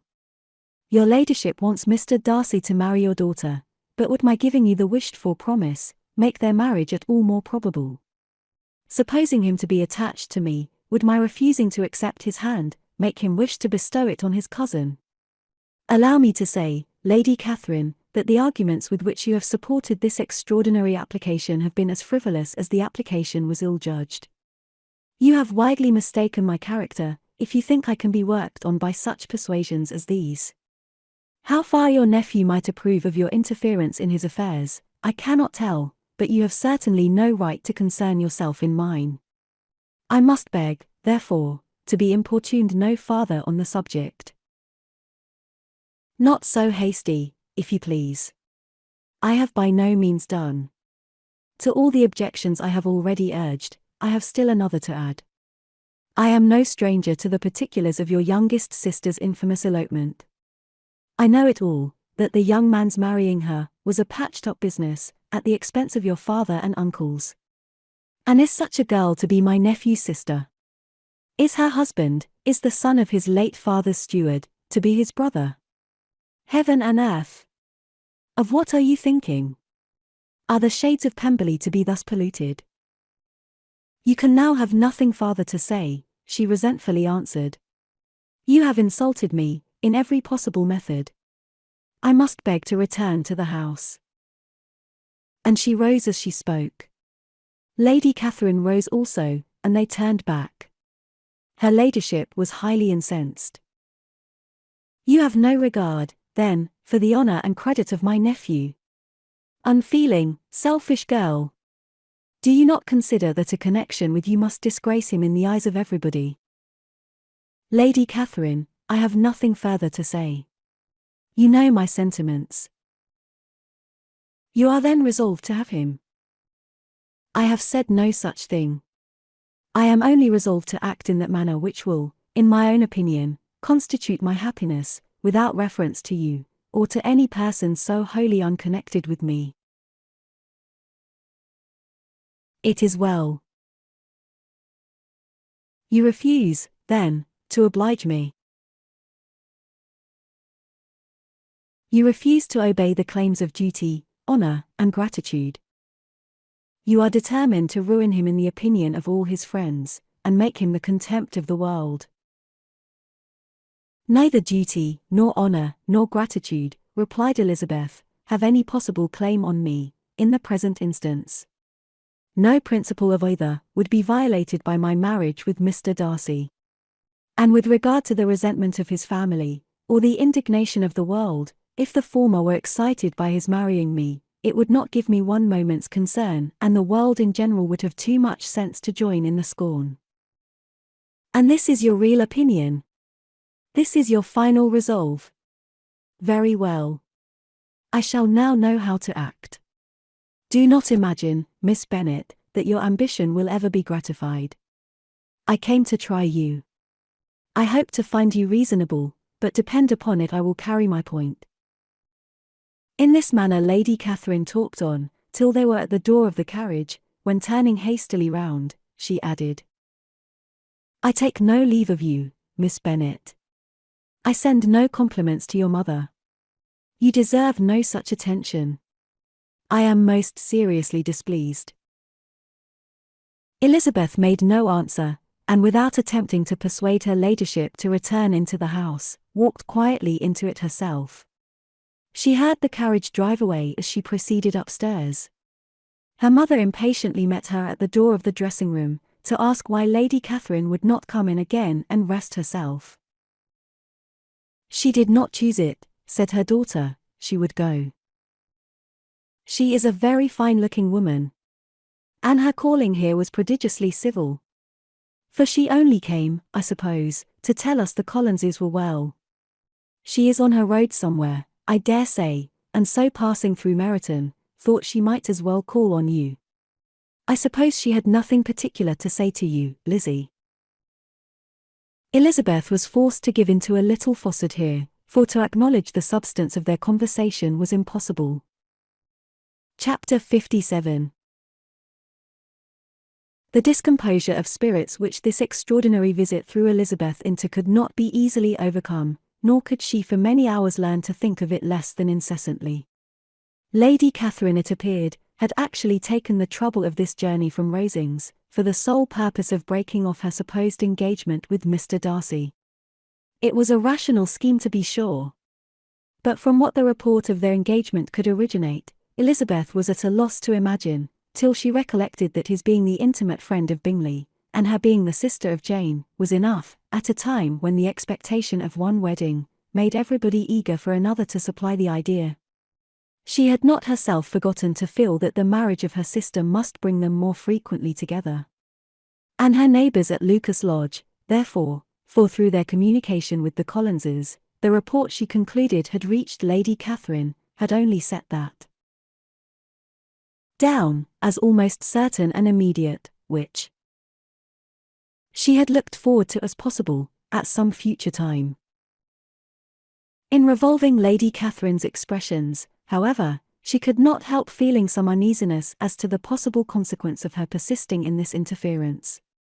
From what she had said of her resolution to prevent their marriage, it occurred to Elizabeth that she must meditate an application to her nephew, and how he might take a similar representation of the evils attached to a connection with her, she dared not pronounce. She knew not the exact degree of his affection for his aunt, or his dependence on her judgment, but it was natural to suppose that he thought much higher of her ladyship than she could do, and it was certain, that in enumerating the miseries of a marriage with one, whose immediate connections were so unequal to his own, his aunt would address him on his weakest side. With his notions of dignity, he would probably feel that the arguments, which to Elizabeth had appeared weak and ridiculous, contained much good sense and solid reasoning. If he had been wavering before as to what he should do, which had often seemed likely, the advice and entreaty of so near a relation might settle every doubt, and determine him at once to be as happy as dignity unblemished could make him. In that case he would return no more. Lady Catherine might see him in her way through town, and his engagement to Bingley of coming again to Netherfield must give way. If, therefore, an excuse for not keeping his promise should come to his friend within a few days, she added, I shall know how to understand it. I shall then give over every expectation, every wish of his constancy. If he is satisfied with only regretting me, when he might have obtained my affections in hand, I shall soon cease to regret him at all. The surprise of the rest of the family on hearing who their visitor had been was very great, but they obligingly satisfied it with the same kind of supposition which had appeased Mrs. Bennet's curiosity, and Elizabeth was spared from much teasing on the subject. The next morning, as she was going downstairs, she was met by her father, who came out of his library with a letter in his hand. Lizzie, said he, I was going to look for you, come into my room. She followed him thither, and her curiosity to know what he had to tell her was heightened by the supposition of its being in some manner connected with the letter he held. It suddenly struck her that it might be from Lady Catherine, and she anticipated with dismay all the consequent explanations. She followed her father to the fireplace, and they both sat down. He then said, I have received a letter this morning that has astonished me exceedingly. As it principally concerns yourself, you ought to know its contents. I did not know before that I had 2 daughters on the brink of matrimony. Let me congratulate you on a very important conquest. The colour now rushed into Elizabeth's cheeks in the instantaneous conviction of its being a letter from the nephew, instead of the aunt, and she was undetermined whether most to be pleased that he explained himself at all, or offended that his letter was not rather addressed to herself, when her father continued. You look conscious. Young ladies have great penetration in such matters as these, but I think I may defy even your sagacity to discover the name of your admirer. This letter is from Mr. Collins. From Mr. Collins. And what can he have to say? Something very much to the purpose, of course. He begins with congratulations on the approaching nuptials of my eldest daughter, of which it seems he has been told, by some of the good-natured, gossiping Lucases. I shall not sport with your impatience by reading what he says on that point. What relates to yourself is as follows. Having thus offered you the sincere congratulations of Mrs. Collins and myself on this happy event, let me now add a short hint on the subject of another, of which we have been advertised by the same authority. Your daughter Elizabeth, it is presumed, will not long bear the name of Bennet, after her elder sister has resigned it, and the chosen partner of her fate may be reasonably looked up to as one of the most illustrious personages in this land. Can you possibly guess, Lizzie, who is meant by this? This young gentleman is blessed in a peculiar way, with everything the heart of mortal can most desire: splendid property, noble kindred, and extensive patronage. Yet in spite of all these temptations, let me warn my cousin Elizabeth, and yourself, of what evils you may incur, by a precipitate closure with this gentleman's proposals, which, of course, you will be inclined to take immediate advantage of. Have you any idea, Lizzie, who this gentleman is? But now it comes out. My motive for cautioning you is as follows. We have reason to imagine that his aunt, Lady Catherine de Bourgh, does not look on the match with a friendly eye. Mr. Darcy, you see, is the man. Now, Lizzie, I think I have surprised you. Could he, or the Lucases, have pitched on any man within the circle of our acquaintance, whose name would have given the lie more effectually to what they related? Mr. Darcy, who never looks at any woman but to see a blemish, and who probably never looked at you in his life. It is admirable. Elizabeth tried to join in her father's pleasantry, but could only force one most reluctant smile. Never had his wit been directed in a manner so little agreeable to her. Are you not diverted? Oh. Yes. Pray read on. After mentioning the likelihood of this marriage to her ladyship last night, she immediately, with her usual condescension, expressed what she felt on the occasion, when it became apparent that on the score of some family objections on the part of my cousin, she would never give her consent to what she termed so disgraceful a match. I thought it my duty to give the speediest intelligence of this to my cousin, that she and her noble admirer may be aware of what they are about, and not run hastily into a marriage which has not been properly sanctioned. Mr. Collins, moreover, adds, I am truly rejoiced that my cousin Lydia's sad business has been so well hushed up, and am only concerned that their living together before the marriage took place, should be so generally known. I must not, however, neglect the duties of my station, or refrain from declaring my amazement at hearing that you received the young couple into your house as soon as they were married. It was an encouragement of vice, and had I been the rector of Longbourn, I should very strenuously have opposed it. You ought certainly to forgive them as a Christian, but never to admit them in your sight, or allow their names to be mentioned in your hearing. That is his notion of Christian forgiveness. The rest of his letter is only about his dear Charlotte's situation, and his expectation of a young olive branch. But, Lizzie, you look as if you did not enjoy it. You are not going to be missish, I hope, and pretend to be affronted at an idle report. For what do we live but to make sport for our neighbours, and laugh at them in our turn?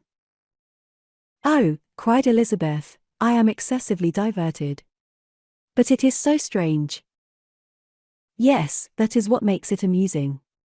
Had they fixed on any other man it would have been nothing, but his perfect indifference, and your pointed dislike, make it so delightfully absurd.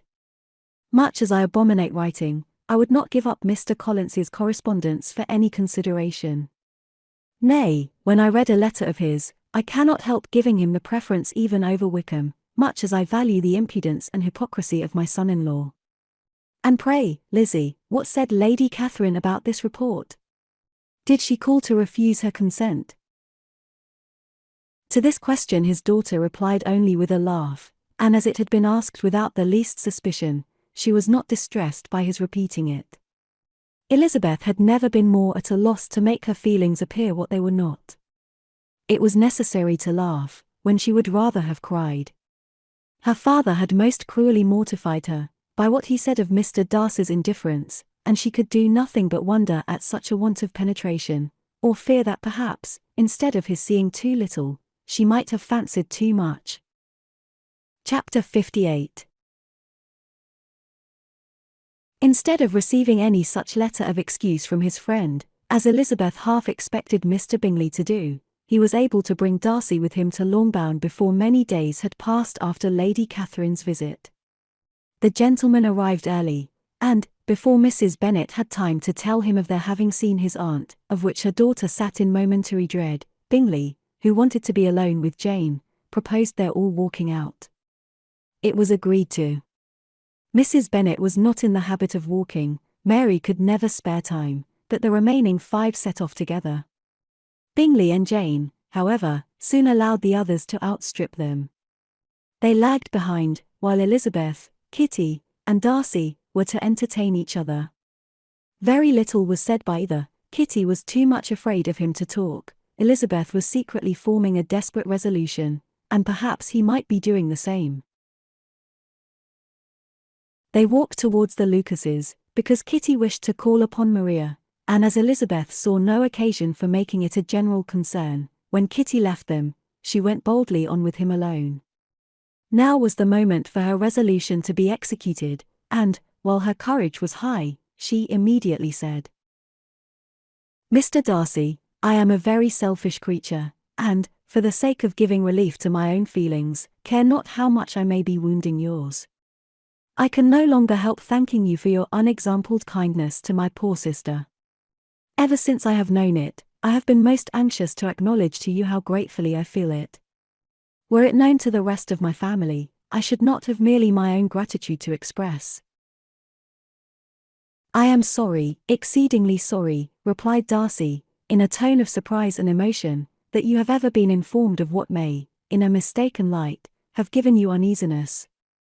I did not think Mrs. Gardiner was so little to be trusted. You must not blame my aunt. Lydia's thoughtlessness first betrayed to me that you had been concerned in the matter, and, of course, I could not rest till I knew the particulars. Let me thank you again and again, in the name of all my family, for that generous compassion which induced you to take so much trouble, and bear so many mortifications, for the sake of discovering them. If you will thank me, he replied, let it be for yourself alone. That the wish of giving happiness to you might add force to the other inducements which led me on, I shall not attempt to deny. But your family owe me nothing. Much as I respect them, I believe, I thought only of you. Elizabeth was too much embarrassed to say a word. After a short pause, her companion added, you are too generous to trifle with me. If your feelings are still what they were last April, tell me so at once. My affections and wishes are unchanged, but one word from you will silence me on this subject forever. Elizabeth, feeling all the more than common awkwardness and anxiety of his situation, now forced herself to speak, and immediately, though not very fluently, gave him to understand that her sentiments had undergone so material a change since the period to which he alluded, as to make her receive with gratitude and pleasure his present assurances. The happiness which this reply produced was such as he had probably never felt before, and he expressed himself on the occasion as sensibly and as warmly as a man violently in love can be supposed to do. Had Elizabeth been able to encounter his eye, she might have seen how well the expression of heartfelt delight, diffused over his face, became him, but, though she could not look, she could listen, and he told her of feelings, which, in proving of what importance she was to him, made his affection every moment more valuable. They walked on, without knowing in what direction. There was too much to be thought, and felt, and said, for attention to any other objects. She soon learnt that they were indebted for their present good understanding to the efforts of his aunt, who did call on him in her return through London, and there relate her journey to Longbourn, its motive, and the substance of her conversation with Elizabeth, dwelling emphatically on every expression of the latter, which, in her ladyship's apprehension, peculiarly denoted her perverseness and assurance, in the belief that such a relation must assist her endeavours to obtain that promise from her nephew, which she had refused to give. But, unluckily for her ladyship, its effect had been exactly contrariwise. It taught me to hope, said he, as I had scarcely ever allowed myself to hope before. I knew enough of your disposition to be certain that, had you been absolutely, irrevocably decided against me, you would have acknowledged it to Lady Catherine, frankly and openly. Elizabeth coloured and laughed as she replied, yes, you know enough of my frankness to believe me capable of that. After abusing you so abominably to your face, I could have no scruple in abusing you to all your relations. What did you say of me, that I did not deserve? For though your accusations were ill-founded, formed on mistaken premises, my behaviour to you at the time had merited the severest reproof. It was unpardonable. I cannot think of it without abhorrence. We will not quarrel for the greater share of blame annexed to that evening, said Elizabeth. The conduct of neither, if strictly examined, will be irreproachable, but since then we have both, I hope, improved in civility. I cannot be so easily reconciled to myself. The recollection of what I then said, of my conduct, my manners, my expressions during the whole of it, is now, and has been many months, inexpressibly painful to me. Your reproof, so well applied, I shall never forget, had you behaved in a more gentlemanlike manner. Those were your words. You know not, you can scarcely conceive, how they have tortured me, though it was some time, I confess, before I was reasonable enough to allow their justice. I was certainly very far from expecting them to make so strong an impression. I had not the smallest idea of their being ever felt in such a way. I can easily believe it. You thought me then devoid of every proper feeling, I am sure you did. The turn of your countenance I shall never forget, as you said that I could not have addressed you in any possible way, that would induce you to accept me. Oh! Do not repeat what I then said. These recollections will not do at all. I assure you, that I have long been most heartily ashamed of it. Darcy mentioned his letter. Did it, said he, did it soon make you think better of me? Did you, on reading it, give any credit to its contents? She explained what its effect on her had been, and how gradually all her former prejudices had been removed. "I knew," said he, "that what I wrote must give you pain, but it was necessary. I hope you have destroyed the letter. There was one part especially, the opening of it, which I should dread your having the power of reading again. I can remember some expressions which might justly make you hate me.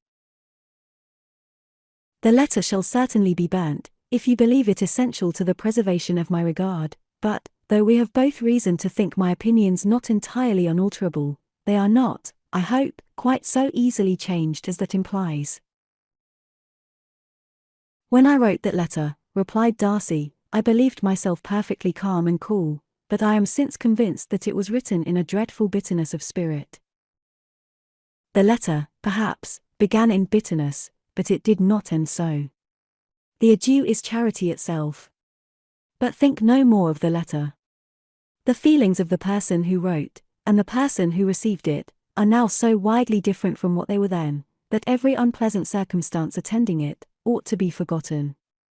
You must learn some of my philosophy.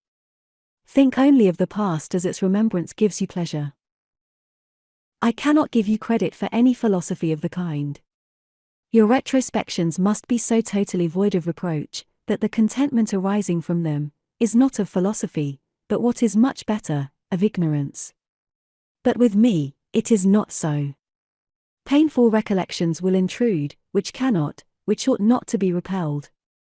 I have been a selfish being all my life, in practice, though not in principle. As a child I was taught what was right, but I was not taught to correct my temper.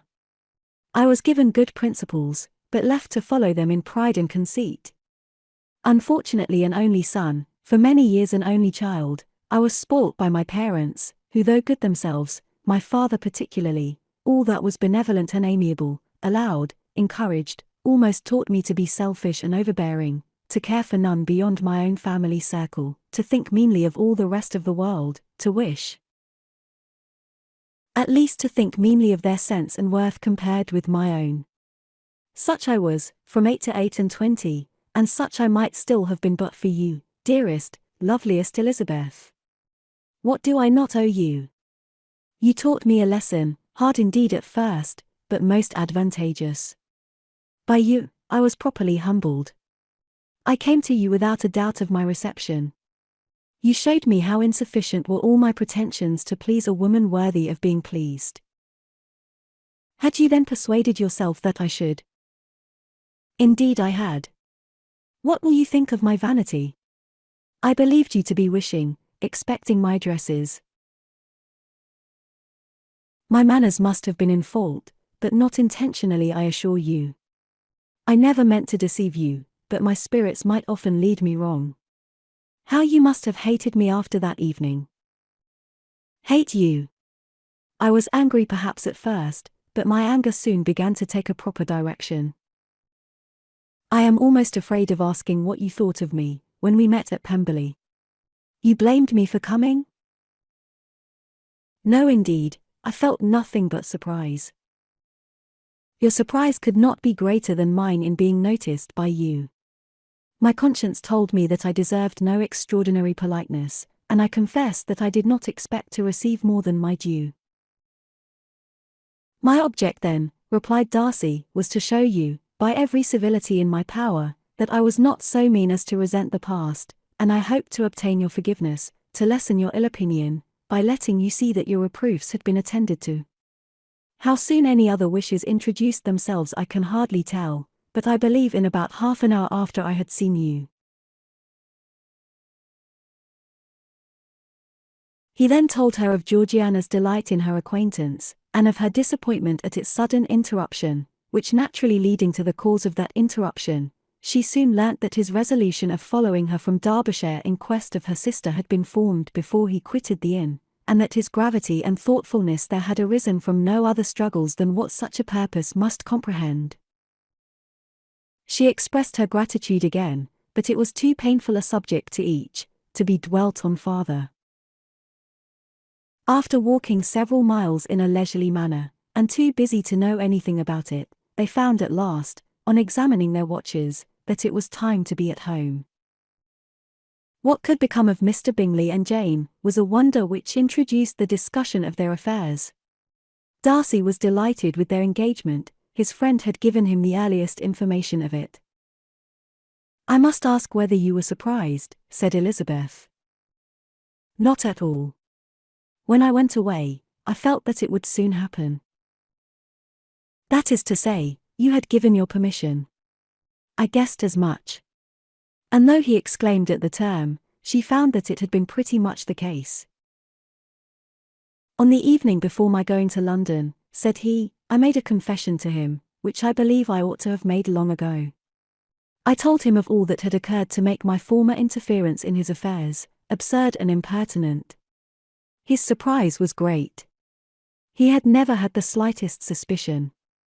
I told him, moreover, that I believed myself mistaken in supposing, as I had done, that your sister was indifferent to him, and as I could easily perceive that his attachment to her was unabated, I felt no doubt of their happiness together." Elizabeth could not help smiling at his easy manner of directing his friend. "Did you speak from your own observation," said she, "when you told him that my sister loved him, or merely from my information last spring?" "From the former. I had narrowly observed her during the 2 visits which I had lately made her here, and I was convinced of her affection." "And your assurance of it, I suppose, carried immediate conviction to him?" "It did. Bingley is most unaffectedly modest.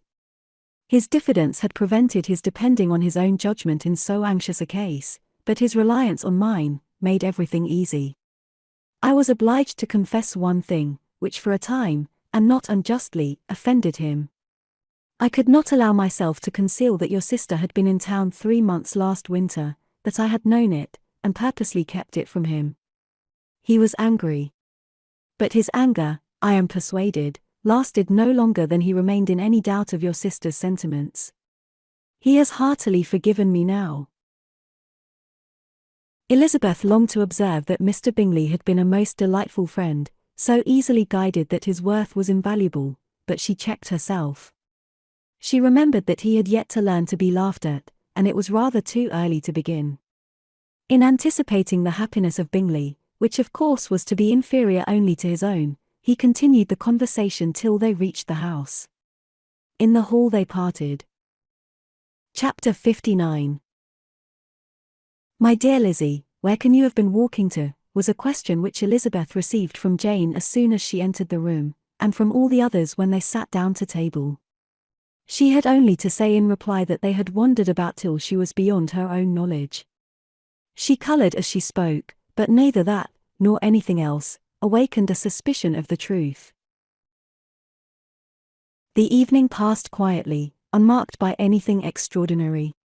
The acknowledged lovers talked and laughed, the unacknowledged were silent.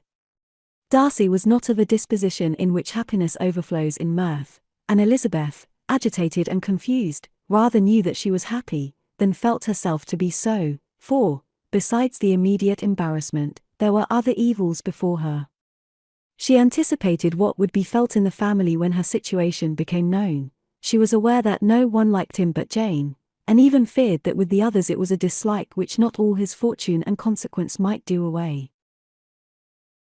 At night she opened her heart to Jane.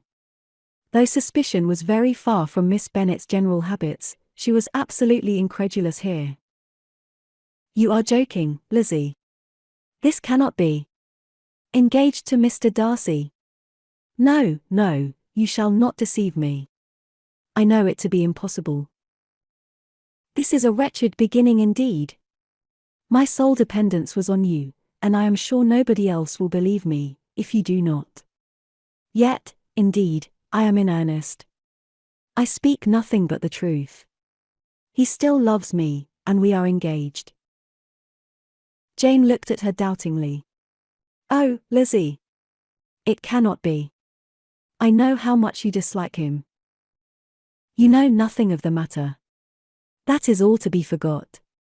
Perhaps I did not always love him so well as I do now.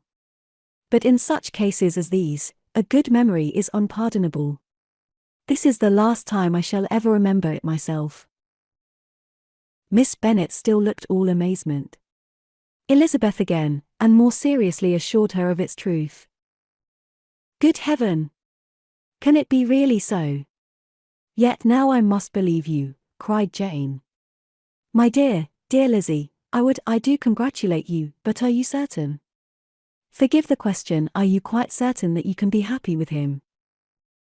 There can be no doubt of that.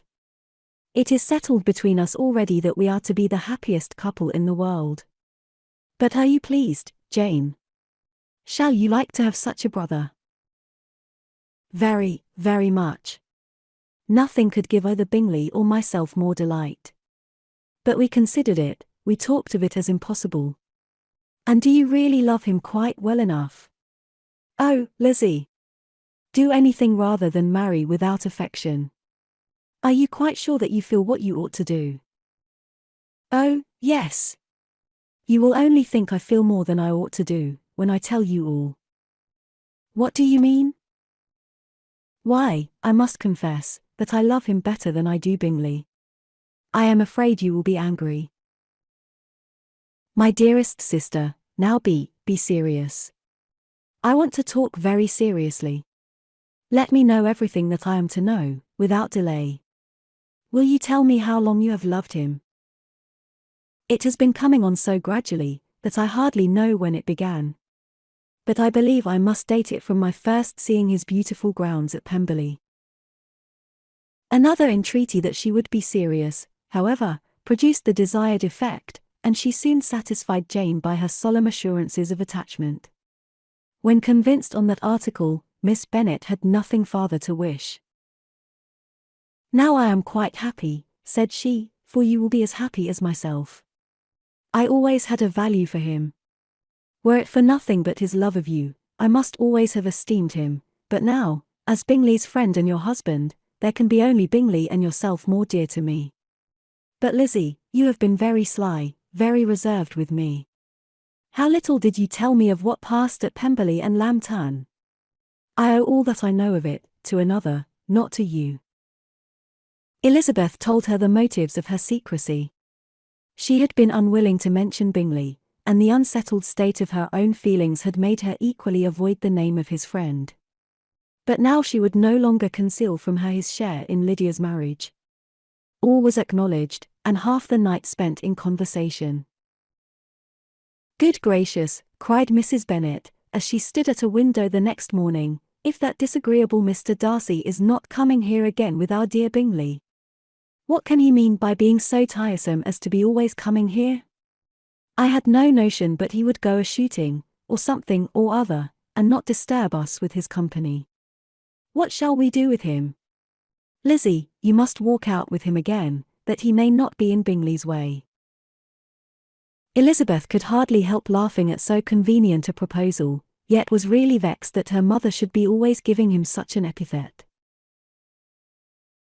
As soon as they entered, Bingley looked at her so expressively, and shook hands with such warmth, as left no doubt of his good information, and he soon afterwards said aloud, Mr. Bennet, have you no more lanes hereabouts in which Lizzie may lose her way again today? I advise Mr. Darcy, and Lizzie, and Kitty, said Mrs. Bennet, to walk to Oakham Mount this morning. It is a nice long walk, and Mr. Darcy has never seen the view. It may do very well for the others, replied Mr. Bingley, but I am sure it will be too much for Kitty.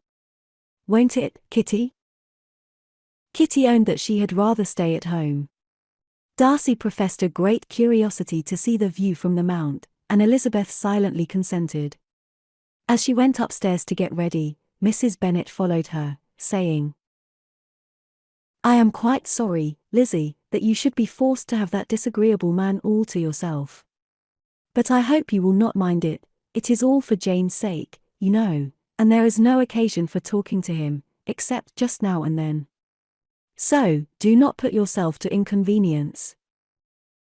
During their walk, it was resolved that Mr. Bennet's consent should be asked in the course of the evening. Elizabeth reserved to herself the application for her mother's. She could not determine how her mother would take it, sometimes doubting whether all his wealth and grandeur would be enough to overcome her abhorrence of the man.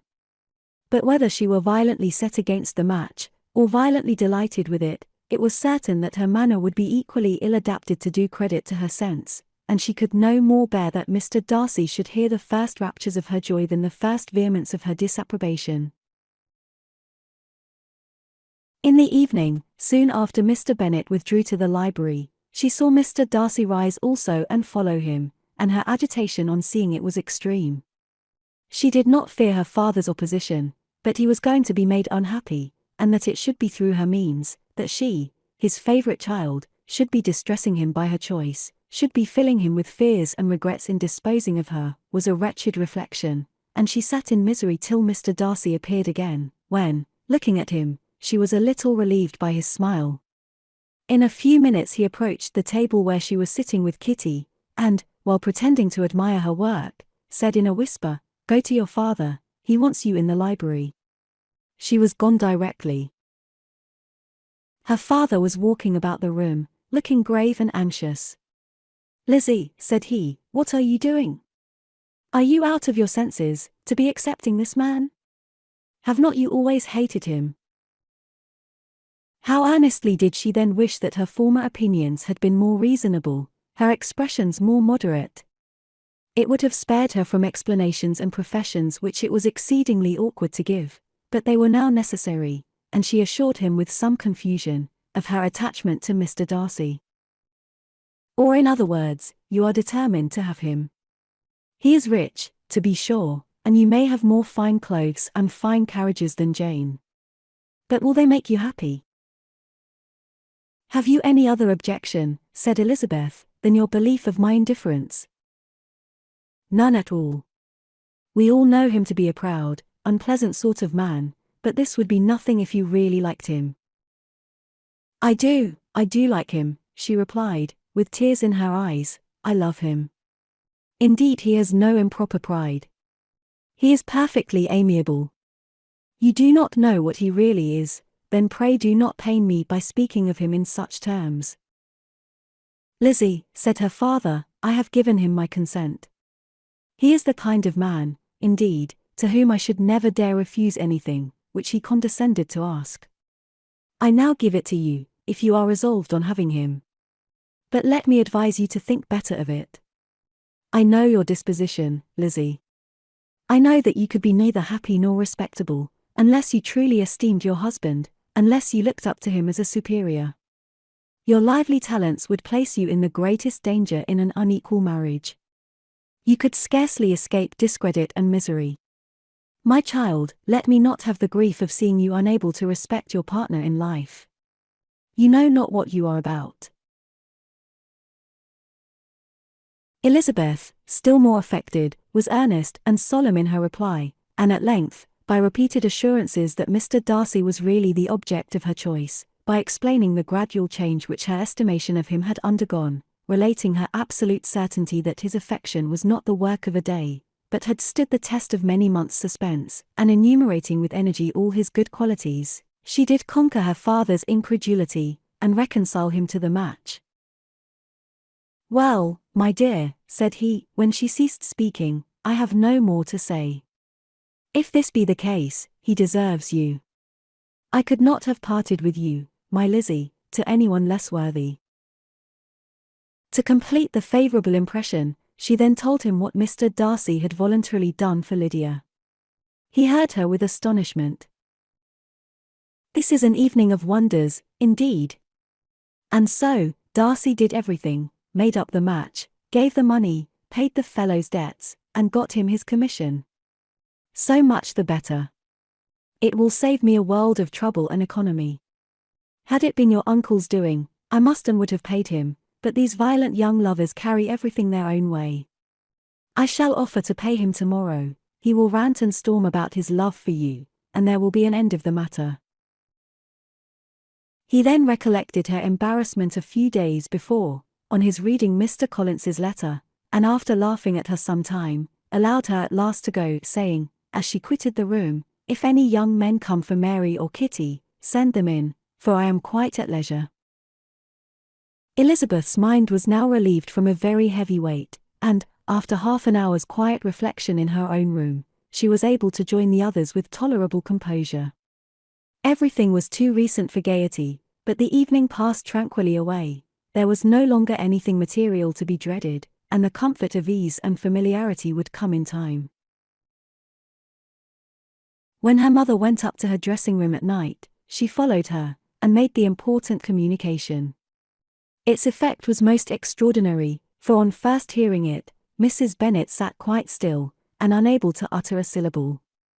Nor was it under many, many minutes, that she could comprehend what she heard, though not in general backward to credit what was for the advantage of her family, or that came in the shape of a lover to any of them. She began at length to recover, to fidget about in her chair, get up, sit down again, wonder, and bless herself. Good gracious! Lord bless me! Only think! Dear me! Mr. Darcy!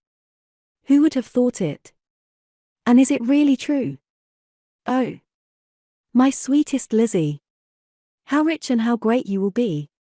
What pin money, what jewels, what carriages you will have! Jane's is nothing to it, nothing at all. I am so pleased, so happy. Such a charming man! So handsome! So tall! Oh, my dear Lizzie! Pray apologize for my having disliked him so much before. I hope he will overlook it. Dear, dear Lizzie! A house in town! Everything that is charming! 3 daughters married! 10,000 a year! Oh, Lord! What will become of me? I shall go distracted. This was enough to prove that her approbation need not be doubted, and Elizabeth, rejoicing that such an effusion was heard only by herself, soon went away. But before she had been 3 minutes in her own room, her mother followed her. My dearest child, she cried, I can think of nothing else. 10,000 a year, and very likely more. 'Tis as good as a lord. And a special license. You must and shall be married by a special license. But my dearest love, tell me what dish Mr. Darcy is particularly fond of, that I may have it tomorrow. This was a sad omen of what her mother's behaviour to the gentleman himself might be, and Elizabeth found, that though in the certain possession of his warmest affection, and secure of her relations' consent, there was still something to be wished for. But the morrow passed off much better than she expected, for Mrs. Bennet luckily stood in such awe of her intended son-in-law that she ventured not to speak to him, unless it was in her power to offer him any attention, or mark her deference for his opinion. Elizabeth had the satisfaction of seeing her father taking pains to get acquainted with him, and Mr. Bennet soon assured her that he was rising every hour in his esteem. I admire all my 3 sons-in-law highly, said he. Wickham, perhaps, is my favourite, but I think I shall like your husband quite as well as Jane's. Chapter 60. Elizabeth's spirit soon rising to playfulness again, she wanted Mr. Darcy to account for his having ever fallen in love with her. How could you begin, said she. I can comprehend your going on charmingly, when you had once made a beginning, but what could set you off in the first place?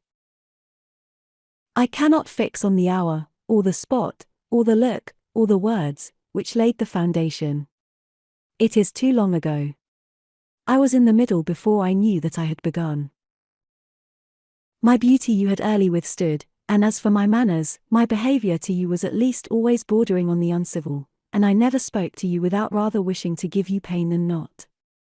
Now be sincere, did you admire me for my impertinence? For the liveliness of your mind, I did. You may as well call it impertinence at once. It was very little less. The fact is, that you were sick of civility, of deference, of officious attention. You were disgusted with the women who were always speaking and looking, and thinking for your approbation alone. I roused, and interested you, because I was so unlike them. Had you not been really amiable you would have hated me for it, but in spite of the pains you took to disguise yourself, your feelings were always noble and just, and in your heart, you thoroughly despised the persons who so assiduously courted you. There I have saved you the trouble of accounting for it, and really, all things considered, I begin to think it perfectly reasonable. To be sure, you knew no actual good of me, but nobody thinks of that when they fall in love. Was there no good in your affectionate behaviour to Jane, while she was ill at Netherfield? Dearest Jane! Who could have done less for her? But make a virtue of it by all means. My good qualities are under your protection, and you are to exaggerate them as much as possible, and, in return, it belongs to me to find occasions for teasing and quarrelling with you as often as may be, and I shall begin directly by asking you what made you so unwilling to come to the point at last.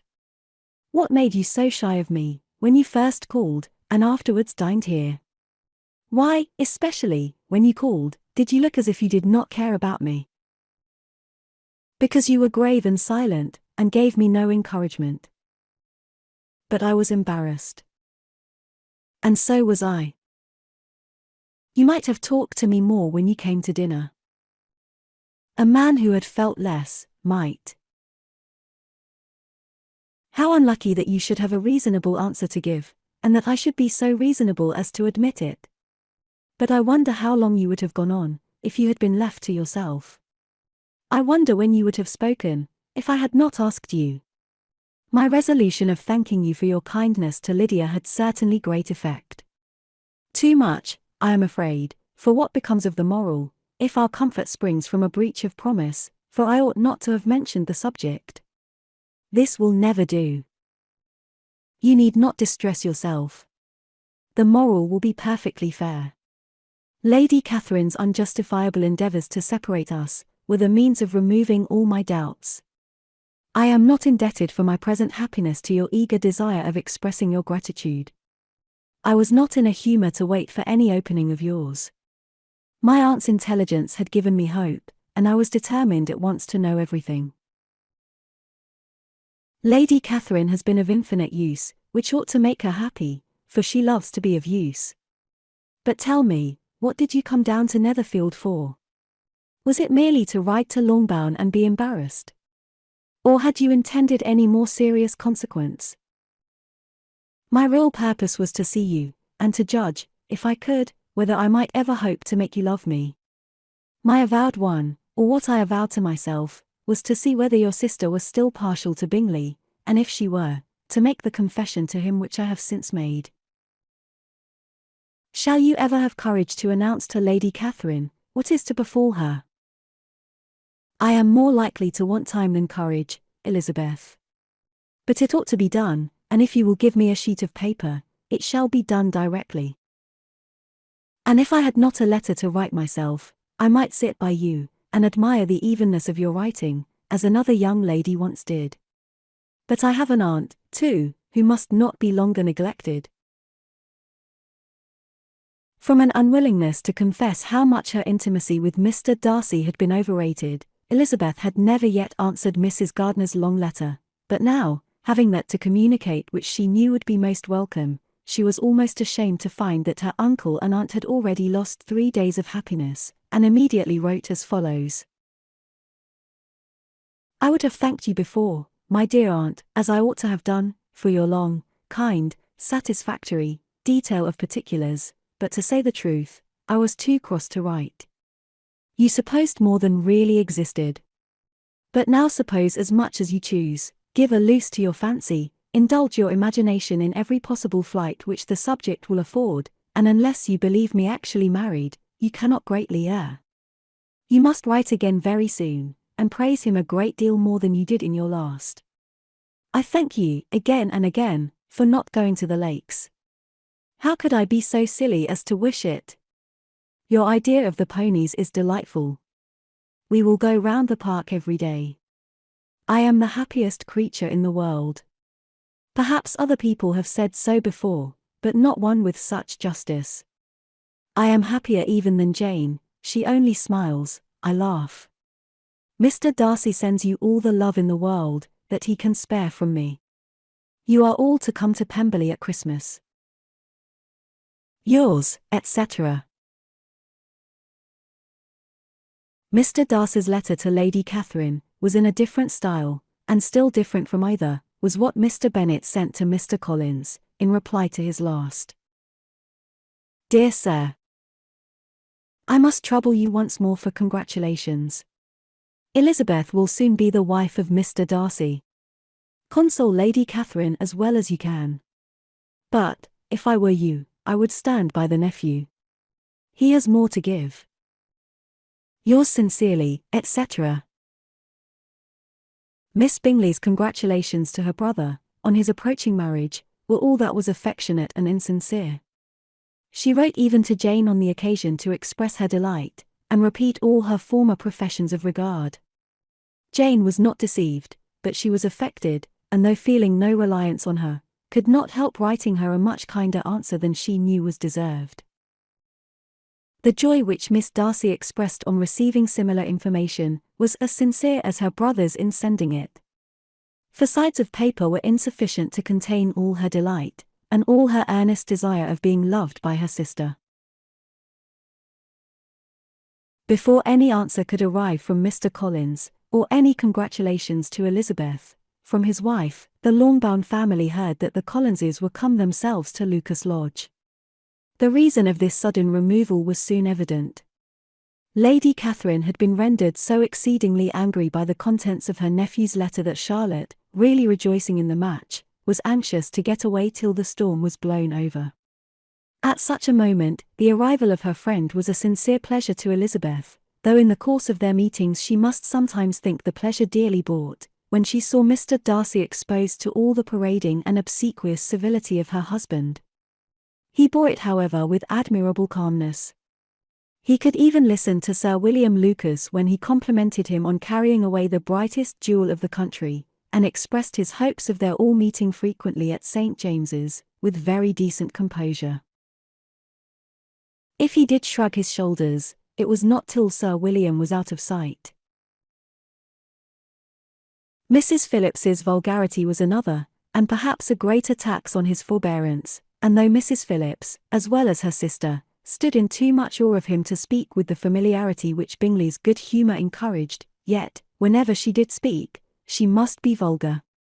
Nor was her respect for him, though it made her more quiet, at all likely to make her more elegant. Elizabeth did all she could to shield him from the frequent notice of either, and was ever anxious to keep him to herself, and to those of her family with whom he might converse without mortification, and though the uncomfortable feelings arising from all this took from the season of courtship much of its pleasure, it added to the hope of the future, and she looked forward with delight to the time when they should be removed from society so little pleasing to either, to all the comfort and elegance of their family party at Pemberley. Chapter 61. Happy for all her maternal feelings was the day on which Mrs. Bennet got rid of her 2 most deserving daughters. With what delighted pride she afterwards visited Mrs. Bingley and talked of Mrs. Darcy may be guessed. I wish I could say, for the sake of her family, that the accomplishment of her earnest desire in the establishment of so many of her children, produced so happy an effect as to make her a sensible, amiable, well-informed woman for the rest of her life, though perhaps it was lucky for her husband, who might not have relished domestic felicity in so unusual a form, that she still was occasionally nervous and invariably silly. Mr. Bennet missed his second daughter exceedingly. His affection for her drew him oftener from home than anything else could do. He delighted in going to Pemberley, especially when he was least expected. Mr. Bingley and Jane remained at Netherfield only a 12-month. So near a vicinity to her mother and Meryton relations was not desirable even to his easy temper, or her affectionate heart. The darling wish of his sisters was then gratified. He bought an estate in a neighbouring county to Derbyshire, and Jane and Elizabeth, in addition to every other source of happiness, were within 30 miles of each other. Kitty, to her very material advantage, spent the chief of her time with her 2 elder sisters. In society so superior to what she had generally known, her improvement was great. She was not of so ungovernable a temper as Lydia, and, removed from the influence of Lydia's example, she became, by proper attention and management, less irritable, less ignorant, and less insipid. From the farther disadvantage of Lydia's society she was of course carefully kept, and though Mrs. Wickham frequently invited her to come and stay with her, with the promise of balls and young men, her father would never consent to her going. Mary was the only daughter who remained at home, and she was necessarily drawn from the pursuit of accomplishments by Mrs. Bennet's being quite unable to sit alone. Mary was obliged to mix more with the world, but she could still moralize over every morning visit, and as she was no longer mortified by comparisons between her sister's beauty and her own, it was suspected by her father that she submitted to the change without much reluctance. As for Wickham and Lydia, their characters suffered no revolution from the marriage of her sisters. He bore with philosophy the conviction that Elizabeth must now become acquainted with whatever of his ingratitude and falsehood had before been unknown to her, and in spite of everything, was not wholly without hope that Darcy might yet be prevailed on to make his fortune. The congratulatory letter which Elizabeth received from Lydia on her marriage explained to her that, by his wife at least, if not by himself, such a hope was cherished. The letter was to this effect: My dear Lizzie, I wish you joy. If you love Mr. Darcy half as well as I do my dear Wickham, you must be very happy. It is a great comfort to have you so rich, and when you have nothing else to do, I hope you will think of us. I am sure Wickham would like a place at court very much, and I do not think we shall have quite money enough to live upon without some help. Any place would do, of about 300 or 400 a year, but, however, do not speak to Mr. Darcy about it, if you had rather not. Yours, etc. As it happened that Elizabeth had much rather not, she endeavoured in her answer to put an end to every entreaty and expectation of the kind. Such relief, however, as it was in her power to afford, by the practice of what might be called economy in her own private expenses, she frequently sent them. It had always been evident to her that such an income as theirs, under the direction of two persons so extravagant in their wants, and heedless of the future, must be very insufficient to their support, and whenever they changed their quarters, either Jane or herself were sure of being applied to, for some little assistance towards discharging their bills. Their manner of living, even when the restoration of peace dismissed them to a home, was unsettled in the extreme. They were always moving from place to place in quest of a cheap situation, and always spending more than they ought. His affection for her soon sunk into indifference. Hers lasted a little longer, and in spite of her youth and her manners, she retained all the claims to reputation which her marriage had given her. Though Darcy could never receive him at Pemberley, yet, for Elizabeth's sake, he assisted him farther in his profession. Lydia was occasionally a visitor there, when her husband was gone to enjoy himself in London or Bath, and with the Bingleys they both of them frequently stayed so long, that even Bingley's good humour was overcome, and he proceeded so far as to talk of giving them a hint to be gone. Miss Bingley was very deeply mortified by Darcy's marriage, but as she thought it advisable to retain the right of visiting at Pemberley, she dropped all her resentment, was fonder than ever of Georgiana, almost as attentive to Darcy as heretofore, and paid off every arrear of civility to Elizabeth. Pemberley was now Georgiana's home, and the attachment of the sisters was exactly what Darcy had hoped to see. They were able to love each other, even as well as they intended. Georgiana had the highest opinion in the world of Elizabeth, though at first she often listened with an astonishment bordering on alarm, at her lively, sportive, manner of talking to her brother. He, who had always inspired in herself a respect which almost overcame her affection, she now saw the object of open pleasantry. Her mind received knowledge which had never before fallen in her way. By Elizabeth's instructions she began to comprehend that a woman may take liberties with her husband, which a brother will not always allow in a sister more than 10 years younger than himself.